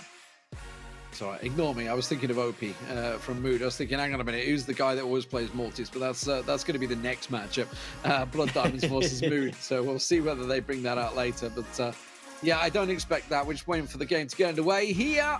If you just joined us, welcome. Where have you been all night? We've had 4 fantastic games so far. We're starting the 5th one now, and we're going to get on your screens. I've clicked the start button. Away we go. Ladies and gentlemen, let's see what they do bring to the table. It is going to be the Rico, the Bell, and what is under the big DHL backlit. It is a Barley, of course. And the other side is simply going to be a Stu. A Stu wasn't banned, of course. Yeah, I think these lineups make perfect sense as well. And even the Barley in the mix will just had a little bit of pressure in the middle, especially when they try and bait out some of those bolts is good in itself. And Maury taking a fair amount of damage, but just keeping that center control. But you can see, again, a little bit of pressure into the center. The bolt's coming in as well, as Maury's got to be a little bit careful. Just wants to use all his ammunition as quick as possible, just so he can do as much damage to the bot in case he does get cleaned up. And again, though, it's already been quite chaotic, already destroying the structure as well. I think for Rafa, that was definitely worth it in the long run, considering if they get these next 2 bots. Nice work there from Soy Debrissa to lock Rafa down, but they need to get some bolt control here because Blood Diamond are doing a fantastic job. Look at the pressure from Rafa. That was beautiful. Just hunting him down. It did go down in the end, though, and that's going to be tied so far. I think Mari should be able to bank that bolt. Yes, he will, and that will give the advantage over to Reply Totem now. They're going to be getting the bot on the next time out. It will just be a level 6. Not a massive one, but if they can get the pressure down, they get Rafa picked off early, and now they need to try and take control of this mid. They haven't really got a bolt deficit to recover from either. It's only 2 bolts, which is looking really pleasing here for Reply Totem, as Brazen now has been taken down by Blake Ski. Let's see how much damage this bot's going to do, but with the added damage from the Barley, so if it can be costly here, down to 50%. But let's see how this is going to work. Still a 2-bolt lead, but they've got a sense of control. They've got the angles, and Blood Diamond need to try and put the pressure on in sync if they can. As they are all trapped into the center, but the problem is Mari's actually taken one down. He's going to be able to stay alive. Mori also cleans him up. It means only Javi left remaining in that right lane, and all 3 of them left. This is going to be a close affair again. There's going to be a 1-bolt lead for Reply Totem, and they're going to be pretty pleased about that. One more, just needs to turn one back. Not going to happen. Level 8 siege bot, the final bot coming through, and that's surely going to be Reply Totem closing this one out. And this is, you know, if we were in football terms, this would be a 6-pointer, isn't it, this one? Because I feel this is a match for 2 teams that absolutely could be finishing in that top 4, and I feel this may be one of those battles for that 4th and 5th spot. I don't really know who could be challenging for it. We're pretty sure that, you know, the likes of SK and Clash will be up there, but outside of that, you know, those other 2 spots wide open, I feel. But, you know, I'm not saying they're guaranteed to get there in any way, shape, or form, but I feel these 2 teams are absolutely ones that could challenge it. But Reply Totem starting where they left off. Yeah, Clash are looking very good already as it is. SK will probably follow suit once they get to the niche, you could say, considering how they've been playing recently. But they've been getting better and better and getting used to it as time has gone on in terms of the format. But we've got a couple of teams as well, like 3X and Move Gaming have been continuing to ride that one-way struggle bus into the bottom 2. And, you know, at this stage, especially in the ESL Mobile Challenge, normally if you have about 6 losses, maybe even 7, that is pretty much it. Well, is really it, isn't it? So we need to win the majority of the games now throughout. But I do believe, though, what you said is true, though, with Reply Totem and the likes. Oh, go on. What are you going to say? What are you going to say? I'm pretty sure Reply Totem went through 7-7, didn't they, in the finals last season? I want to check now. I thought it was like 8-6, but I could be wrong. It may have switched that way after the tri-courses, but anyway, we'll double check that one. It is in the background. We can check it in the spreadsheet right now. Let's get into the game. Let's see what sort of changes are there. Are we going to see two changes through the Leon coming out? So that's going to be trying to challenge out the Stew on the right-hand channel. And meanwhile, the double Rico Bell on the right side at the moment, trying to fight for control there. So Soy de Brest are up against Rafa. Could be a vital fight. If you do find it for me, actually, I'll be quite curious in itself. Blake's just doing the fair amount of damage onto Mori, as Brazen now just in the center still, as the first siege ball out of the last couple of games goes in favor of Blood Diamond. Let's see how their defense is, because we haven't seen it being tested as of yet, as Maru's still continuing to try and hold on to that right lane as much as possible. Maybe get a cheeky kill in if he can, which he does not, as he does get cleaned up there. And great defense as well. No damage taken, but they are behind by 2 bolts. They went 8-6. 8-6, and extra free agents were both 8-6. Sorry, Big mate. was 7-7 outside. So, you know what it was? I'm going to blame Tribe on that one. Sorry, Tribe. Yeah, why not? Anyway, back to the game in hand. 5-1, 6-1. Massive bolt lead coming in for Blood Diamond this time around. They have taken full control. This is going to be a pretty hefty bot coming out so early.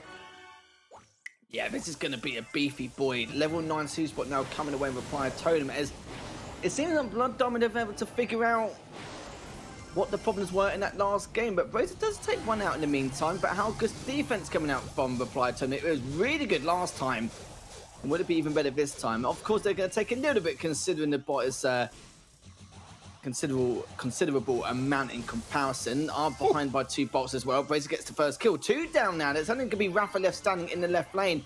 And he's going to get surrounded at some stage, as Mori just trying to buy this time to try and hit his shots if he can. Misses both. And it does mean that Mario does get taken down and Rafa stays alive. Yeah, that was really nice from Rafa, wasn't it?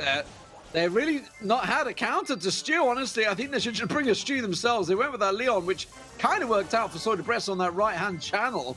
But once again, it will be a Blood Diamond bot coming down towards Reply Totem. So now they're going to build up. They've got themselves an 8-bolt lead. This is going to be tough for Blood Diamonds to try and collect as many as they can here to try and match it. But Blood Diamond themselves have themselves a bot that will get wiped out before they even get there. Now Reply Totem, they have to take control because they need that final bot.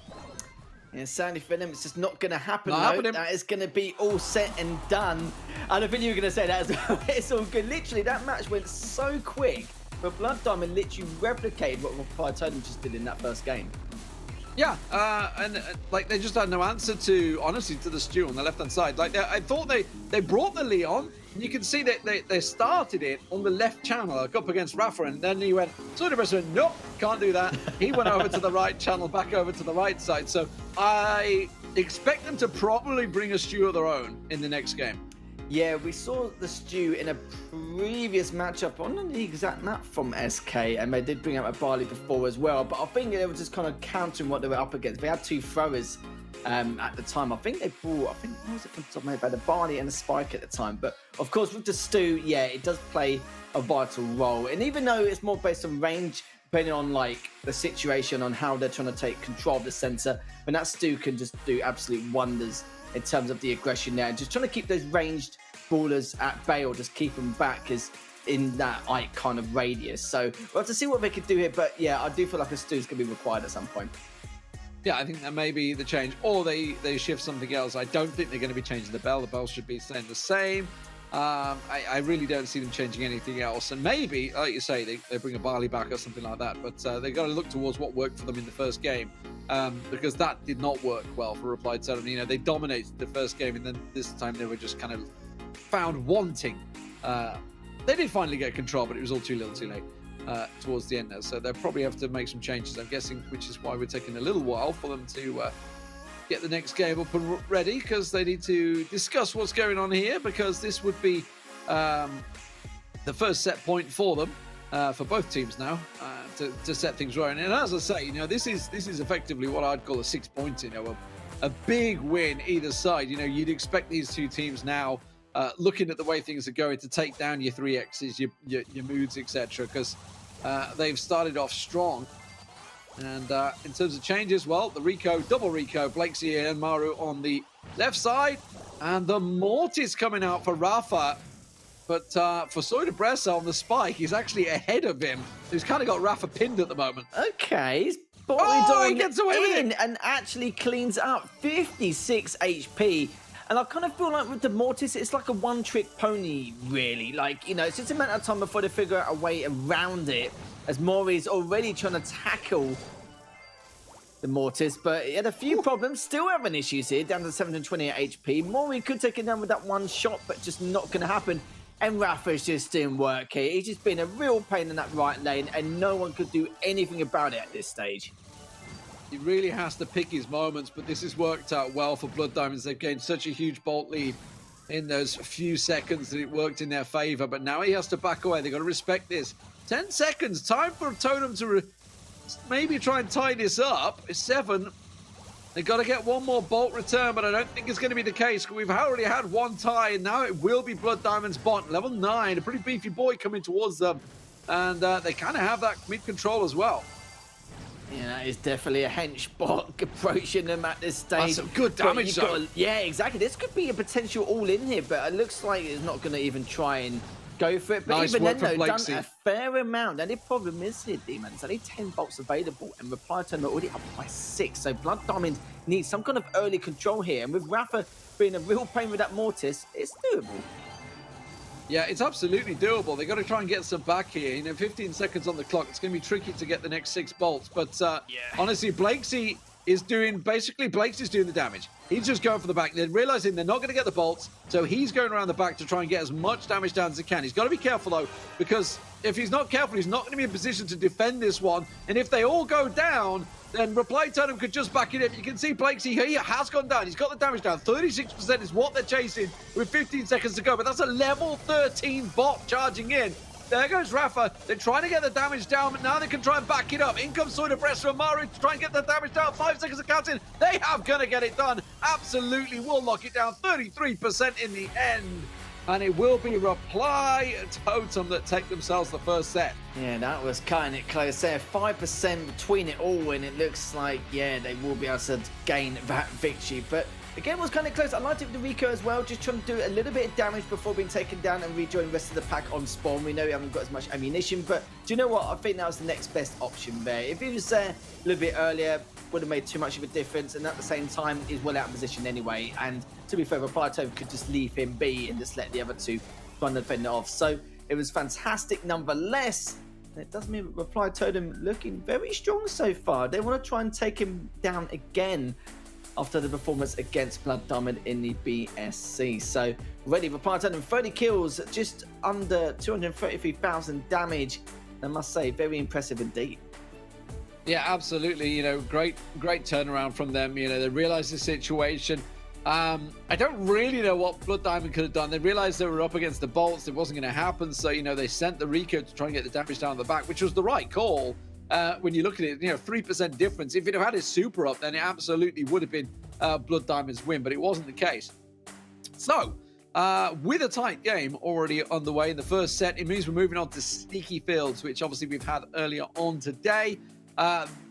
What they're going to bring to the table for this one. Now, in the past, we've seen Soydebressa rocking the Rosa a couple of times. I'm expecting something like that. You know, there is a large amount of brush on Sneaky Fields. I was talking about this earlier on today about one of the maps with certainly. Okay, you know what? I'll equate it to the map, the Brawl Ball map with the most grass. I did say one of the maps with the most grass, but it wasn't obviously. Because Snake Prairie exists. That is true.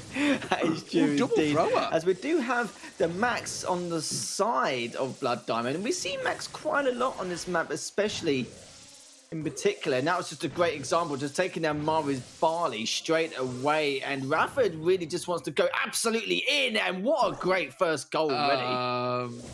Slight mistake there from Mari, misreading where he was on the line.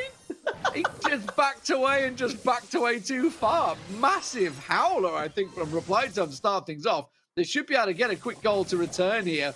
They have two of them pushing over the line. Should just be able to walk it in. They will get it over the line. Yeah, that makes up for the huge error. But now, 1:44, plenty of time on the clock. Out comes the last goal, immediately pushing things down. The Honey Molasses will go down as well to slow things down. And Reply Totem get themselves a good start. Can they push for the goal? Both teams looking to try and end this super quick. A very, very aggressive matchup. I love how Blakeski now is just literally just trying to use that movement speed to try and bait out a lot of his projectiles, but he's tanking him more than anything. He's been cleaned up, and this is looking troublesome here for Rafa as he was backing away from that Barley super, but just a little bit too far back. Beautiful goal there in the end. Wow, okay, I mean, all right, Reply Totem, you made up for it. You know, the howler you made to let the goal in, Rafa steps away and is just, all right. You know, I mean, obviously you can see what he's doing. He's getting out of the way of the last call, obviously, but yeah, that's a bit of a kick-up. So, I mean, he's got 900 health, so actually, he couldn't do anything about it. If it had stood where he was dead. As simple as that. Like, he would have been dead. The last call would have killed him. So, you know, there's nothing else that Rafa could do about that one. It's a great play from Totem. They get themselves 1-0 up. Yeah, the problem was it was so close as well. Literally, if he moved a pixel in between both those shots, he would not have been able to do it. And he was way too weak as is. His plan of action was just literally to try and recover and regroup. But by then, he knows that it's just a little bit too late. And it's just one of those things, really. It's very situational, and you've got to make a split-second decision. But he knew that even if he did go into the goal line, yeah, it would have caused serious issues. Maybe even died. I'm not too sure. But end of the day, he needed to try and regenerate his HP if he can. But yeah, that was an explosive start. Both teams really giving it from the get-go. And even with the Max as well, I want to see if maybe Reply Totem come up with a Max of their own, maybe, or if they are going to stick to the same composition. We'll have to see. But I do think a Max is very good, especially on this map in particular. Yeah, absolutely. Let's see what they're going to bring to the table. They're going to switch things up. The match is ready to go. So let's see. It is going to be the Bee, the Barley, and the Sandy for both sides. It is going to be the Rosa for Rafa, though. Oh, Blake's got absolutely hammered at the start there. But the problem is for Rafa, he is pushing against that Bee, and that Bee can do so much damage to you. But at the moment, Blood Diamond should be getting an early goal. Yavi puts it over the line. Well played by Yavi there, just being in the best position possible. And the only problem for Blood Diamond is, yeah, don't get me wrong, it's great, they've got the lead and everything, but with that Rosa, she can be... It's debatable how overtime will go, especially with that Rosa. They need to try and win it before that overtime comes, because without the structure, there's nothing really she can do. Maybe try and bait out some attacks, but apart from that, She's pretty much useless depending on the range here, which could be abused by Reply Totem later on. We'll see. But looks like they're taking it quite cautiously here. As Mori gets taken down, so does Brazier. This could be a clean opening here. Maru just playing a little bit silly there, just taking the mickey a little bit near the goal line. Does score, tie things up, looking much better. I absolutely was waiting to get the kill on Rafa. They purposely stopped it to make sure they got the kill on Rafa to get those supers ready to go. That's all. That 100% is a legit strat coming out there. So definitely respect that one. And now immediately Maru gets Blakesy down. Rafa caught out, slowed down. Maru putting the pressure on. Rafa's having a bad time. He's having a bad time. I'm surprised they picked the Rosa into it knowing that they'd already got the B there, because B can counter it pretty hard. There's really punishing to the MENA Brawlers. The Sandstorm coming out now to try and keep that pressure down. Rafa absolutely pinned down at the moment. This is a real issue for Blood Diamonds. They could be going 2-0 down here. Totem doing a great job of giving her a bay, but the Sandstorm of their own for Blakesy is going to slow them down. Not from Blakesy, from NaVi. Certainly is, as Mori's already taken a huge amount of damage. So is Brazier. Need to be very cautious. Even though Mori's taken down Yavi there, Rafa's still trying to make that Rosa work. He could be able to here, but again, just out of range as Mori manages to get away by the skin of his teeth. Using that last barley bottle there just to try and keep Rafa at bay. But looks like it will be a tied game. You can see Reply Totem want this to go into overtime, like I discussed earlier, as to why. And this is why Blood Diamond are going to have a little bit of trouble. Yeah, exactly. You hit the nail on the head. You know, to take it long now is a real problem. Ooh, I tell you what, they can sneak past, but they got to deal with Rafa.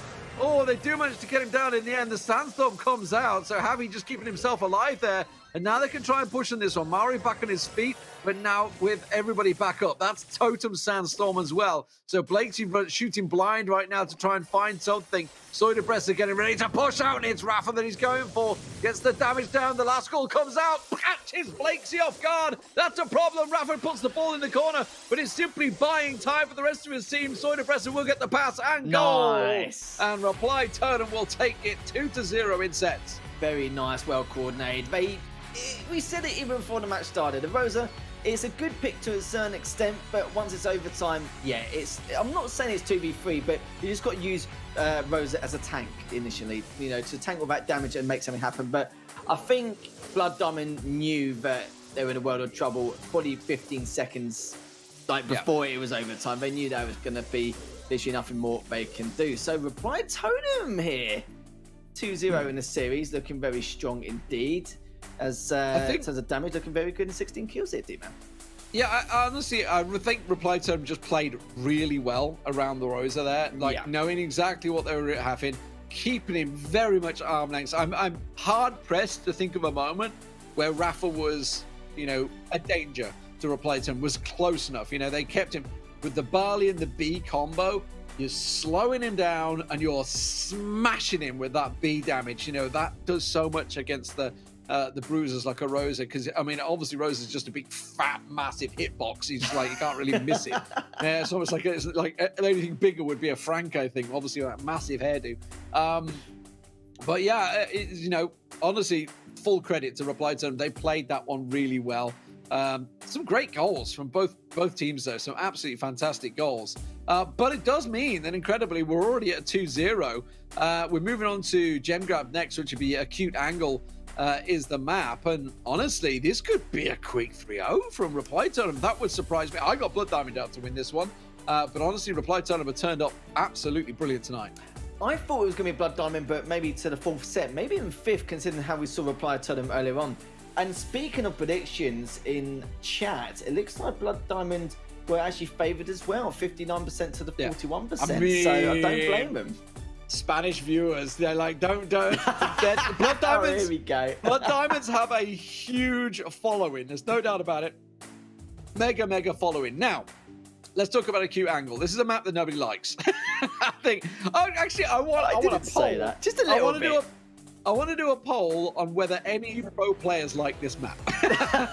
There's nowhere to hide. It's like the full zigzag diagonal type thing. You can get hit from every angle. It is a tough map. So we've got the Amber in there. Is Mario on the B again? Yes, he is. He's on the B again, and the Bell coming through as well. Meanwhile, you can see the Spike, the Leon, and the Sandy to try and counter out, and immediately that Sandstorm being used to try and take control of the mid. Sandstorm, Sandy, it's Gene. That's all right. I knew you were going to correct yourself because I know what you're like as soon as you said that. As now, Brazer pushing up with the Amber. Blakeski is going to be like, no, I'm going to have none of that. I'm going to take it down quite comfortably in the left lane. As Maru Mori now just diddling around a little bit in the center and that right-hand side. As Brazer now come back to see if Blakeski's still there. We'll find him, but it's actually managed to do a bit more damage this time round, but still hasn't cleaned him up. It's basically just trying to get away from him here. As Brazer's putting a lot of pressure on him. All three are together here, but in that right lane here, trying to take down Blakeski. Finally gets cleaned up. Took a while, but got there in the end. Oh, but that's all the gems down. Guys, got caught slow. He can't get close enough to get the gems. Mari gets just a few, but Rafa might be able to hoover them up here. If Blood Diamonds can get in close enough, they could collect so many, but no. Totem will get back in there. It's not the perfect setup for them at the moment, but this is, as I'm saying, it's such a horrible map. There's no cover. You can get people around, and that's why Leon is so good. Blakesy comes in and decimates them. Hit and run, and he is gone. The pull comes through from Rafa, and Blood Diamond will steal this one. Yeah, they certainly will, and I think now just going for the trade. Mario's going to be pushing on up, but just out of range there. Mario hasn't got anywhere near enough HP to continue that battle. And that's going to be a nice little victory there for Blood Diamonds. Absolutely fantastic. It's, oh man, it is such a punishing map. There's nowhere to hide. Nowhere to hide. What mistake you done? And it just showed there, like with the Leon, it's perfect. Absolutely perfect. Just stealth his way in there. Look at Blakesy. What an absolute ninja. Straight in your face. Thank you very much. Rob the gems and out you go. Oh my word. That was sneaky. You know, I don't know. I said it once. I've said it once. I'll say it many times. Is this the start of the comeback? Oh, don't do this. Because it seems to be that way. It does. Yeah, I think Blakesy did a great job just controlling that left lane so well. Like, I kind of felt like in the end, Brazer really struggled to support his teammates in a way because Blakesy was being so aggressive, had great initiative across the board, just being a real pain in the backside with that Leon and just hiding and just doing everything he can just to be a real pain. It even pulled the entire team back at one stage just to try and distract him for a little bit more time to collect the rest of those gems to initiate that countdown. So he did everything he could there and more, and going to look forward to see how Reply to him are now going to respond with any kind of brawler changes or maybe just the style of play in particular. But yeah, it's a difficult map to adapt to sometimes. Can get a bit hectic. Yeah, and I wonder what they're going to change because, I mean, I'm pretty sure both might be bringing out the Leon now because it's just such a strong brawler on this map. It's, you know, the stealth just offers it so much. I'm thinking maybe the 8-bit? Maybe the 8-bit? I don't know. They're going to go with instead, you know what? Reply time is going to stay the same. Just say, that was fine. There's nothing wrong with that game. We'll stick with the exact same. Both go with the spike actually this time, so they didn't pull away. I think it was the Amber, didn't they, had last time around this time. But they have taken control of mid. Blood Diamond's starting strong. Sorry, Token. Well, do you know what? Chat have spoken. 71% did say they don't like this map. So I think a lot of people are with you on that one as well. And yeah, you're right. You know, compositions, no changes. Maybe Reply to feel like they could have done something and got a lot more value out of the brawlers they had. And do you know what? Too right. Look at the gem count, 6-0. As Blakesy now does take down one, and all the members of the party have to pull all the way back and give it that center control to Blind Diamond. And they've been very aggressive here as well. The shark is coming. Blakesy gets 1-2. Couple of shots down on Tamari. Look out for Rafa with that grab. Blakesy just waiting to get himself up there. It's marked up though by Maru. Oh, I tell you what, that's risky, Mari. I think he was asking to be grabbed there by Rafa, but he knew it obviously was down, and that's Blakesy picked off. Okay, big chance here for Totem. Try and push in. Rafa does get caught, gets the pull, and takes Maru down. I thought he was going to go for Mari, to be honest. Instead, who has got all the gems clocked up at the moment, and Blakesy now, the shark, cue the Jaws music, he's coming. Yeah, Mori collected one gem there to make it 7, just to delay things a little bit more and buy their time. Mori now just trying to make something happen here. But Mario's also trying to do the same thing with the Bell on the front line, getting him really overzealous there. Nice he reply. can feel something there just to try and he just needs to hit 1 or 2 shots off to give his team that initial push to take center control and take this. The things are with Blood Diamond, even though they're going to have the countdown very soon, they need to hold the center because they don't want to see Reply Totem collect these next 3 gems in the next 15 seconds. Oh, but Mari's down. They've got to try and chase it, and they're down to the 3v2. Soydebressa trying to come in, but he's just walking straight into a hail of bullets. And Blood Diamonds will be closing this one out. So it'll be 2-0 for them. Maru will collect the gems, but it's too little. And there's not enough there. So, 2-1. Here we go. Game on. Here we go. Here we go. It's going to start. isn't it? Start Lethal's something new. here. We're going to Julian Beatles, and you know what? It's just we're back on it again. Probably Ring of Fire as well if it serves me right. No, sorry, Hot Potato is going to be the last one, so I'm thinking of the 3rd match earlier on. But you're right though, don't get me wrong, Blood Diamond have made, massive strides, a lot better in terms of improvement compared to what we saw in those first couple of sets.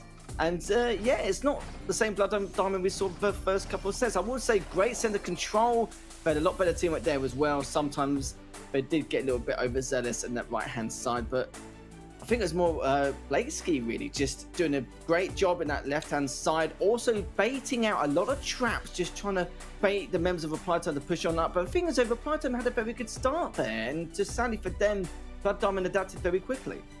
Yeah, Blood Diamonds, you got a lot of fans out there, guys. Submit your photos. They want to see your beautiful faces. Should also mention there is 4 of them as well because of the way they're set up. Obviously, Ali is the one that's not playing tonight. Ali says Jay. So Julian Beatles up next. We had this, I think this is the 3rd time tonight we're on this map. If you're unaware where it is, obviously the hot zone. Big old hot zone dead in the center. And this is the map that SK played Meg on, by the way, who is available and decimated them. I wonder whether we're going to see Reply Totem or Blood Diamond pulling that out. Yeah, and the thing is though, with these 2 teams, they are hyper aggressive, and this is like the perfect matchup for them. It's just going to be consistent back-to-back trades. I'll be lucky to see, we will see a stalemate at some stage, but it's not going to last very long between these 2 teams. But of course it does depend on the composition as well. But I am very excited for this one, but I do feel like Reply Time need to close this out now before they start becoming in a world of trouble.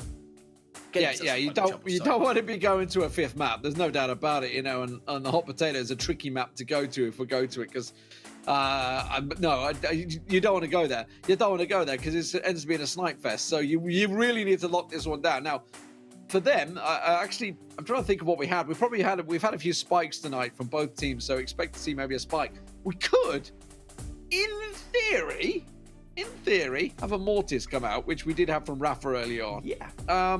If they want to get in the face. I don't think we'll see it in the first game. I think it would be too big a risk. From Reply Totem's point of view, we've had a B that can work in the mid on this map. It's got the 2 channels and the central point, which has got the long grass in it. You know the map. If we get to it, you'll see it straight away. We've had it like 3 or 4 times tonight already. Yeah, I honestly don't know. I mean, back in the old days, actually, Sprout. No, we're not going to get a Sprout. We're not going to get a Sprout. Back in the old days, we used to get the. Was it Mr. P we had on this one? I think it was Mr. P in the spring. We used to get it quite a few times in here. We're not going to get that tonight. Stu, of course. We forgot Stu's not banned. Yeah, there we go. We haven't seen a Stu. Well, in the ones I've casted, I've not seen a Stu yet. So this is news to me at the moment. But do you know what? It's viable. It makes perfect sense as to why he's going to get used. As far as I've not seen it any sooner. But let's see how things go here already. As Reply Totem, this game type, this map just suits their style of play. But Blood Diamond are just equally as aggressive. So this is what I'm trying to say. It's going to be trades back and forth at D, man. Look already. It already is. The kills are just flying. The kill feed is just getting full up to the brim. And now Reply Totem starting off for a cracking lead.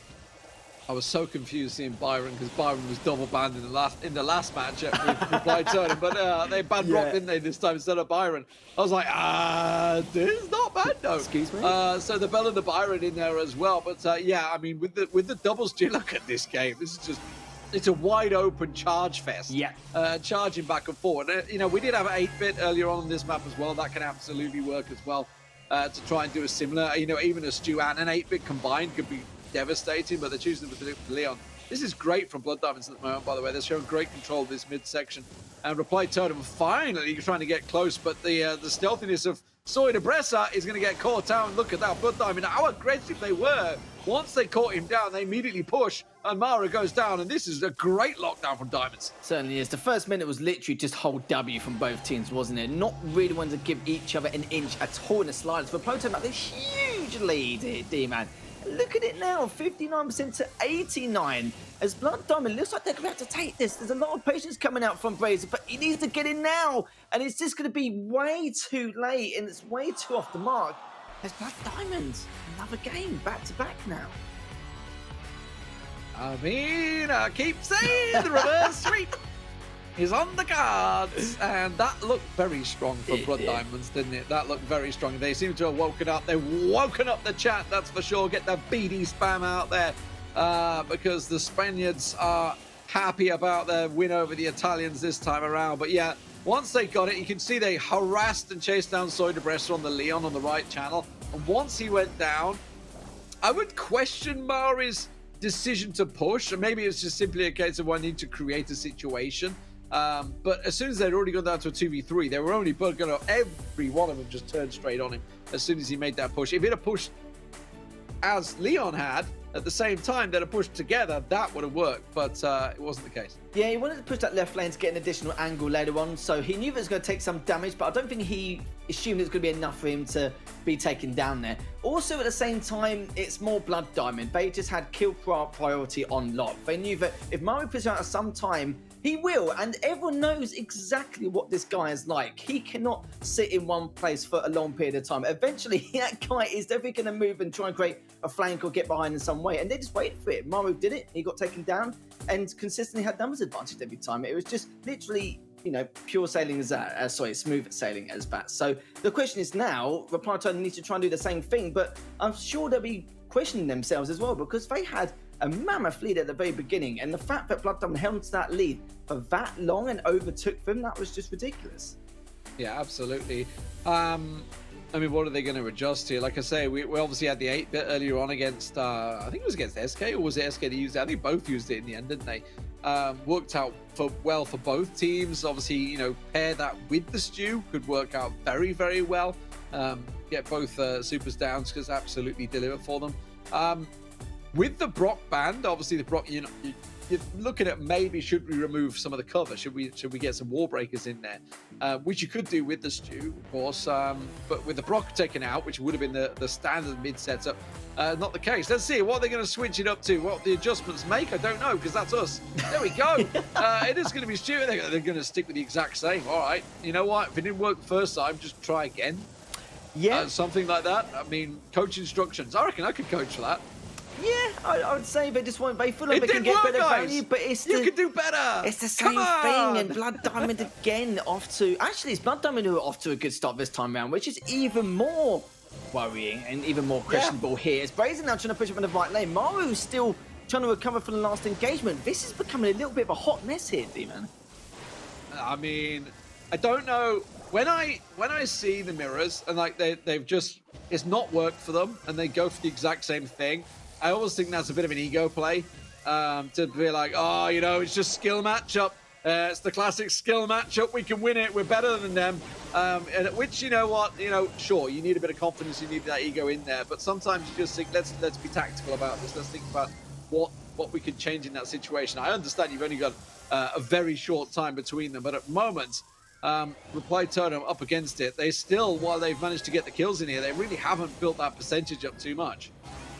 They certainly haven't. As Blood Diamond are still the ones with the lead by 20%. As Blakesy taking down one, Rafa's taking down Mori as well, and that's going to be a team wipe here. And Mario, oh please don't be so aggressive. Oh, he's backing away. He's already taking a lot of damage, but he's okay for now. But for how long? The problem is it seems like the comms are a little bit hectic here. I don't think they're not on the same page either. As Mario just trying to stay alive, managed to in the end, up to 90%. As Yavi now just literally be able to stay alive, but wouldn't be able to do that. Up to 96%, he's still trying to really clutch his straws. Brings it back 100 to 49%. And Reply Totem need to sort themselves out a little bit. I kind of feel like the comms is either too hectic or it's the fact that they're just not on the same page. You've got one person trying to re-engage whilst the other one's recovering, whilst the other one's really trying to flank ground. They've all got their own ideas, but they're just not on the same page. I mean, it didn't work in the first game, so they just bring the same idea to the table, and what a surprise, it doesn't work in the second one. Like you said, you know, Blood Diamond started off in better this time. Yeah. They absolutely know, they practiced at it, they know exactly what they were doing, and they did really well. Blakesy, by the way, absolutely fantastic there to survive.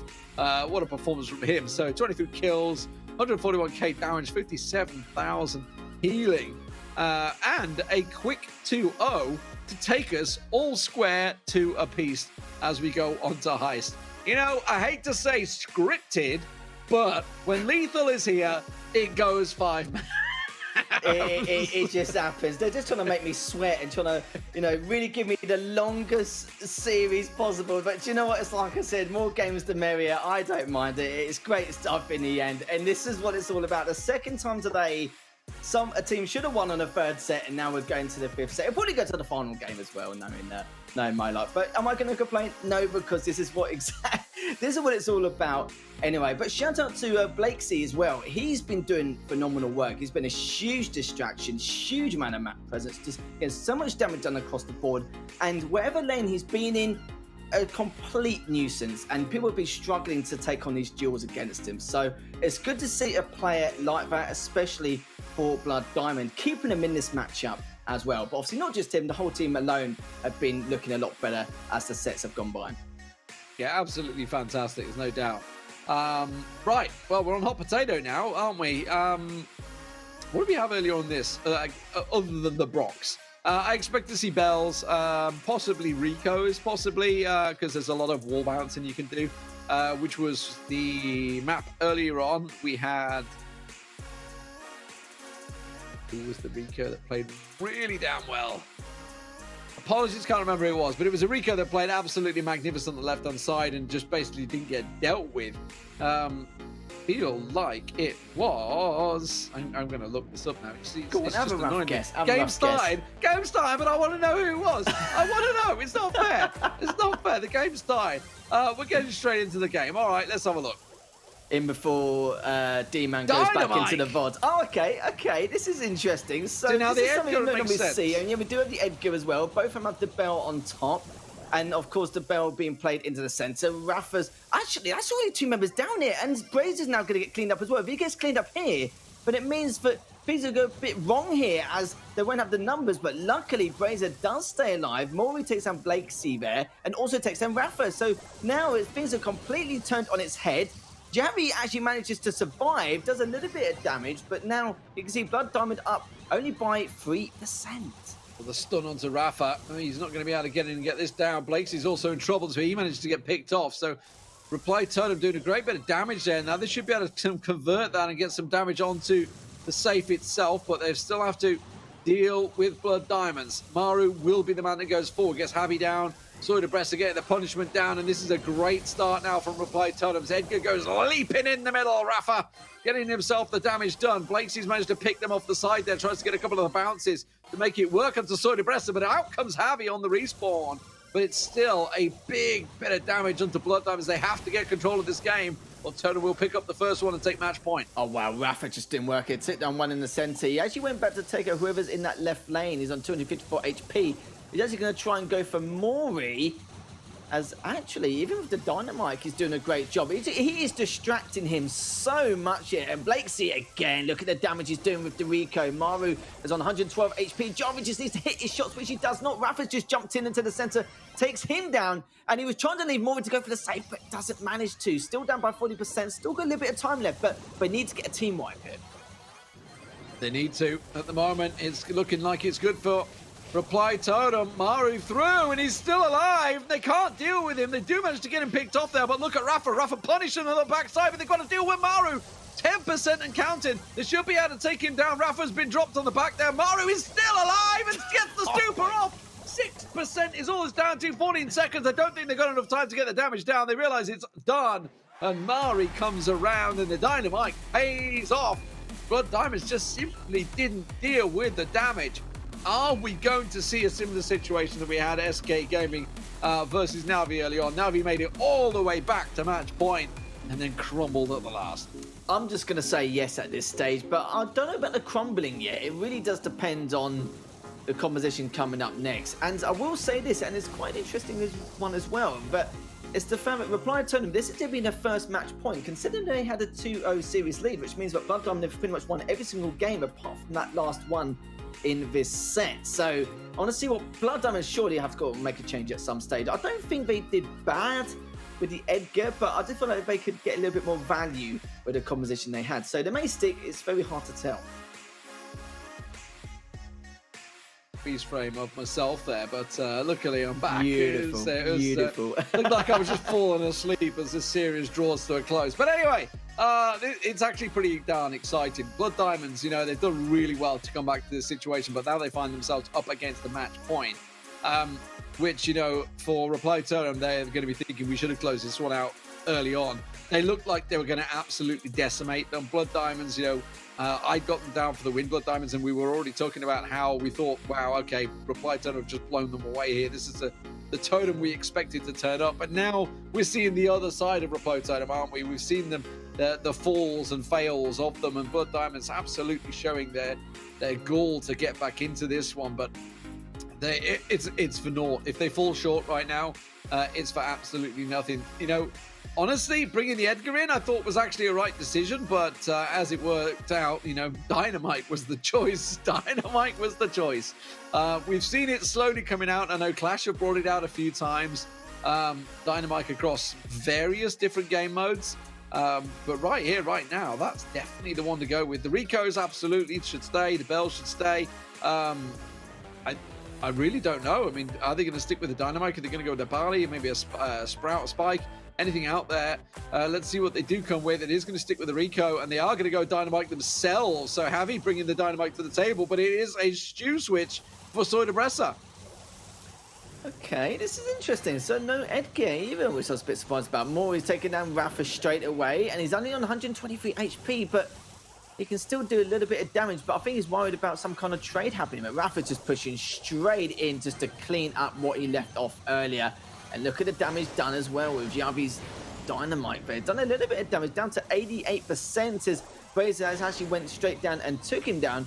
Blakesy takes down Maru, but the trade has come straight out and comes out with the Dynamite as well, as Blakesy's actually come all the way back with the Rico. He's already taken a ton of damage. As Brazier now pushing the right lane, Mori holding the center, still very weak, and Maru still trying to take out Javi there on the left lane. Yeah, they're just not dealing with Mari there. Mari just getting free shots on the safe there, doing the damage at the moment. And Maru with a beautiful ricochet there to get the damage done. And this is a problem for Blood Diamonds. They need to get themselves involved here. They're down to 54% and counting, and Rafa's just not being in it right now. Maru absolutely decimating him. NaVi will manage to get one down, but the pressure is still on them. They're just trying to keep this bell away, and Mari is just making them look foolish, sidestepping constantly. He's still alive. They still didn't deal with him, and the damage continues. Reply Totem have this one in the bag. Oh, Javi he did nothing with that Dynamite, Benny. I've not seen... Okay, finally he's done some damage. He didn't get any value with that Dynamite at all. And if he wasn't comfortable with the Brawler, why did he make the pick in the first place? It's a bit questionable. They should have stuck to their guns with the Edgar. Maybe could have made a little bit of difference. I'm not sure, but 40 seconds left, down to 24% as Reply Tournament got a very, very hefty lead. It looks like it won't be going to that final game as Maru's now taken down once again. As Rafa's been cleaned up, it's almost going to be a team wipe at this stage. And before that, the save is going to get taken down, D-Man, and that's a nice clean-cut victory for Reply Tournament as they take it 3-2.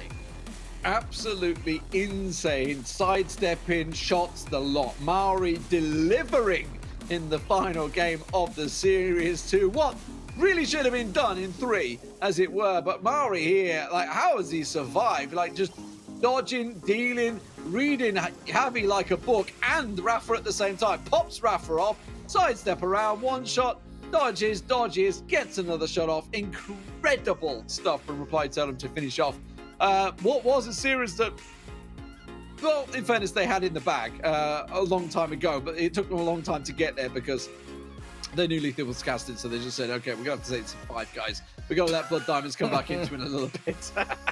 Oh, I can guarantee it's going to be another 5 set in the next match. Don't you worry about that. But Oh, we love to run it long. I still feel like the Javi pick was just, sorry, the Dynamite pick was just definitely debatable. If he's stuck to, what was he? Was it him who's playing the Edgar last game? Yes, I remember yeah, rightly. yeah. He did much better. He Rafa did more did, damage yeah. in like 10 seconds than he did with the whole game of that Dynamite, in my opinion. But Yeah. that's the match between Reply Totem and Blood Diamond, all done and dusted. It ended up being 3-2 in favour of Reply Totem. And now we do have 2 more matches left remaining. Double dosage of Mood Gaming, as they'll be up against Blood Diamond first, and then 3X next. So don't go anywhere, as we'll be back in just a few moments.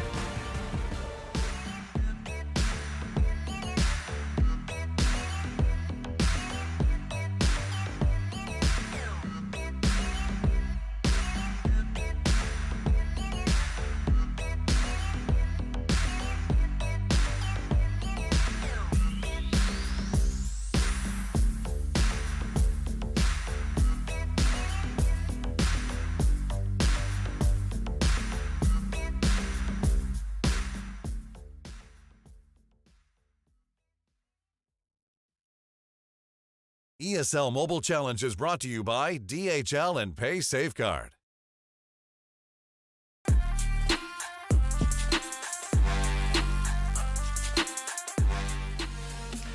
everyone, and welcome back to the ESL Mobile Challenge. We've still got 2 more matches left to go, and it's going to be a double dosage of Mood Gaming to see if they can get themselves on the board. I am Lethal, and joining with me is Mr. Ark. Hello, Ark. Welcome back in the hot seat once again. And we do have Blood Diamond versus Mood Gaming. And for Blood Diamond, they've got to take their anger out on someone, and sadly, it will be Mood Gaming. Yeah, Mood haven't had a great start, have they? They haven't got a single win on the board yet. So definitely have to pick their pace up today. And no pressure, guys. No pressure. No pressure at all, yes. Well, at least we know they're bound to get at least one W between them because both 3X and Mood Gamer will be against each other after this matchup anyway. So, you know, they could both get a W. They may not, we'll have to see. But before we go into those matches and talk about the next one in particular, we do have an interview with one of the members of Reply Totem, and we'll find out very shortly. And there's the man himself. Welcome back again, as you've been looking very strong indeed. I must say that was a very close affair. I don't know if you were doing it for the entertainment value, but tell me what happened in sets 3 and 4. How did Blood Diamond come back against you guys in that matchup? Well, first of all, GG to them, and then I think it was more of a so like we thought that we were already winning the match, so basically our nerves got relaxed and we didn't perform well in the third map, which is a map that is not in the competitive map pool, so we don't even train it. So I don't know, it was quite hard to play. And then on Dueling Beetles, of course, set 4 they had sort of the momentum coming back, and they played really well. I think we started well the first game, but they came back and they played the second game really well.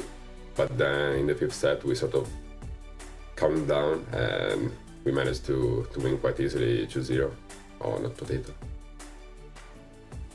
And so, welcome back first and foremost, and congratulations, of course, for qualifying for the World Finals this year. Talk us through, like, how has things been since that moment in time, or what have you been doing in your preparation process? And we had that loss with yourselves against FA last week, and a bit of a surprise, but a very close game nonetheless.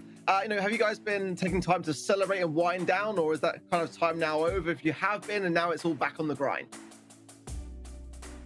I mean, last week was sort of like a break week for us, so we relaxed and we took some time off Brawl Stars because, of course, with the tiebreakers we had like 2 really stressful weeks, bootcamp and like qualifiers and finals. So of course we had to take a break, and then now we are back on track and we're training and we're preparing for a lot of competitions and of course for the World Finals. Yeah, last question from us. Is that why last week it looked like you guys were struggling a little bit? Because it didn't seem yourselves at one stage. I mean, first of all, I was really sick, so I couldn't be with the guys a lot. And then, yeah, of course, like we didn't train. I mean, not only because of that, but we didn't train at all. So, of course, like we couldn't perform at our best level. So we didn't play well, but of course props to the other teams, especially free agent. They took us by surprise and they managed to win. Right, do you know what? That makes perfect sense to me now. And basically you just told me that you're the brains behind it all. So yeah, it was your fault last week, it's fine. I'm only joking in. So congratulations anyway, and congratulations on those 2 victories. They're definitely well deserved, and you definitely need them to help yourselves potentially solidify those top 4 spots for the ESL Mobile Challenge Final. So congrats once again, and we'll see you on tomorrow. Good night. Bye. Nice one. There he goes. Off he goes to celebrate, to get those 2 well-deserved wins early on. And yeah, I was saying it to D-Man earlier, especially after that last series. It was just a massive difference between what we saw last week and this week, and I never understood why. I was like, you can't have made that many corrections, but you turn it around on its head within a week. But makes sense. Weren't practicing, and Inso wasn't there. So in other words, Inso needs to be there for every single game, or else they won't do well. But yeah, we won't talk about that. We'll talk about another time, just for lulz. But yeah, let's go back into the next matchup anyway. We do have Blood Diamond versus Mood Gaming. We've already said Mood Gaming will be playing the final 2 matches to try and get their first W on the board, hopefully. But it's going to be very tough. Blood Diamond still looking very good, even though it was a tough fought match against Reply Tournament. I was still very impressed with how they performed. Yeah, really, they performed fantastic, and I just felt like Reply Totem today were just at that another level, and they just had a lot of the angles covered. But Blood Diamond took them all the way, and you gotta respect that. You gotta appreciate that. And again, you know, that was the match that you were casting, people, so we expected no less. But Rapper, Black Sea, Javi, and of course alias Jay, they can take on Gugu, OPE, Rolex, and Didi today. Now, again, you know, we already discussed it a little bit. The mood is struggling to get off the mark, you know, in this competition, but today could be that day.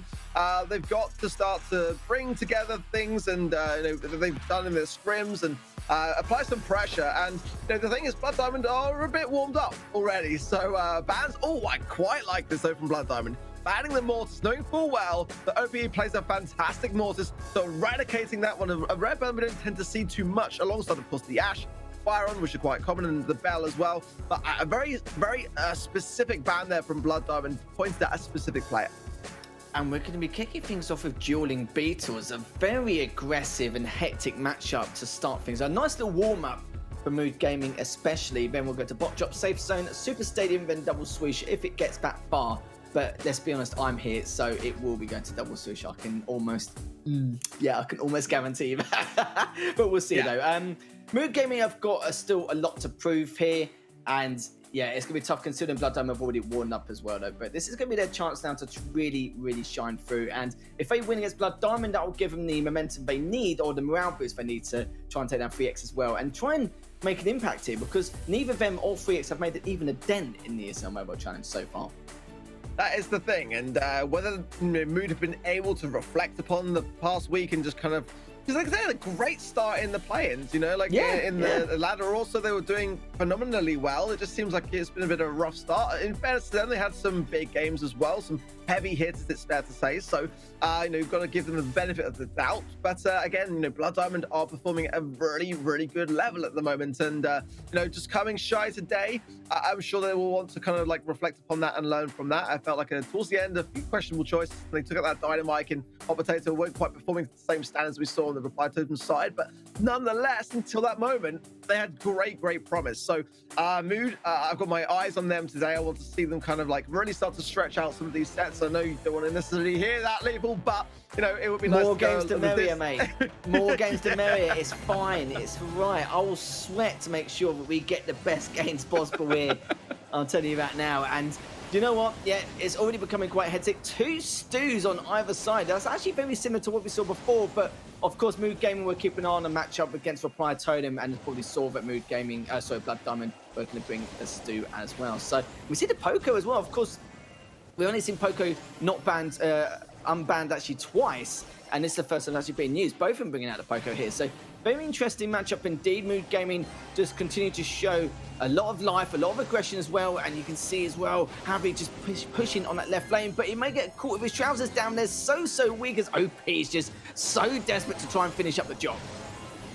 Getting some good value, gets the super, and you know, cycling those screeching solos, and I think rightly so, it's going to chip away at the turrets either way you look at it, so it's a good deterrent in that respect. But Mood have got the control and the lead here at the moment as they start to re-establish themselves. Black Sea, the right-hand side here, coming in with a bit of an assassination attempt, but shut down very nicely, slow by Gugu. The heal's coming from Rapper, but I don't know how much is going to be helping the side of Blood Diamond right now, as he's got no one to really heal in that position.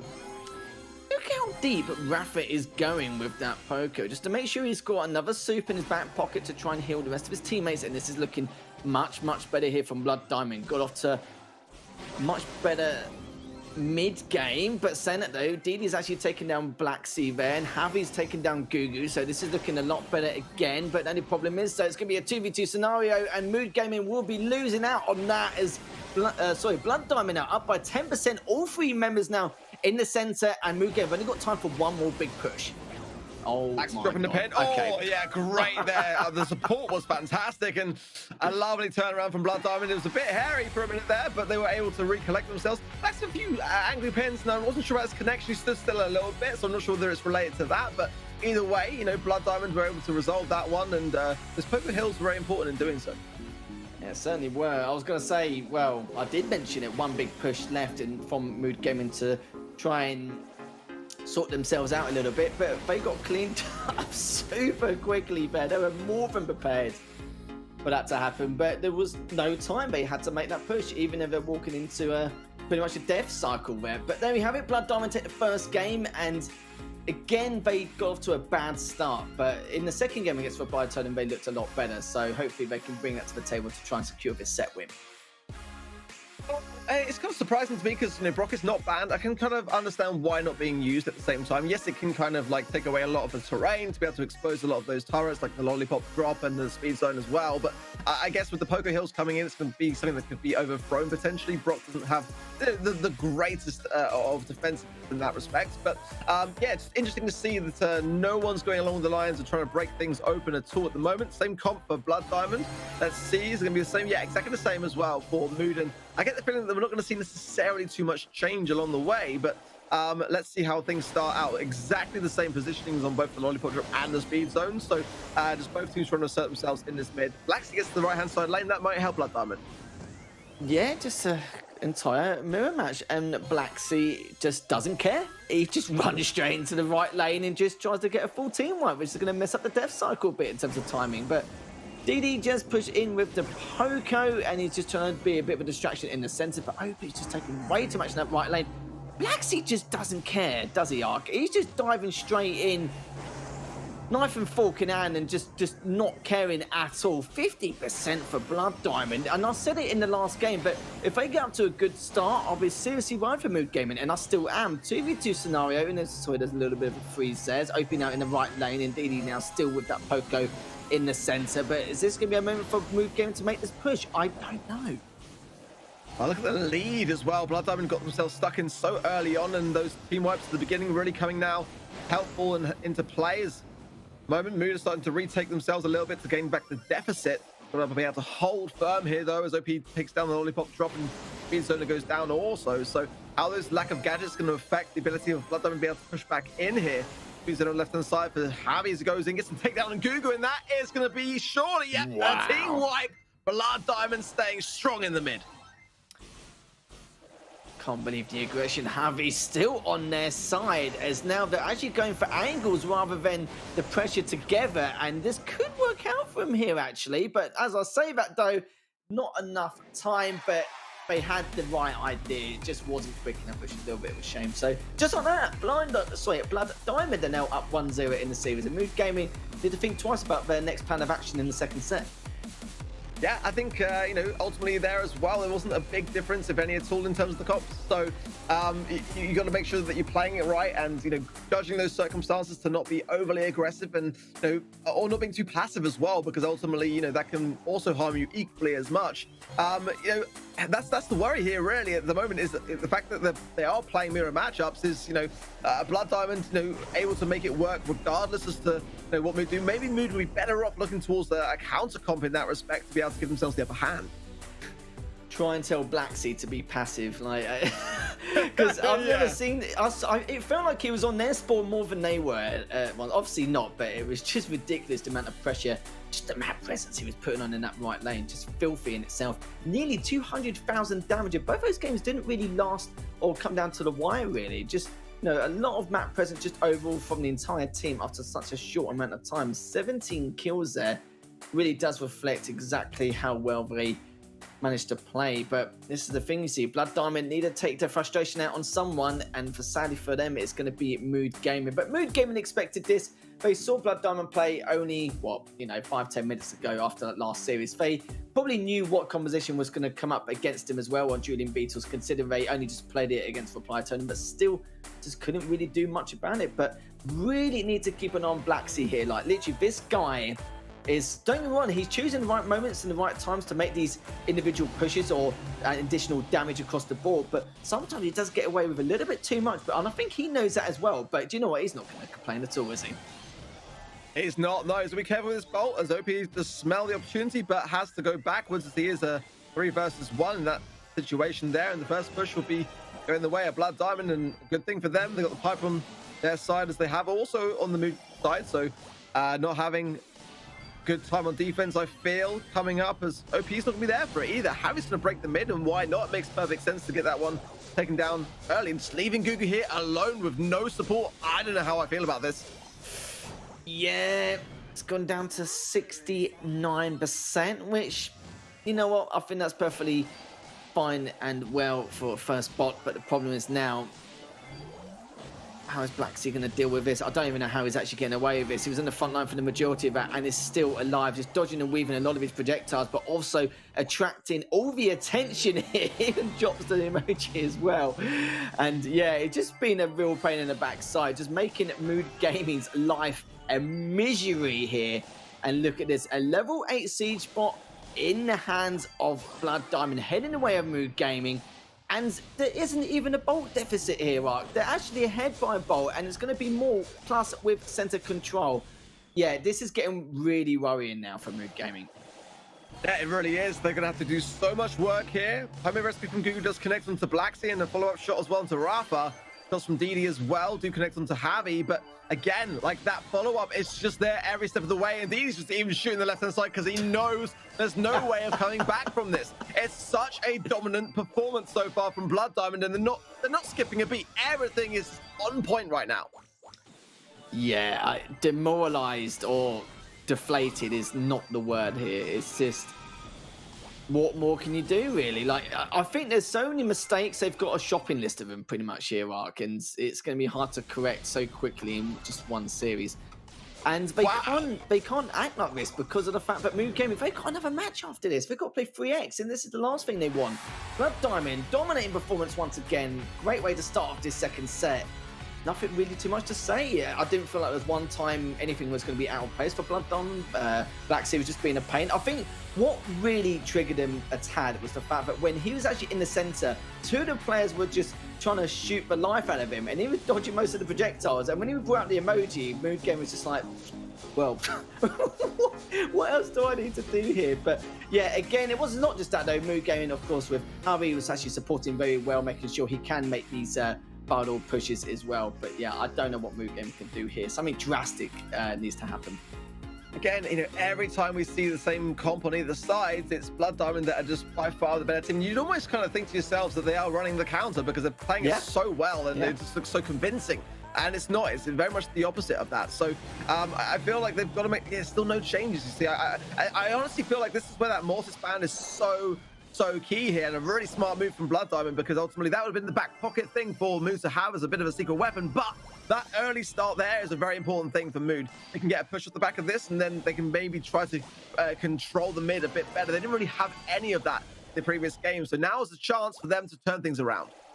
Yeah, this is a great start. Night and day difference for what we saw earlier on. Just trying to do as much damage to the bot as possible as it's coming down. We haven't really seen Blood Diamond's defense being tested yet, but the structure's been taken out on the side of Blood Diamond, so it will help with Mood Gaming's bot process later on in terms of giving him leeway onto the eye.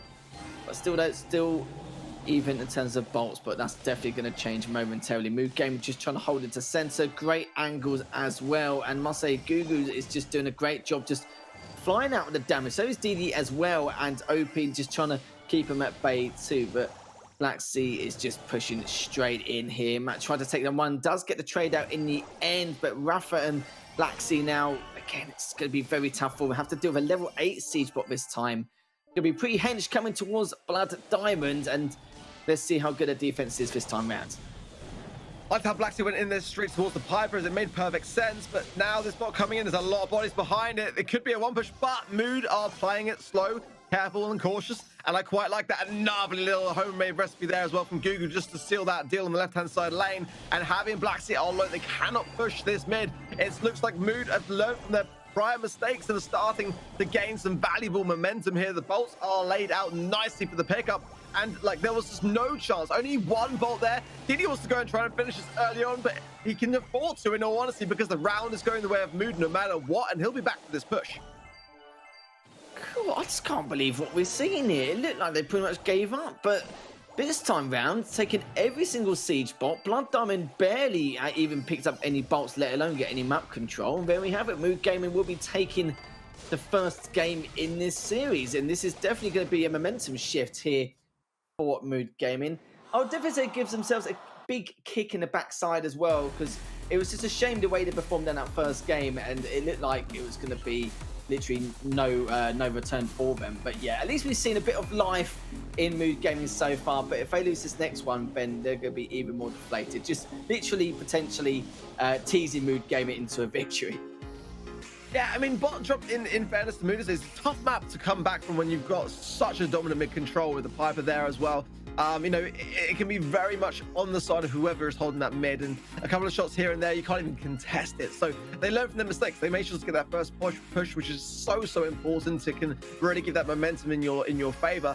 And again, you know, you got to admire the resolve, the fact that they were so, you know, deflated after that first game, to come back and show that they still got what it takes. This is now going to get interesting, but like you rightly say, if Blood Diamond can recollect themselves here and go 2 steps ahead, how are Mood Gaming going to come back from that? Okay, so Mood Gaming is actually whipping out the Pam this time round from DD in the left lane. We'll see what he can do with that, but not a good start. Rafa's already taken down OP. And Guga now trying to back away with the Piper if he can, which he does not, which is going to be a bit of a shame here, especially with the death cycle as well. They're not going to be together in this next segment, but I will say because of that Tide Siege, it gives Mood Gaming a lifeline to try and take back control of mid if they can. But Blood Diamond already up by 4 bolts and just collecting left, right and centre, and not really given much of a chance for Mood Gaming here. And you're right though, it seems like with this map in particular, very hard to create any kind of counter attack or counter strategy to break this setup. Nice right hand side lane there from Blacksea, gets the takedown. Pam has got a lot of HP behind her, so not an easy thing to do, but look at this, they're just clearing up the scraps right now. It's going to be a 14 bot if Rafa can bank these, and a 15 one in the pocket. And look, there's not a single bolt with Mood right now. This is the perfect position. If they don't one push this, they're still going to be in a fantastic spot to keep hold of the control. We've got 3 now in the pocket, banked in for the following round, and Mood are falling so far behind in this game. This is a big lad coming their way though. A 14 siege bot just going to try and chop away just a tad, but not a huge amount. That was actually a really good defense for Mood Gaming, and they should be pretty happy about that. 4 bolt deficit though, but on a map like this, like you mentioned, like for all the right reasons, there's no reason for them why they can't come back in this. 28 seconds left until the next siege bot. Still got to try and find 2 more bolts, and they should be able to here, but Blacksea and Rafa need to make this push. Will he be able to? It takes him down just before he collects that bolt. That's going to be not too good for Mood Gaming though, as the bolts are now perfectly tied up, still tied up here, and because of that Tide Siege, it means Mood Gaming needs to try and jump on it if they get the chance. Yeah, but it's going to be so hard. I mean, he could break the mid with a gadget if he's got one left, ultimately, and then maybe a Pam healing station. But again, Blood Diamond know not to feed these supers, because that's what's going to be able to land some kind of dive here. There's nothing that they got. They haven't got any range at their disposal. The mid is still not broken. So there it is, the perfect defense. Blood Diamond will go 2 sets up. Yeah, delaying inevitable. There's nothing they could have done. There's too much range, and plus here, like you said, you don't want to feed them the supers anyway. I don't think they were too sure if they already had them or not at that point either. I'm sure they didn't remember halfway at the point before the bot even occurred if they already used the super or not. So yeah, I think they were just trying to not take any risks and just try and do the damage anyway. But yeah, there we have it. Blood Diamond do manage to come out on top in the second set, a much closer affair than anticipated. The first game of this set was a complete whitewash, thanks to Blood Diamond, but Mood Gaming, you know, got into the swing of things a tad, but now falling short once again. They have to try and create a reverse sweep. 28 kills for Blood Diamond, just over 200,000 damage there for Blood Diamond. And yeah, could be a 3-0 here, but I think it's going to go to 5 sets now. I said that. Yeah, you might well have jinxed it. We'll have to see. I mean, I do feel like Blood Diamond are playing better, if I'm honest. I think that Mood did, in all their defense, learn from the first mistake, but just not able to continue to keep it up. So more often than not, when those mirror matchups are happening, Blood Diamond are still able to lead the pack with them. And Heist up next, Safe Zone is going to be the map. Very much still that long-ranged idea that we saw in bot drop kind of continuing through in this one. So and that didn't seem to deter them in bot drop at all, as I'm sure it won't necessarily in Safe Zone. But Mood have to start to respond to this. They've got to start to have more of that control over the mids. They've got to start to gain an advantage and some kills along the way and really put Blood Diamond under pressure. They haven't realistically been so far able to do that often. We saw that one game really in bot drop where they did, and in the following game we were hoping that we might see some of that continue on, and it didn't. So not much time now, because ultimately, you know, I'm sure Blood Diamond would like to get this wrapped up swiftly. Yeah, you're right. Time is ticking here, and Mood Gaming, rightly said, apart from that one game, not really much signs of life was there. They've just been struggling to have any ideas or adapt through and through, and it's going to be a real struggle for them once again. And this is not how they want to approach the 3x matchup later on, which is actually going to be the next match. So 3x are just, just gathering info here, really. And the longer this series goes on, the more info they're going to be able to use, and then by then they'll know the matchups depending on what the maps and modes are going to be, if there's any going to be similar coming up soon. But we're going to be kicking things off in the third set. Rafa already doing a world of damage here towards Mood Gaming. OP now just in the center, trying to stay alive a little bit, but Rafa and NaVi, they're just working together. But Blacksea, look where he is, being a bit mischievous here in that corner. Had to literally force out the structure. Actually still takes down DD there and could do a bit more damage across the board, doing a huge distraction. Yeah, he's going to be a difficult one to shake, but shake him they do. But at the same time, NaVi coming with this super is going to get some damage of his own. And at the moment, DD has to heal up. I like the way as well that NaVi broke his own cover on that bottom left-hand side, because ultimately that's something that OP is going to try to use himself. Rafa could choose to break the bottom left now, which I think would be a good time, considering that he can't really defend either way. He's too low on HP. But let's see whether OP is able to get into that corner in the same way that Blacksea did on the top right, because that is a really great spot for Rico. 42% lead here for Blood Diamond. Rafa now just pushing to the center, cleans up OP. Good job from him. And DD's losing the duel on the right-hand lane, and that screams open at there. And now literally going to cause a lot more shenanigans here for Mood Gaming. Already doing a huge chunk of damage once again, down to 22% and counting, as NaVi's now pushing back, or sorry, pulling back rather, in that left lane. Rafa's already taken way too much. Probably got a little bit too overzealous there in the center. Got traded out in the end, as NaVi is taking down DD and also taking down Gugu as well. OP is going to be the last person left standing, and literally just playing with their dinner at this point, as OP is still able to stay alive. Not going to be enough though, as that is going to be a nice clean game for Blood Diamond and match points here for them too. And again, it's still looking as convincing as it was earlier today. I just felt like there was not really much chance when Mood looked in control of that one for me. Just struggling, and Blood Diamond had a clear strategy. They were making plays at the very beginning of the outset of the game where they wanted to really eradicate a lot of the chances for Mood to really get into a tight corner, which they would have struggled to get them out of. Those are the sort of things that show a clear strategy. I didn't really see any of that from Mood. There was not really any preparation dealt and done, but I felt like Blood Diamond were very cautious as well when they were in a position where they were outnumbered. They were trying to really harness those left-hand side lanes and right-hand side lanes to eradicate some of the competition on the way in. It meant that Mood's pushes were not really felt with much conviction for me. What must hurt Mood Gaming a lot as well, there's a couple of times where a couple of players of Blood Diamond just overstayed their welcome. They just got really overconfident. Even when they're super weak, they're still just taking on these duels. And when you see your opponents making silly mistakes like that on purpose, knowing they can get away with it, it's going to really frustrate them even further. As Blood Diamond now looking to push on forward. Rafa going straight into the center in the front line. NaVi just going to be with him currently to see if he can do a bit more damage onto Gugu and help Rafa out just a tad. But Rafa's actually already taken quite a chunk of damage from Gugu, and you can see there as well, as he's switching out with the Colt this time around to see if it makes any difference or any kind of impact in the second game. Rafa pushing through the mid, gonna get shots from all angles. Blacksea low and forced back, and not gonna pop the gadget, which I think is the wise thing to do, just to keep one in the pocket for later. He's pretty low, and NaVi can push his left-hand side now as a result and gain a little bit more control. But the pace of the game's definitely dropped a bit, which does show Mood's awareness to the fact that they've got to be much more cautious around their approach, and that's not a great way to go about that cautiousness, as Blacksea's now able to pressure the right-hand side, and this could be a decent amount of damage if Blood Diamond can continue like this. Certainly is indeed. NaVi's been very aggressive in that left lane, but it's only 2 members down, as DD now just using that respawn immunity to body block as much of the damage as possible. And he actually did a good job doing it here, as they only tickled it a tad. Blacksea, oh god, I don't know how he's getting away with it sometimes. Just going into the right lane, he pretty much definitely took a note from Chaos's book when it comes to this map, especially here.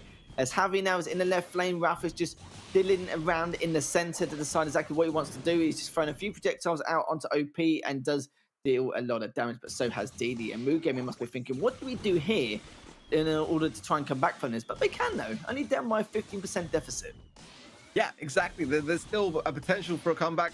For sure, they just need to get a few kills here and there and apply some pressure. But at the same time, though, I just feel like Blood Diamond they still look in control of this. OP's still low and healing up now, but more often than not, he's taking more damage on that right-hand side, and that's allowing Blood Diamond to gain some momentum here. And NaVi again, yeah, winning that left-hand side, follow up on the Black Sea, everything exploding. Is Gugu left alone, but he's actually tapping pretty well. Missed those two there, but didn't go for any shots really on the second sector. That one there, 4%, is all the damage that Mood have had so far, and they got to focus on Black Sea. Look where he is. He can get this takedown potentially here and really apply some pressure.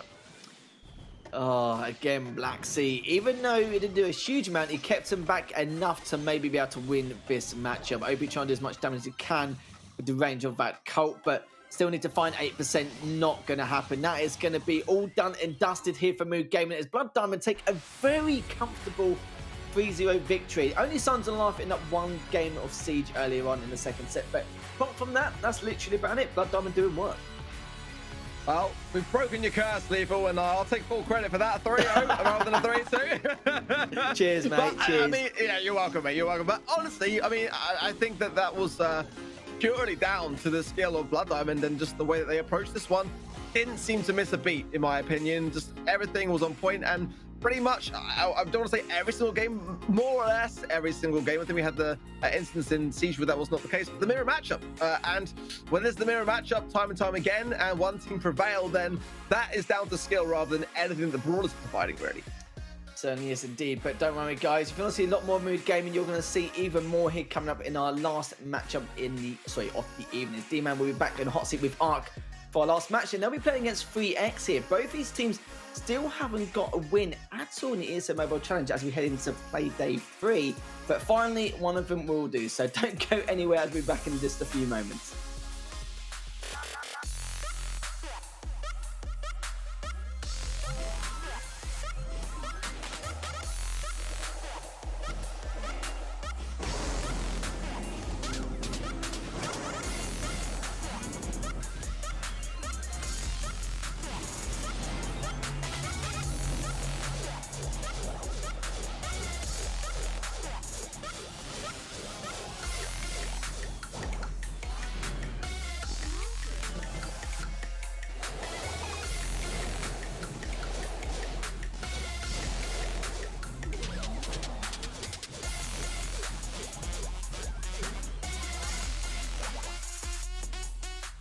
I am Minso, and I'm the coach of Reply Totem. So my name is Nikonaki. I'm coach and manager for Mood Gaming. Hello, I'm Semantic. I'm a player for SK Gaming. I am Auge, the coach for the Brawl Stars roster of Natus Winkere. It's a bit weird, but I was given an account, and its name was Insomniac.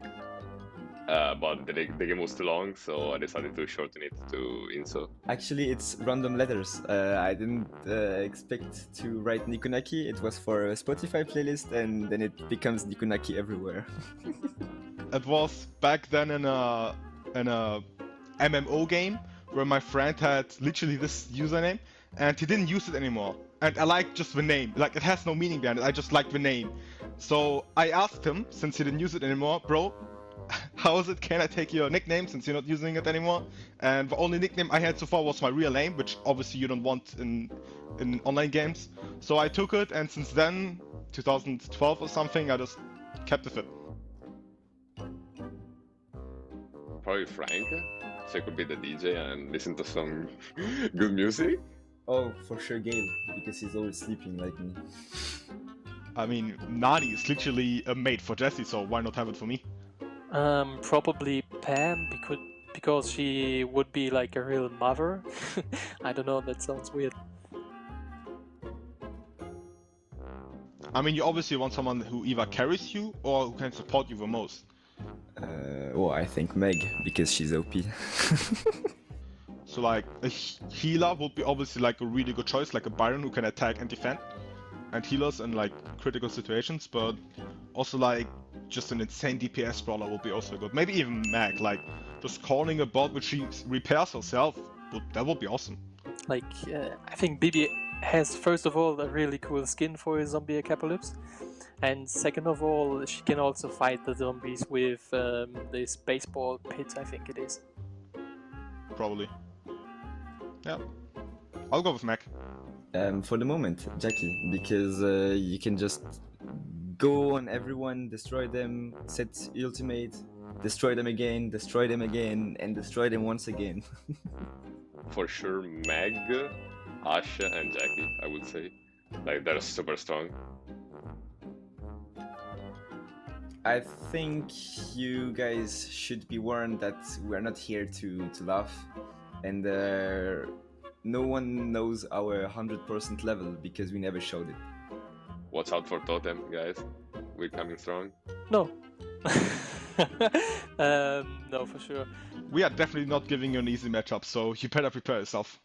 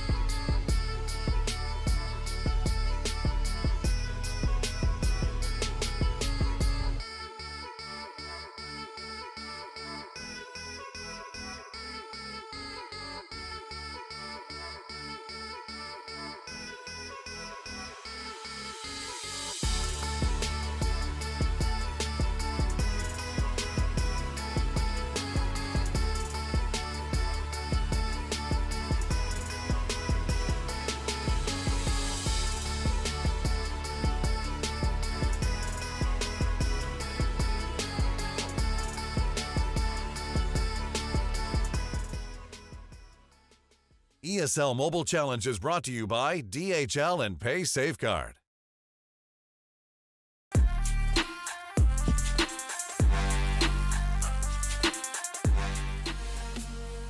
Welcome back, ladies and gentlemen, to the ESL Mobile Challenge.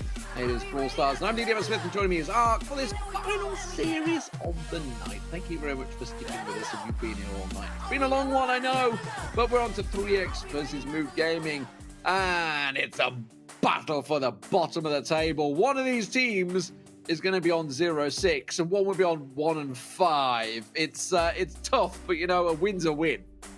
Yeah, at this point, you know, this is the time for both of these two teams really to start to get that momentum that they need to have going into the weeks to come, because they've been slow to the mark, and that's never a good place to be. But these are very accomplished teams nonetheless. BBG, Stop, Dark, and Kagami looking to make things happen today. And they've had some great comps and some great moments, but just haven't quite been able to make those moments count as much as they would like to have done. So this is their chance, realistically. Mood have just come off the back of that loss, so they've got to start to use that to their advantage in that way. Yeah, Mood definitely needs to work something around. It wasn't a good game against Blood Diamonds, whereas 3x, you know, they took Reply Totem, some strong games against Reply Totem, no doubt about it, but yeah, we know that Mood can do it. I mean, they proved that they can do it. They took down Blood Diamonds to even be here, for crying out loud, so we know that they have it in the play-ins. But Gugu, OP, Rolex, and DD, we'll see how this one's going to work out. I expect DD probably playing instead of Rolex tonight. It is a late game, so we'll see how that one works out. We know OP loves to play as Mortis.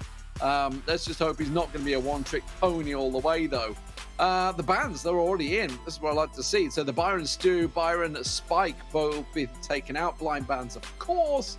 And it means we're starting things off on the center stage.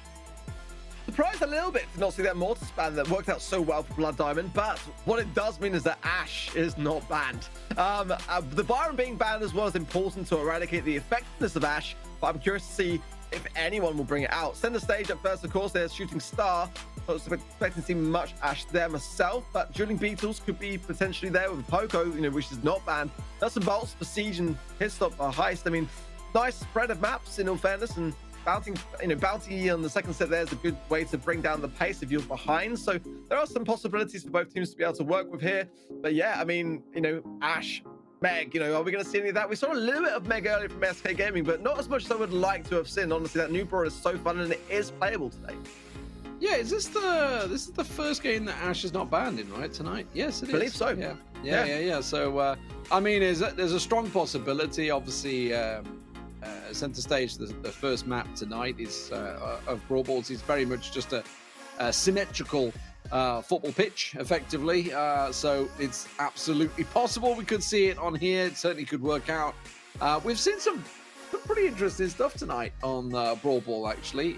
Not the usuals. I don't think we've seen a single bruiser comp, but with Poco not banned, also for the second time tonight, no, third time because it wasn't banned in the last game, we could see that bruiser comp kick off on in the Brawl Ball game here. Yeah, there's like kind of like the Rose and Max and that kind of combination to get the speed and the poke for the heals. Or, you might want to go with something like a Brock and a B to really break open the map super quickly and then leave some of those tanks to kind of like, be sitting targets. It really kind of depends upon your strategy going in and what teams prefer to do. Personally, I prefer the counter comp and just to kind of have everything open as quickly as possible to then eradicate the Rosa really. But, with Spike as well is a great brawler to have. Sometimes the Rico or Tara's and others like that. It depends on the game style really as to what these two teams will like to go in with. We know that Threx do like that Max and the Rosa combo, so they might go in with that. It could bite them. We'll have to see what both teams want to kind of go in with in this strategy. What's Trav trying to get you freed from? Is the hashtag free arc? I'm not sure. Are you in prison? I haven't looked. You're in prison right now. I'm not too sure. Blink twice next time I see you on camera. Anyway, double max setup. The Rosa is in there as well, as you were talking about. And, of course, the Ash. Not banned tonight. And here we go. Yeah, I was kind of curious to see whether Ash would come in to play here. Let's see the speed coming from Mood. He could be going for an explosive start, but I feel like Stop up there just came in at the right time to deter it. Not over yet, though. Rolex does go down. UG's can pop his gadget here if he wishes to keep the health coming in, and he did, so that was quite quick to see. The base shifts are coming from Gugu. Behind it. Oh, that was almost a mistake there. Didi giving him the ball. He almost managed to sneak it through the angle, but wasn't able to do it, so has to just keep the ball. Nobody wants it. You have it. I don't want it. You have it. We're trying to move that ball forward. Rolex is going to kick it back at him. Dark trying to get a couple of shots off. Will manage to land it. BBGs comes around the corner, and this is a real good chance to have 3x to push on forward. BBGs should just be able to walk this one through. Get taken down on the line by Gugu. Managed to hang on. A little help from Didi, I think, and now they're going to try and push back up the other side. Stop Rob's there. Should be able to get the damage down. Didi having to use that super early, but Stop Rob's very low. The super's not going to hold on long enough. Oh, they're in trouble on the line. What are they going to do? They get in the corner. The double stun comes out, but the ball is free. Dude, he can surely walk this in now. Yeah, he's going to be able to walk this all the way through. Doesn't even need his super there. Just the Rosa contesting it. So a nice start for Mood. They're going to have to keep this up.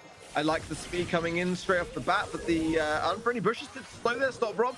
Pass back to Dark, but could be intercepted. Yeah, Gugu was ready for it. Oh, he was going away with it. Super pass. Oh, Stop Rob cleared up as well. That is going to be a return very quickly. The weight on the line just to make sure to use up every second. And that is going to tie us up. So, did they manage to build enough super there, I wonder? BBGs takes the hit. Stop Rob goes down. There's the Sandstorm, but they're ready and waiting for it. You can see Dark trying to avoid the damage. Gets the ball forward. Oh, the stun on Stop Rob, but he still manages to get over the line. And the first game goes to 3x. I wasn't sure if that stun was going to be enough there. It's a great thing to have. Sweet Dreams on the line can definitely make a huge impact in stopping those goals from occurring, but I don't know how the angle was found. I didn't want to see Stop did great, and a few little slip-ups from Mood. They're starting to gain things back a little bit, but ultimately, they just weren't able to see it through until the very end. Just these little moments where they just drop the ball, not no pun intended, but yeah, I mean, that's basically what happened. Stop Rob stopping the replay. That's what he's doing. He's managing to stop everything. Did manage to sneak it over the line. Either way, I think the replay machine's not happy with us right now, but nonetheless, fantastic start. So both teams coming in with similar mindsets there with the double Rosa setup. What do we see them changing? Because honestly, it really could have gone either way. I mean, it was just simply 3x picking the moment to score well there. It's a hard thing, really. I mean, again, you know, B would be a good shout.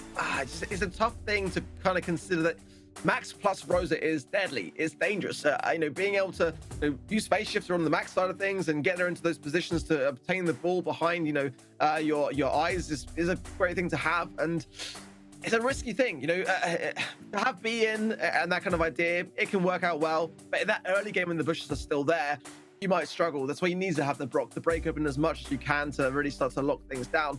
I do like that approach. I like to break open the map, and B is a great brawler to have again for overtime. But I think this was working so well that I think both teams are probably going to be stubborn to it.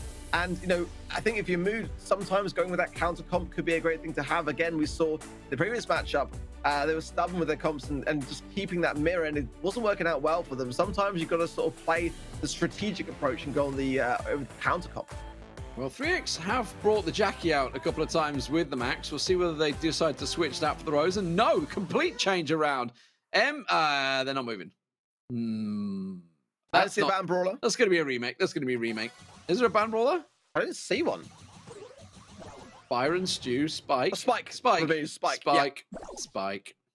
So Start Rob there is going to forfeit the game. We'll get confirmation shortly. So 1-1. This is probable they can finish it pretty quickly. yeah, at least, yeah. There you go. Well, that was a quick tie up of the sets. Is there going to be 1 week where this doesn't happen? I mean, there is an invention called... Thank you beat me to it. You beat me to it. A pen and paper. Very simple solution to a really tricky problem. 3 names is what you got to write down. Well, 4 normally, but 3 is the case for this time because we've got two the same band. Don't play a banned brawler. Simple. Look, even I managed to do it, and that's just, you know, a shopping list right there. See? Shopping list at hand. Had to get me olive oil earlier on. Lovely insight, Eddie, man. Lovely insight. I know, right? Well, I mean, can you decide? No, I'm not going to. I was going to say, can you decipher what I'm having for dinner tonight? That's the question. I mean, can you even read my writing? Probably not. It's like chicken scratches. Leave your comments on Twitter and hashtag ESL moment. Let us know what is Theo eating for dinner. Smooth. I like it. Yeah, so, I mean, okay, so they picked Spike, you know, it didn't work out for them. It means we're all square one apiece. Let's get into the game. Let's get that match underway because they made a screw up. And there is the Jackie we were talking about, but paired with the Rosa as well. This is a one-trick pony, but it's going to be a lot of hit points coming at you. Can they stop him? Yes, they can. No, because he just got decimated. I mean, a Jackie Rosa got no hit points.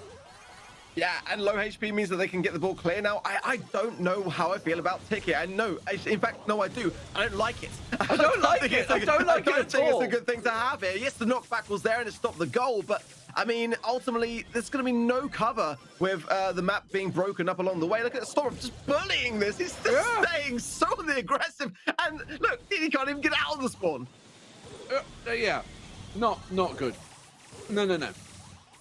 The only for saving grace is that they are such a melee comp that they have to try and bully. Didi could just run in this one.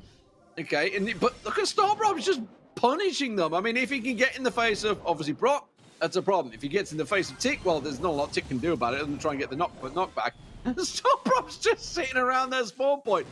It's only a matter of time before they get a goal in. Yeah, exactly that. It is, and Dark has got the super, but the Ticket coming into play. Again, it's a very clutch moments off the line, but I honestly feel like it shouldn't be even this close, in all honesty. Storup is, you know, got very little cover to his mobility here and just able to make it work still. He is running rings around Mood right now, and it's kind of one of those things where I'm surprised the game is not over already. Yeah, if only they could actually wait until 3 people are together, they might do something, and instead of just trying to run it in again. I think right now, without being ultimately harsh, we're seeing why they're both on 0-5 at the bottom of the table. But Stoprob will come in, will finally get the ball in, pass to BBGs, and he will eventually run it over the line. There we go. That probably took about 2 minutes longer than it should have. Yeah, just about. I mean, I understand the knockback potential of the tick. You know, you've got the heads, you've also got the last hurrahs, but eventually you just got to time it into the point where you don't have that. And look at Storrup still going in on the aggressive. I felt like he got shortchanged in all honesty, but BBG's now versus Tick, it's just going to go one way. Yeah. That is it. Despite playing a bad brawler, 3X is going to take the first set. Yeah, so, I mean, effectively easy for them in the end there. There was not any pressure in that final game. It was a case of when they actually get their act together, they will score. Yeah, do not follow the tick choice there at all. I just feel like, what are you going to do against the Rosa? What are you going to do against that speed of a Max? And they are the go-tos here, really. I mean, ultimately, you know, even bringing in a Bell would have been a good shout. Byron the Stew and the Spike of the Bands, but there's still options that you could have to go in with something to counteract the comp, and Tech just was not it for me. 22 kills on the side of the 3X, just shy of 100,000 damage. So good healing as well there, just over 60,000 for them. But again, the strategic value which they had, the accuracy on the comp, and it was all there. It was all there. And again, you know, Mood is struggling to gain a set right now. Yeah, that one. Yeah, no, I'm just gonna write that one off and move on. And actually, we are getting straight onto it. Shooting Star up next, so straight in there. Let's see what they bring. Now you can bring ticks. Now you can play a tick. There we go. Now it makes sense. And it is a full mirror of NaVi, Piper, and Tick. Yeah, makes sense as well. I do worry a little bit because Brock could have come in ready and taken away a lot of that cover, but we shall see if that's an adaptation to come. Ticket coming out, Storrup took care, but does get taken some damage in the process, so forced back here and no keep to worry about just yet for either side. So Storrup and there as well. Gugu looking to gain that early advantage, but BBG's gets the head. Maybe that will throw back some of the action. Dark not able to connect it. There's the peep coming in now, so watch out for that. Gugu wants to land this. And does the pressure on. They do finally get the blue as well.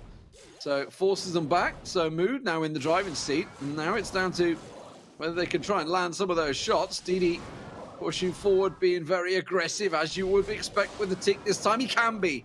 You know, he's maybe trying to find some reason to keep him happy. That's going to find Gugu. That was a wraparound right there. Jesus, that went after Rolex, wrapped him around the entire map and straight onto Gugu and gave them the 4 stars, like the perfect target. Don't think they meant it. I mean, never like keeping us guessing, right? I mean, it is still, though, just that 1 star, and the blue star, of course, will be a factor if there's a couple of takedowns along the way, but at the moment, Storrup has, again, the peep. Gugu does not here. Rolex does not have super, so I'm looking to see that peep go straight for Rolex.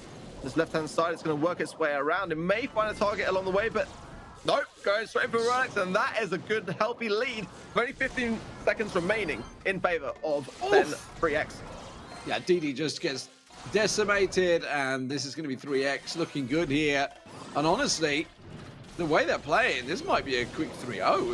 This is looking a bit worrying for Mood. Have they completely tilted off the planet after that Blood Diamond game? Inted, I believe, is the phrase that the cool kids use these days. I think that may well be what it is, because Mood just not in the mood right now. I wouldn't know, D-Man. I'm just a modest boomer. I don't know what the lingos are, to be honest. But yeah, you're right. It is looking comfortable for 3X, and ideally, you know, this is a map and mode where if you are behind, you can slow the pace. You can start to play your own game and try to get these peeps rolling in, try to get the consistency that you need, but it's not happening right now for Mood. And, you know, very soon we could be looking at a point where they're 2 sets down. They do not want that to happen, not after the day they've had so far. So, again, you could bring in the Brock kid, break open the map, and you know, sort of hope that Brex go in again with that tick and start to get that early pressure on things. Either way, I just don't see them winning these mirror matchups, and that's a problem right now. Absolutely. So, once again, the mirror. Blue star available. BBGs will take that, walk away. And we'll see whether they can get stop Rob. Oh, they do manage to chase him down, but he managed to turn it back as well. So it was a 1-for-1 trade, both with the 2 star. Means it's still in the advantage of 3X here. Gugu continuing to keep that pressure down. What do you think? What would you prefer? NaVi versus a Piper at the moment. They're keeping them both the same, you know, instead of the double Piper, double NaVi. Yeah, ideally the NaVi has the advantage in that matchup, but it depends on how well you keep coming in, though. Maybe just tanks it nicely with the last hurrah. That will put a lot of pressure back here. and no value either from the return to center from Gugu. Nice pick up there from Storm as well. Ticket going out here, and it just seems like a bad day for Mood. There's already an 8-star lead. More action going out the peep. The jump, at least it forces. Oh, maximum value. The Piper jump drawn out and the takedown. 3x are clapping. Yeah, this is absolute domination right now. Stop Rob's been kind of dominating Rolex on the side. There goes Stop Rob getting another one, and he is on it at the nanny right now. 5 stars and counting. Ducks matching him toe for toe. Both absolutely decimating. 16-2. As you say, this is a clap. They've got to be demoralized at this point, surely, and going into a potential 3rd set when you're 2 sets down, they're gonna have to get a team wipe and kills beyond it. Also, the people coming in though, we get some value if everyone lines up. But there's one also going out for 3x here. Dark does not have superstar. Rob did not time the return to center enough, but Dark comes in with double taps. Oh my word, and juking phenomenally well against that lane, which realistically was against him with that peep matchup. With the nanny matchup. So wow, 26 stars to just the 9 of Mood. That is a convincing scoreline. That was a stomp. That was an absolute stomp. I don't really think you can really bring too much about that. Mirror matchup got slapped. Got absolutely slapped. And I feel like Mood Gaming are just, I think they've just tilted. They're tilted off the planet. And not, once you, I feel like playing angry maybe is the case of it. And it's just, their communications maybe gone, whether they've gone quiet. Teams tend to go quiet sometimes when things are not going their way. But 3x delivering there mercilessly about it. It does mean we're going to move on to zone, which would be Julian Beatles once again, which we've seen multiple times tonight. You all know it and love it. Lots available for this one. Expecting to see probably a Bell in there. Maybe a Leon. I don't know. I mean, earlier on we had it was the Leon that performed really well. We have seen 8-bits here yesterday as well. Not yesterday, last week. I should say they're all rolling into one. Last week we even saw we even saw SK using Bow on here last week as well. Yeah, I mean, we had those the Zeus ban you see here, so that's a pretty decent ban, because combining it with the Leon was a great strategy we saw. And again, I was questioning why we didn't see as much as Brock as we possibly could have done. Either way, I agree. What a Mood discussing in the background. What is the tone right now? Because frustration surely going to be kicking in, and maybe it wouldn't be so bad if they hadn't come off that previous defeat against Blood Diamond. But at the moment, they are in that position where they haven't been able to bring back a set, and this could be a complete sweep for them. And again, when you haven't got any wins, that's not where you want to be. It's hard to gain the morale that you need to drive your team forwards when you're this far behind. Yeah, and I'd be interested to see the first map here, or the first game, on here will be a very telling sign, I think, of Mood's mentality. Bearing in mind, it's like 11:45. I don't know how old these players are. Some of them not that old as tends to be sometimes in Brawl Stars. So maybe they're just not with it. Collapsing inwards. Well, I think is probably the best way I could put it. Let's see how it's going to go. Stop Rob is indeed on that Leon. Of course, Poco was not banned, so will be picked up here. The Jesse coming in as well. Okay, wow. Is that Mr. P? That is Mr. P, yeah, for Rolex. One that I'm not opposed to here, to be honest, but yeah, one that doesn't seem to be deterring the likes of 3x right now, as they are getting very cozy in the mid. DD's going to be looking for turret, but again, if that's taken care of quickly and 3x looks to isolate it, then that won't get any value anyway, and that seems to be what's happening here. Doctor's coming in, the turret is then able to be placed. That's going to be a problem that needs to be taken care of, but look at the scoreline. There's been no single percentage of capture in favor of Mood. Look, when I see a Poco chasing down a Jesse, I knew the mood that the team are in. Dark are in a bit of a troll mode. I think they're going a little over-aggressive perhaps with it, but nonetheless, Dark is still stood on his own, 3v1, and yet Mood still don't push the point. That's a problem for me. This comp could have some value in the late game, but the question is, how late are they going to wait for this to start to take some value? Because Mr. P ports down as penny turret. That's the saving grace. There is no wall breaker on the side of 3x, so those things are going to start to be a problem. Yeah, they've got to start to get on the zone and start to get some takedowns to be able to then be able to address these turrets. That's the problem that at the moment 3x is struggling with. Yeah, I mean, they had they had and they have complete domination. Like 3X were in spawn rush effectively one by one. It was complete domination, yet they weren't standing on the point. They still aren't really. They're still not putting any pressure in there at all. Being far too passive, I think, for my liking. Stop Rob will get taken down, and they should close this one out. This should be Mood's first game of the series, but they are taking their time with it. Yeah, they are starting to recollect themselves a little bit, but ultimately, at the moment, Mood and have done a great job. There's going to be the mother squeeze. That's very important, the left-hand side from BBG to get that turret taken down. Dark has got the heals as well, but didn't quite connect there with the tuning fork. Wow. Mistake, but nonetheless, everyone alive, and now Storm gets the turret taken down, and that, I mean, you know, Mood had that on the plate. Honestly, they had everything to go with, but yet still 3X were able to come back and turn it around, and match point now in favor of 3X. Yeah, I mean, that any other team in ESL Mobile Challenge would have just taken it, won it, finished it. You know, 3X were coming one by one from spawn and dying repeatedly. They were in Zerg mode, and yet Mood refused to stand on the hot zone. That's the point of the game. I mean, I understand you've got to be cautious sometimes, but the fact that they didn't even go there when they had complete domination, there was a single Poco stood on the point in a 3v1, and they still didn't push him. So, yeah, I think they've checked out for the night. I'm not going to complain if we get a 3-0. I'm done for the night myself. But yeah, I think that was. I think that's setting the mindset of the team right now is not quite there. Well, again, all night we've been asking ourselves the question: is it going to have that reverse? I think at one point we even saw on the Twitter poll was, you know, that question asked the audience: is it going to be another reverse sweep?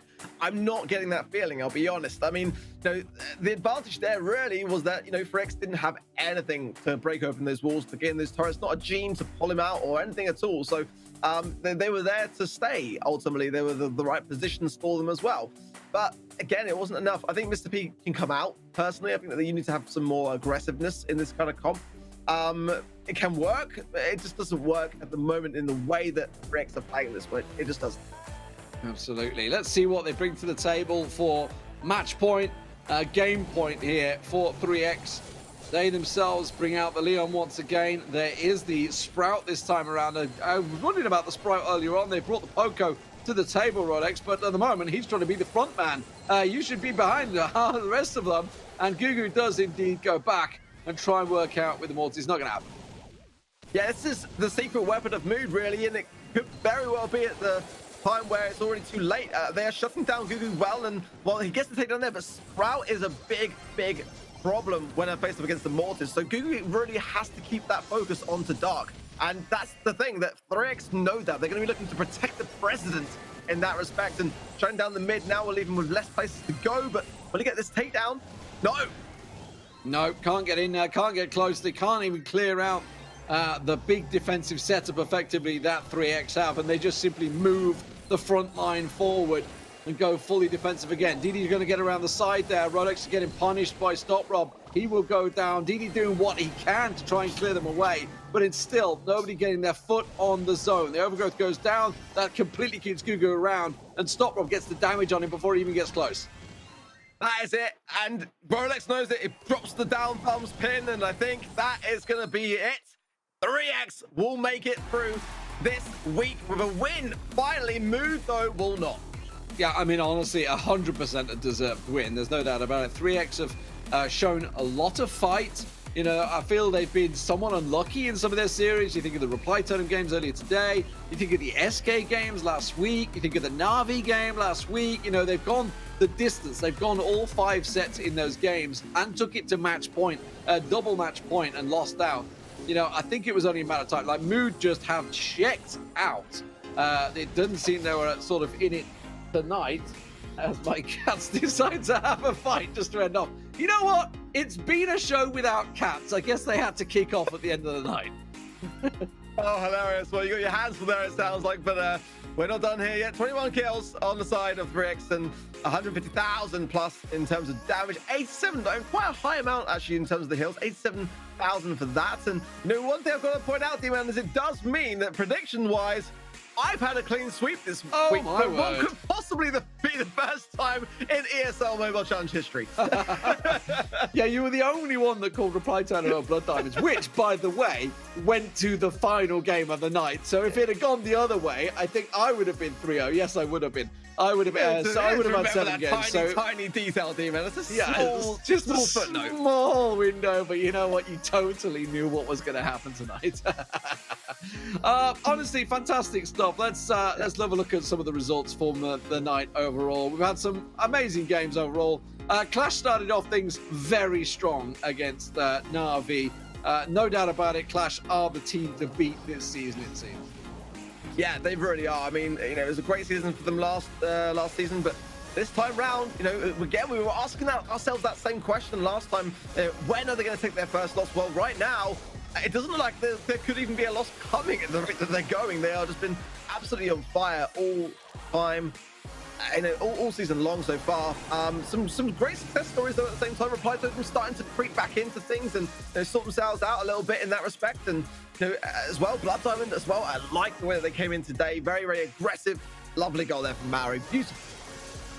Yeah, Reply Totem turning up today. I mean, we heard from Inso. They're definitely looking like a much better team this week. There's no doubt about it. A team that came to win and deserved the wins that they picked up as well. You know, obviously with a tight game earlier on against 3X and Blood Diamonds, in fairness. 2 tight matches tonight. But Reply Totem definitely looking like a much stronger Italian team that we expected, a team that has qualified for the championships.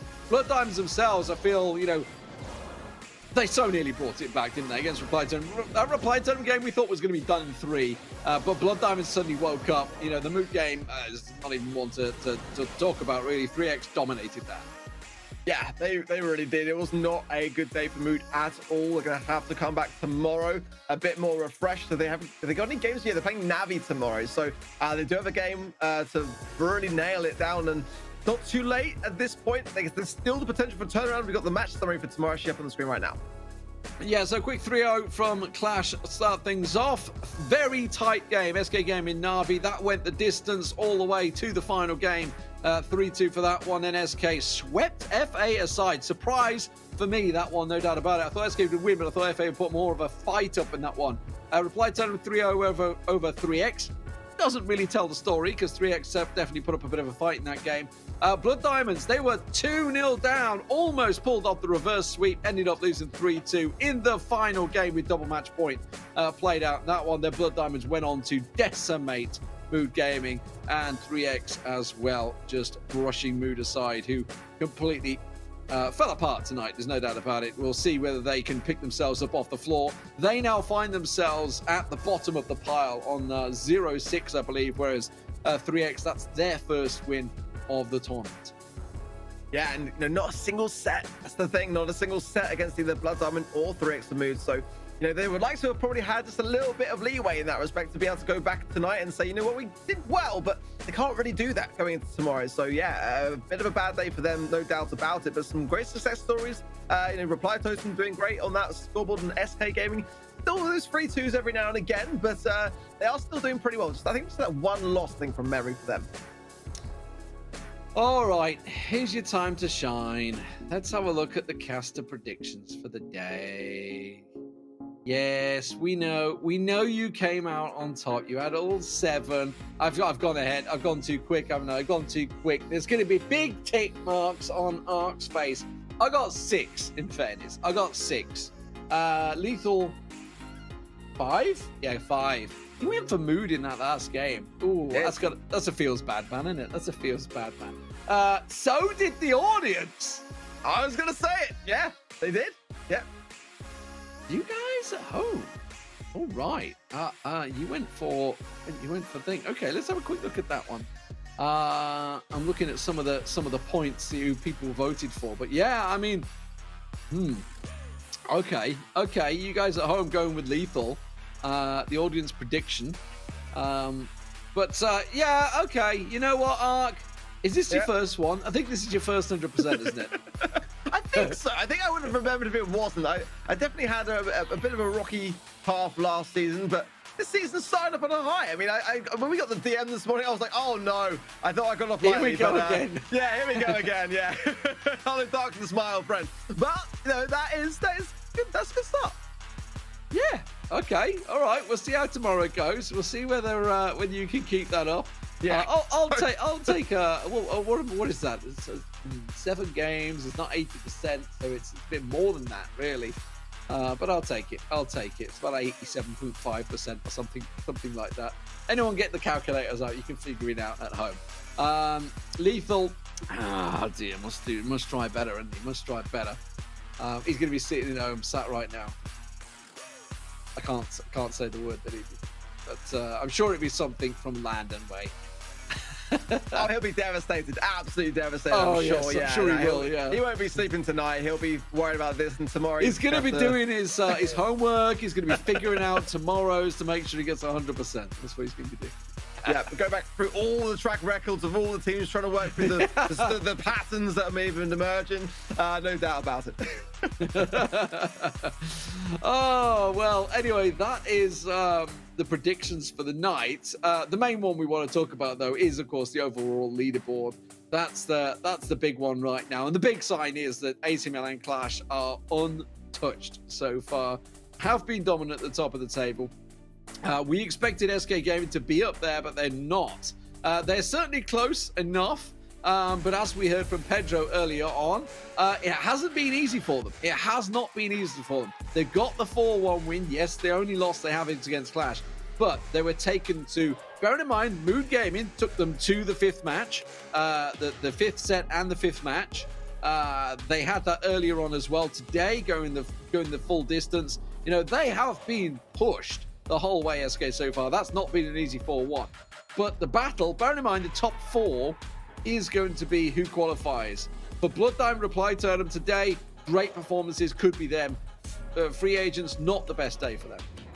Yeah, they struggled a bit against, like, you know, the likes of Clash and the likes of SK Gaming, and I think that's fair. I mean, ultimately, you know, that's kind of what we were expecting to see a little bit, but when they don't face up against the giants of this region, they do perform pretty well. I'm still keeping my hopes out for them because, again, I'm biased, they're British, but they also play very, very well, it's got to be said. Reply Totem, though, they're just below them now, are starting to come into their element, and that's going to be a big concern for them, as Reply Totem had a good season last time round, and they're at top form going into the World Finals this year as well, so spirits are high, and they are really, really looking good now, starting to get their stride. Well, thank you very much for joining us, ladies and gentlemen. It's been a fantastic show. Some great highlights and some lowlights to finish off the show there. I think the highlight, we'll take Ark as 100% prediction rate. That's going to be our highlight for the day. We'll ignore the fact that Clash are like completely untouched right now. Join us tomorrow, ladies and gentlemen, for 7 more fantastic games, kicking things off 6:20 Central European time. Join us there, myself, Ark, Lethal, the production crew, all working hard behind the scenes, and of course the League Ops guys, and you, the players that have been playing throughout the tournament. Thanks for joining us. See you tomorrow.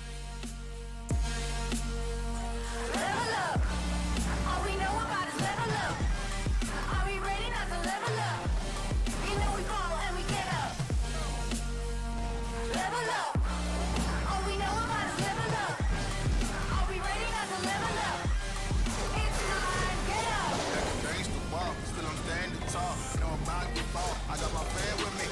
All we know is ball to empty out the mouth. The chosen one they call, I take my fan with me.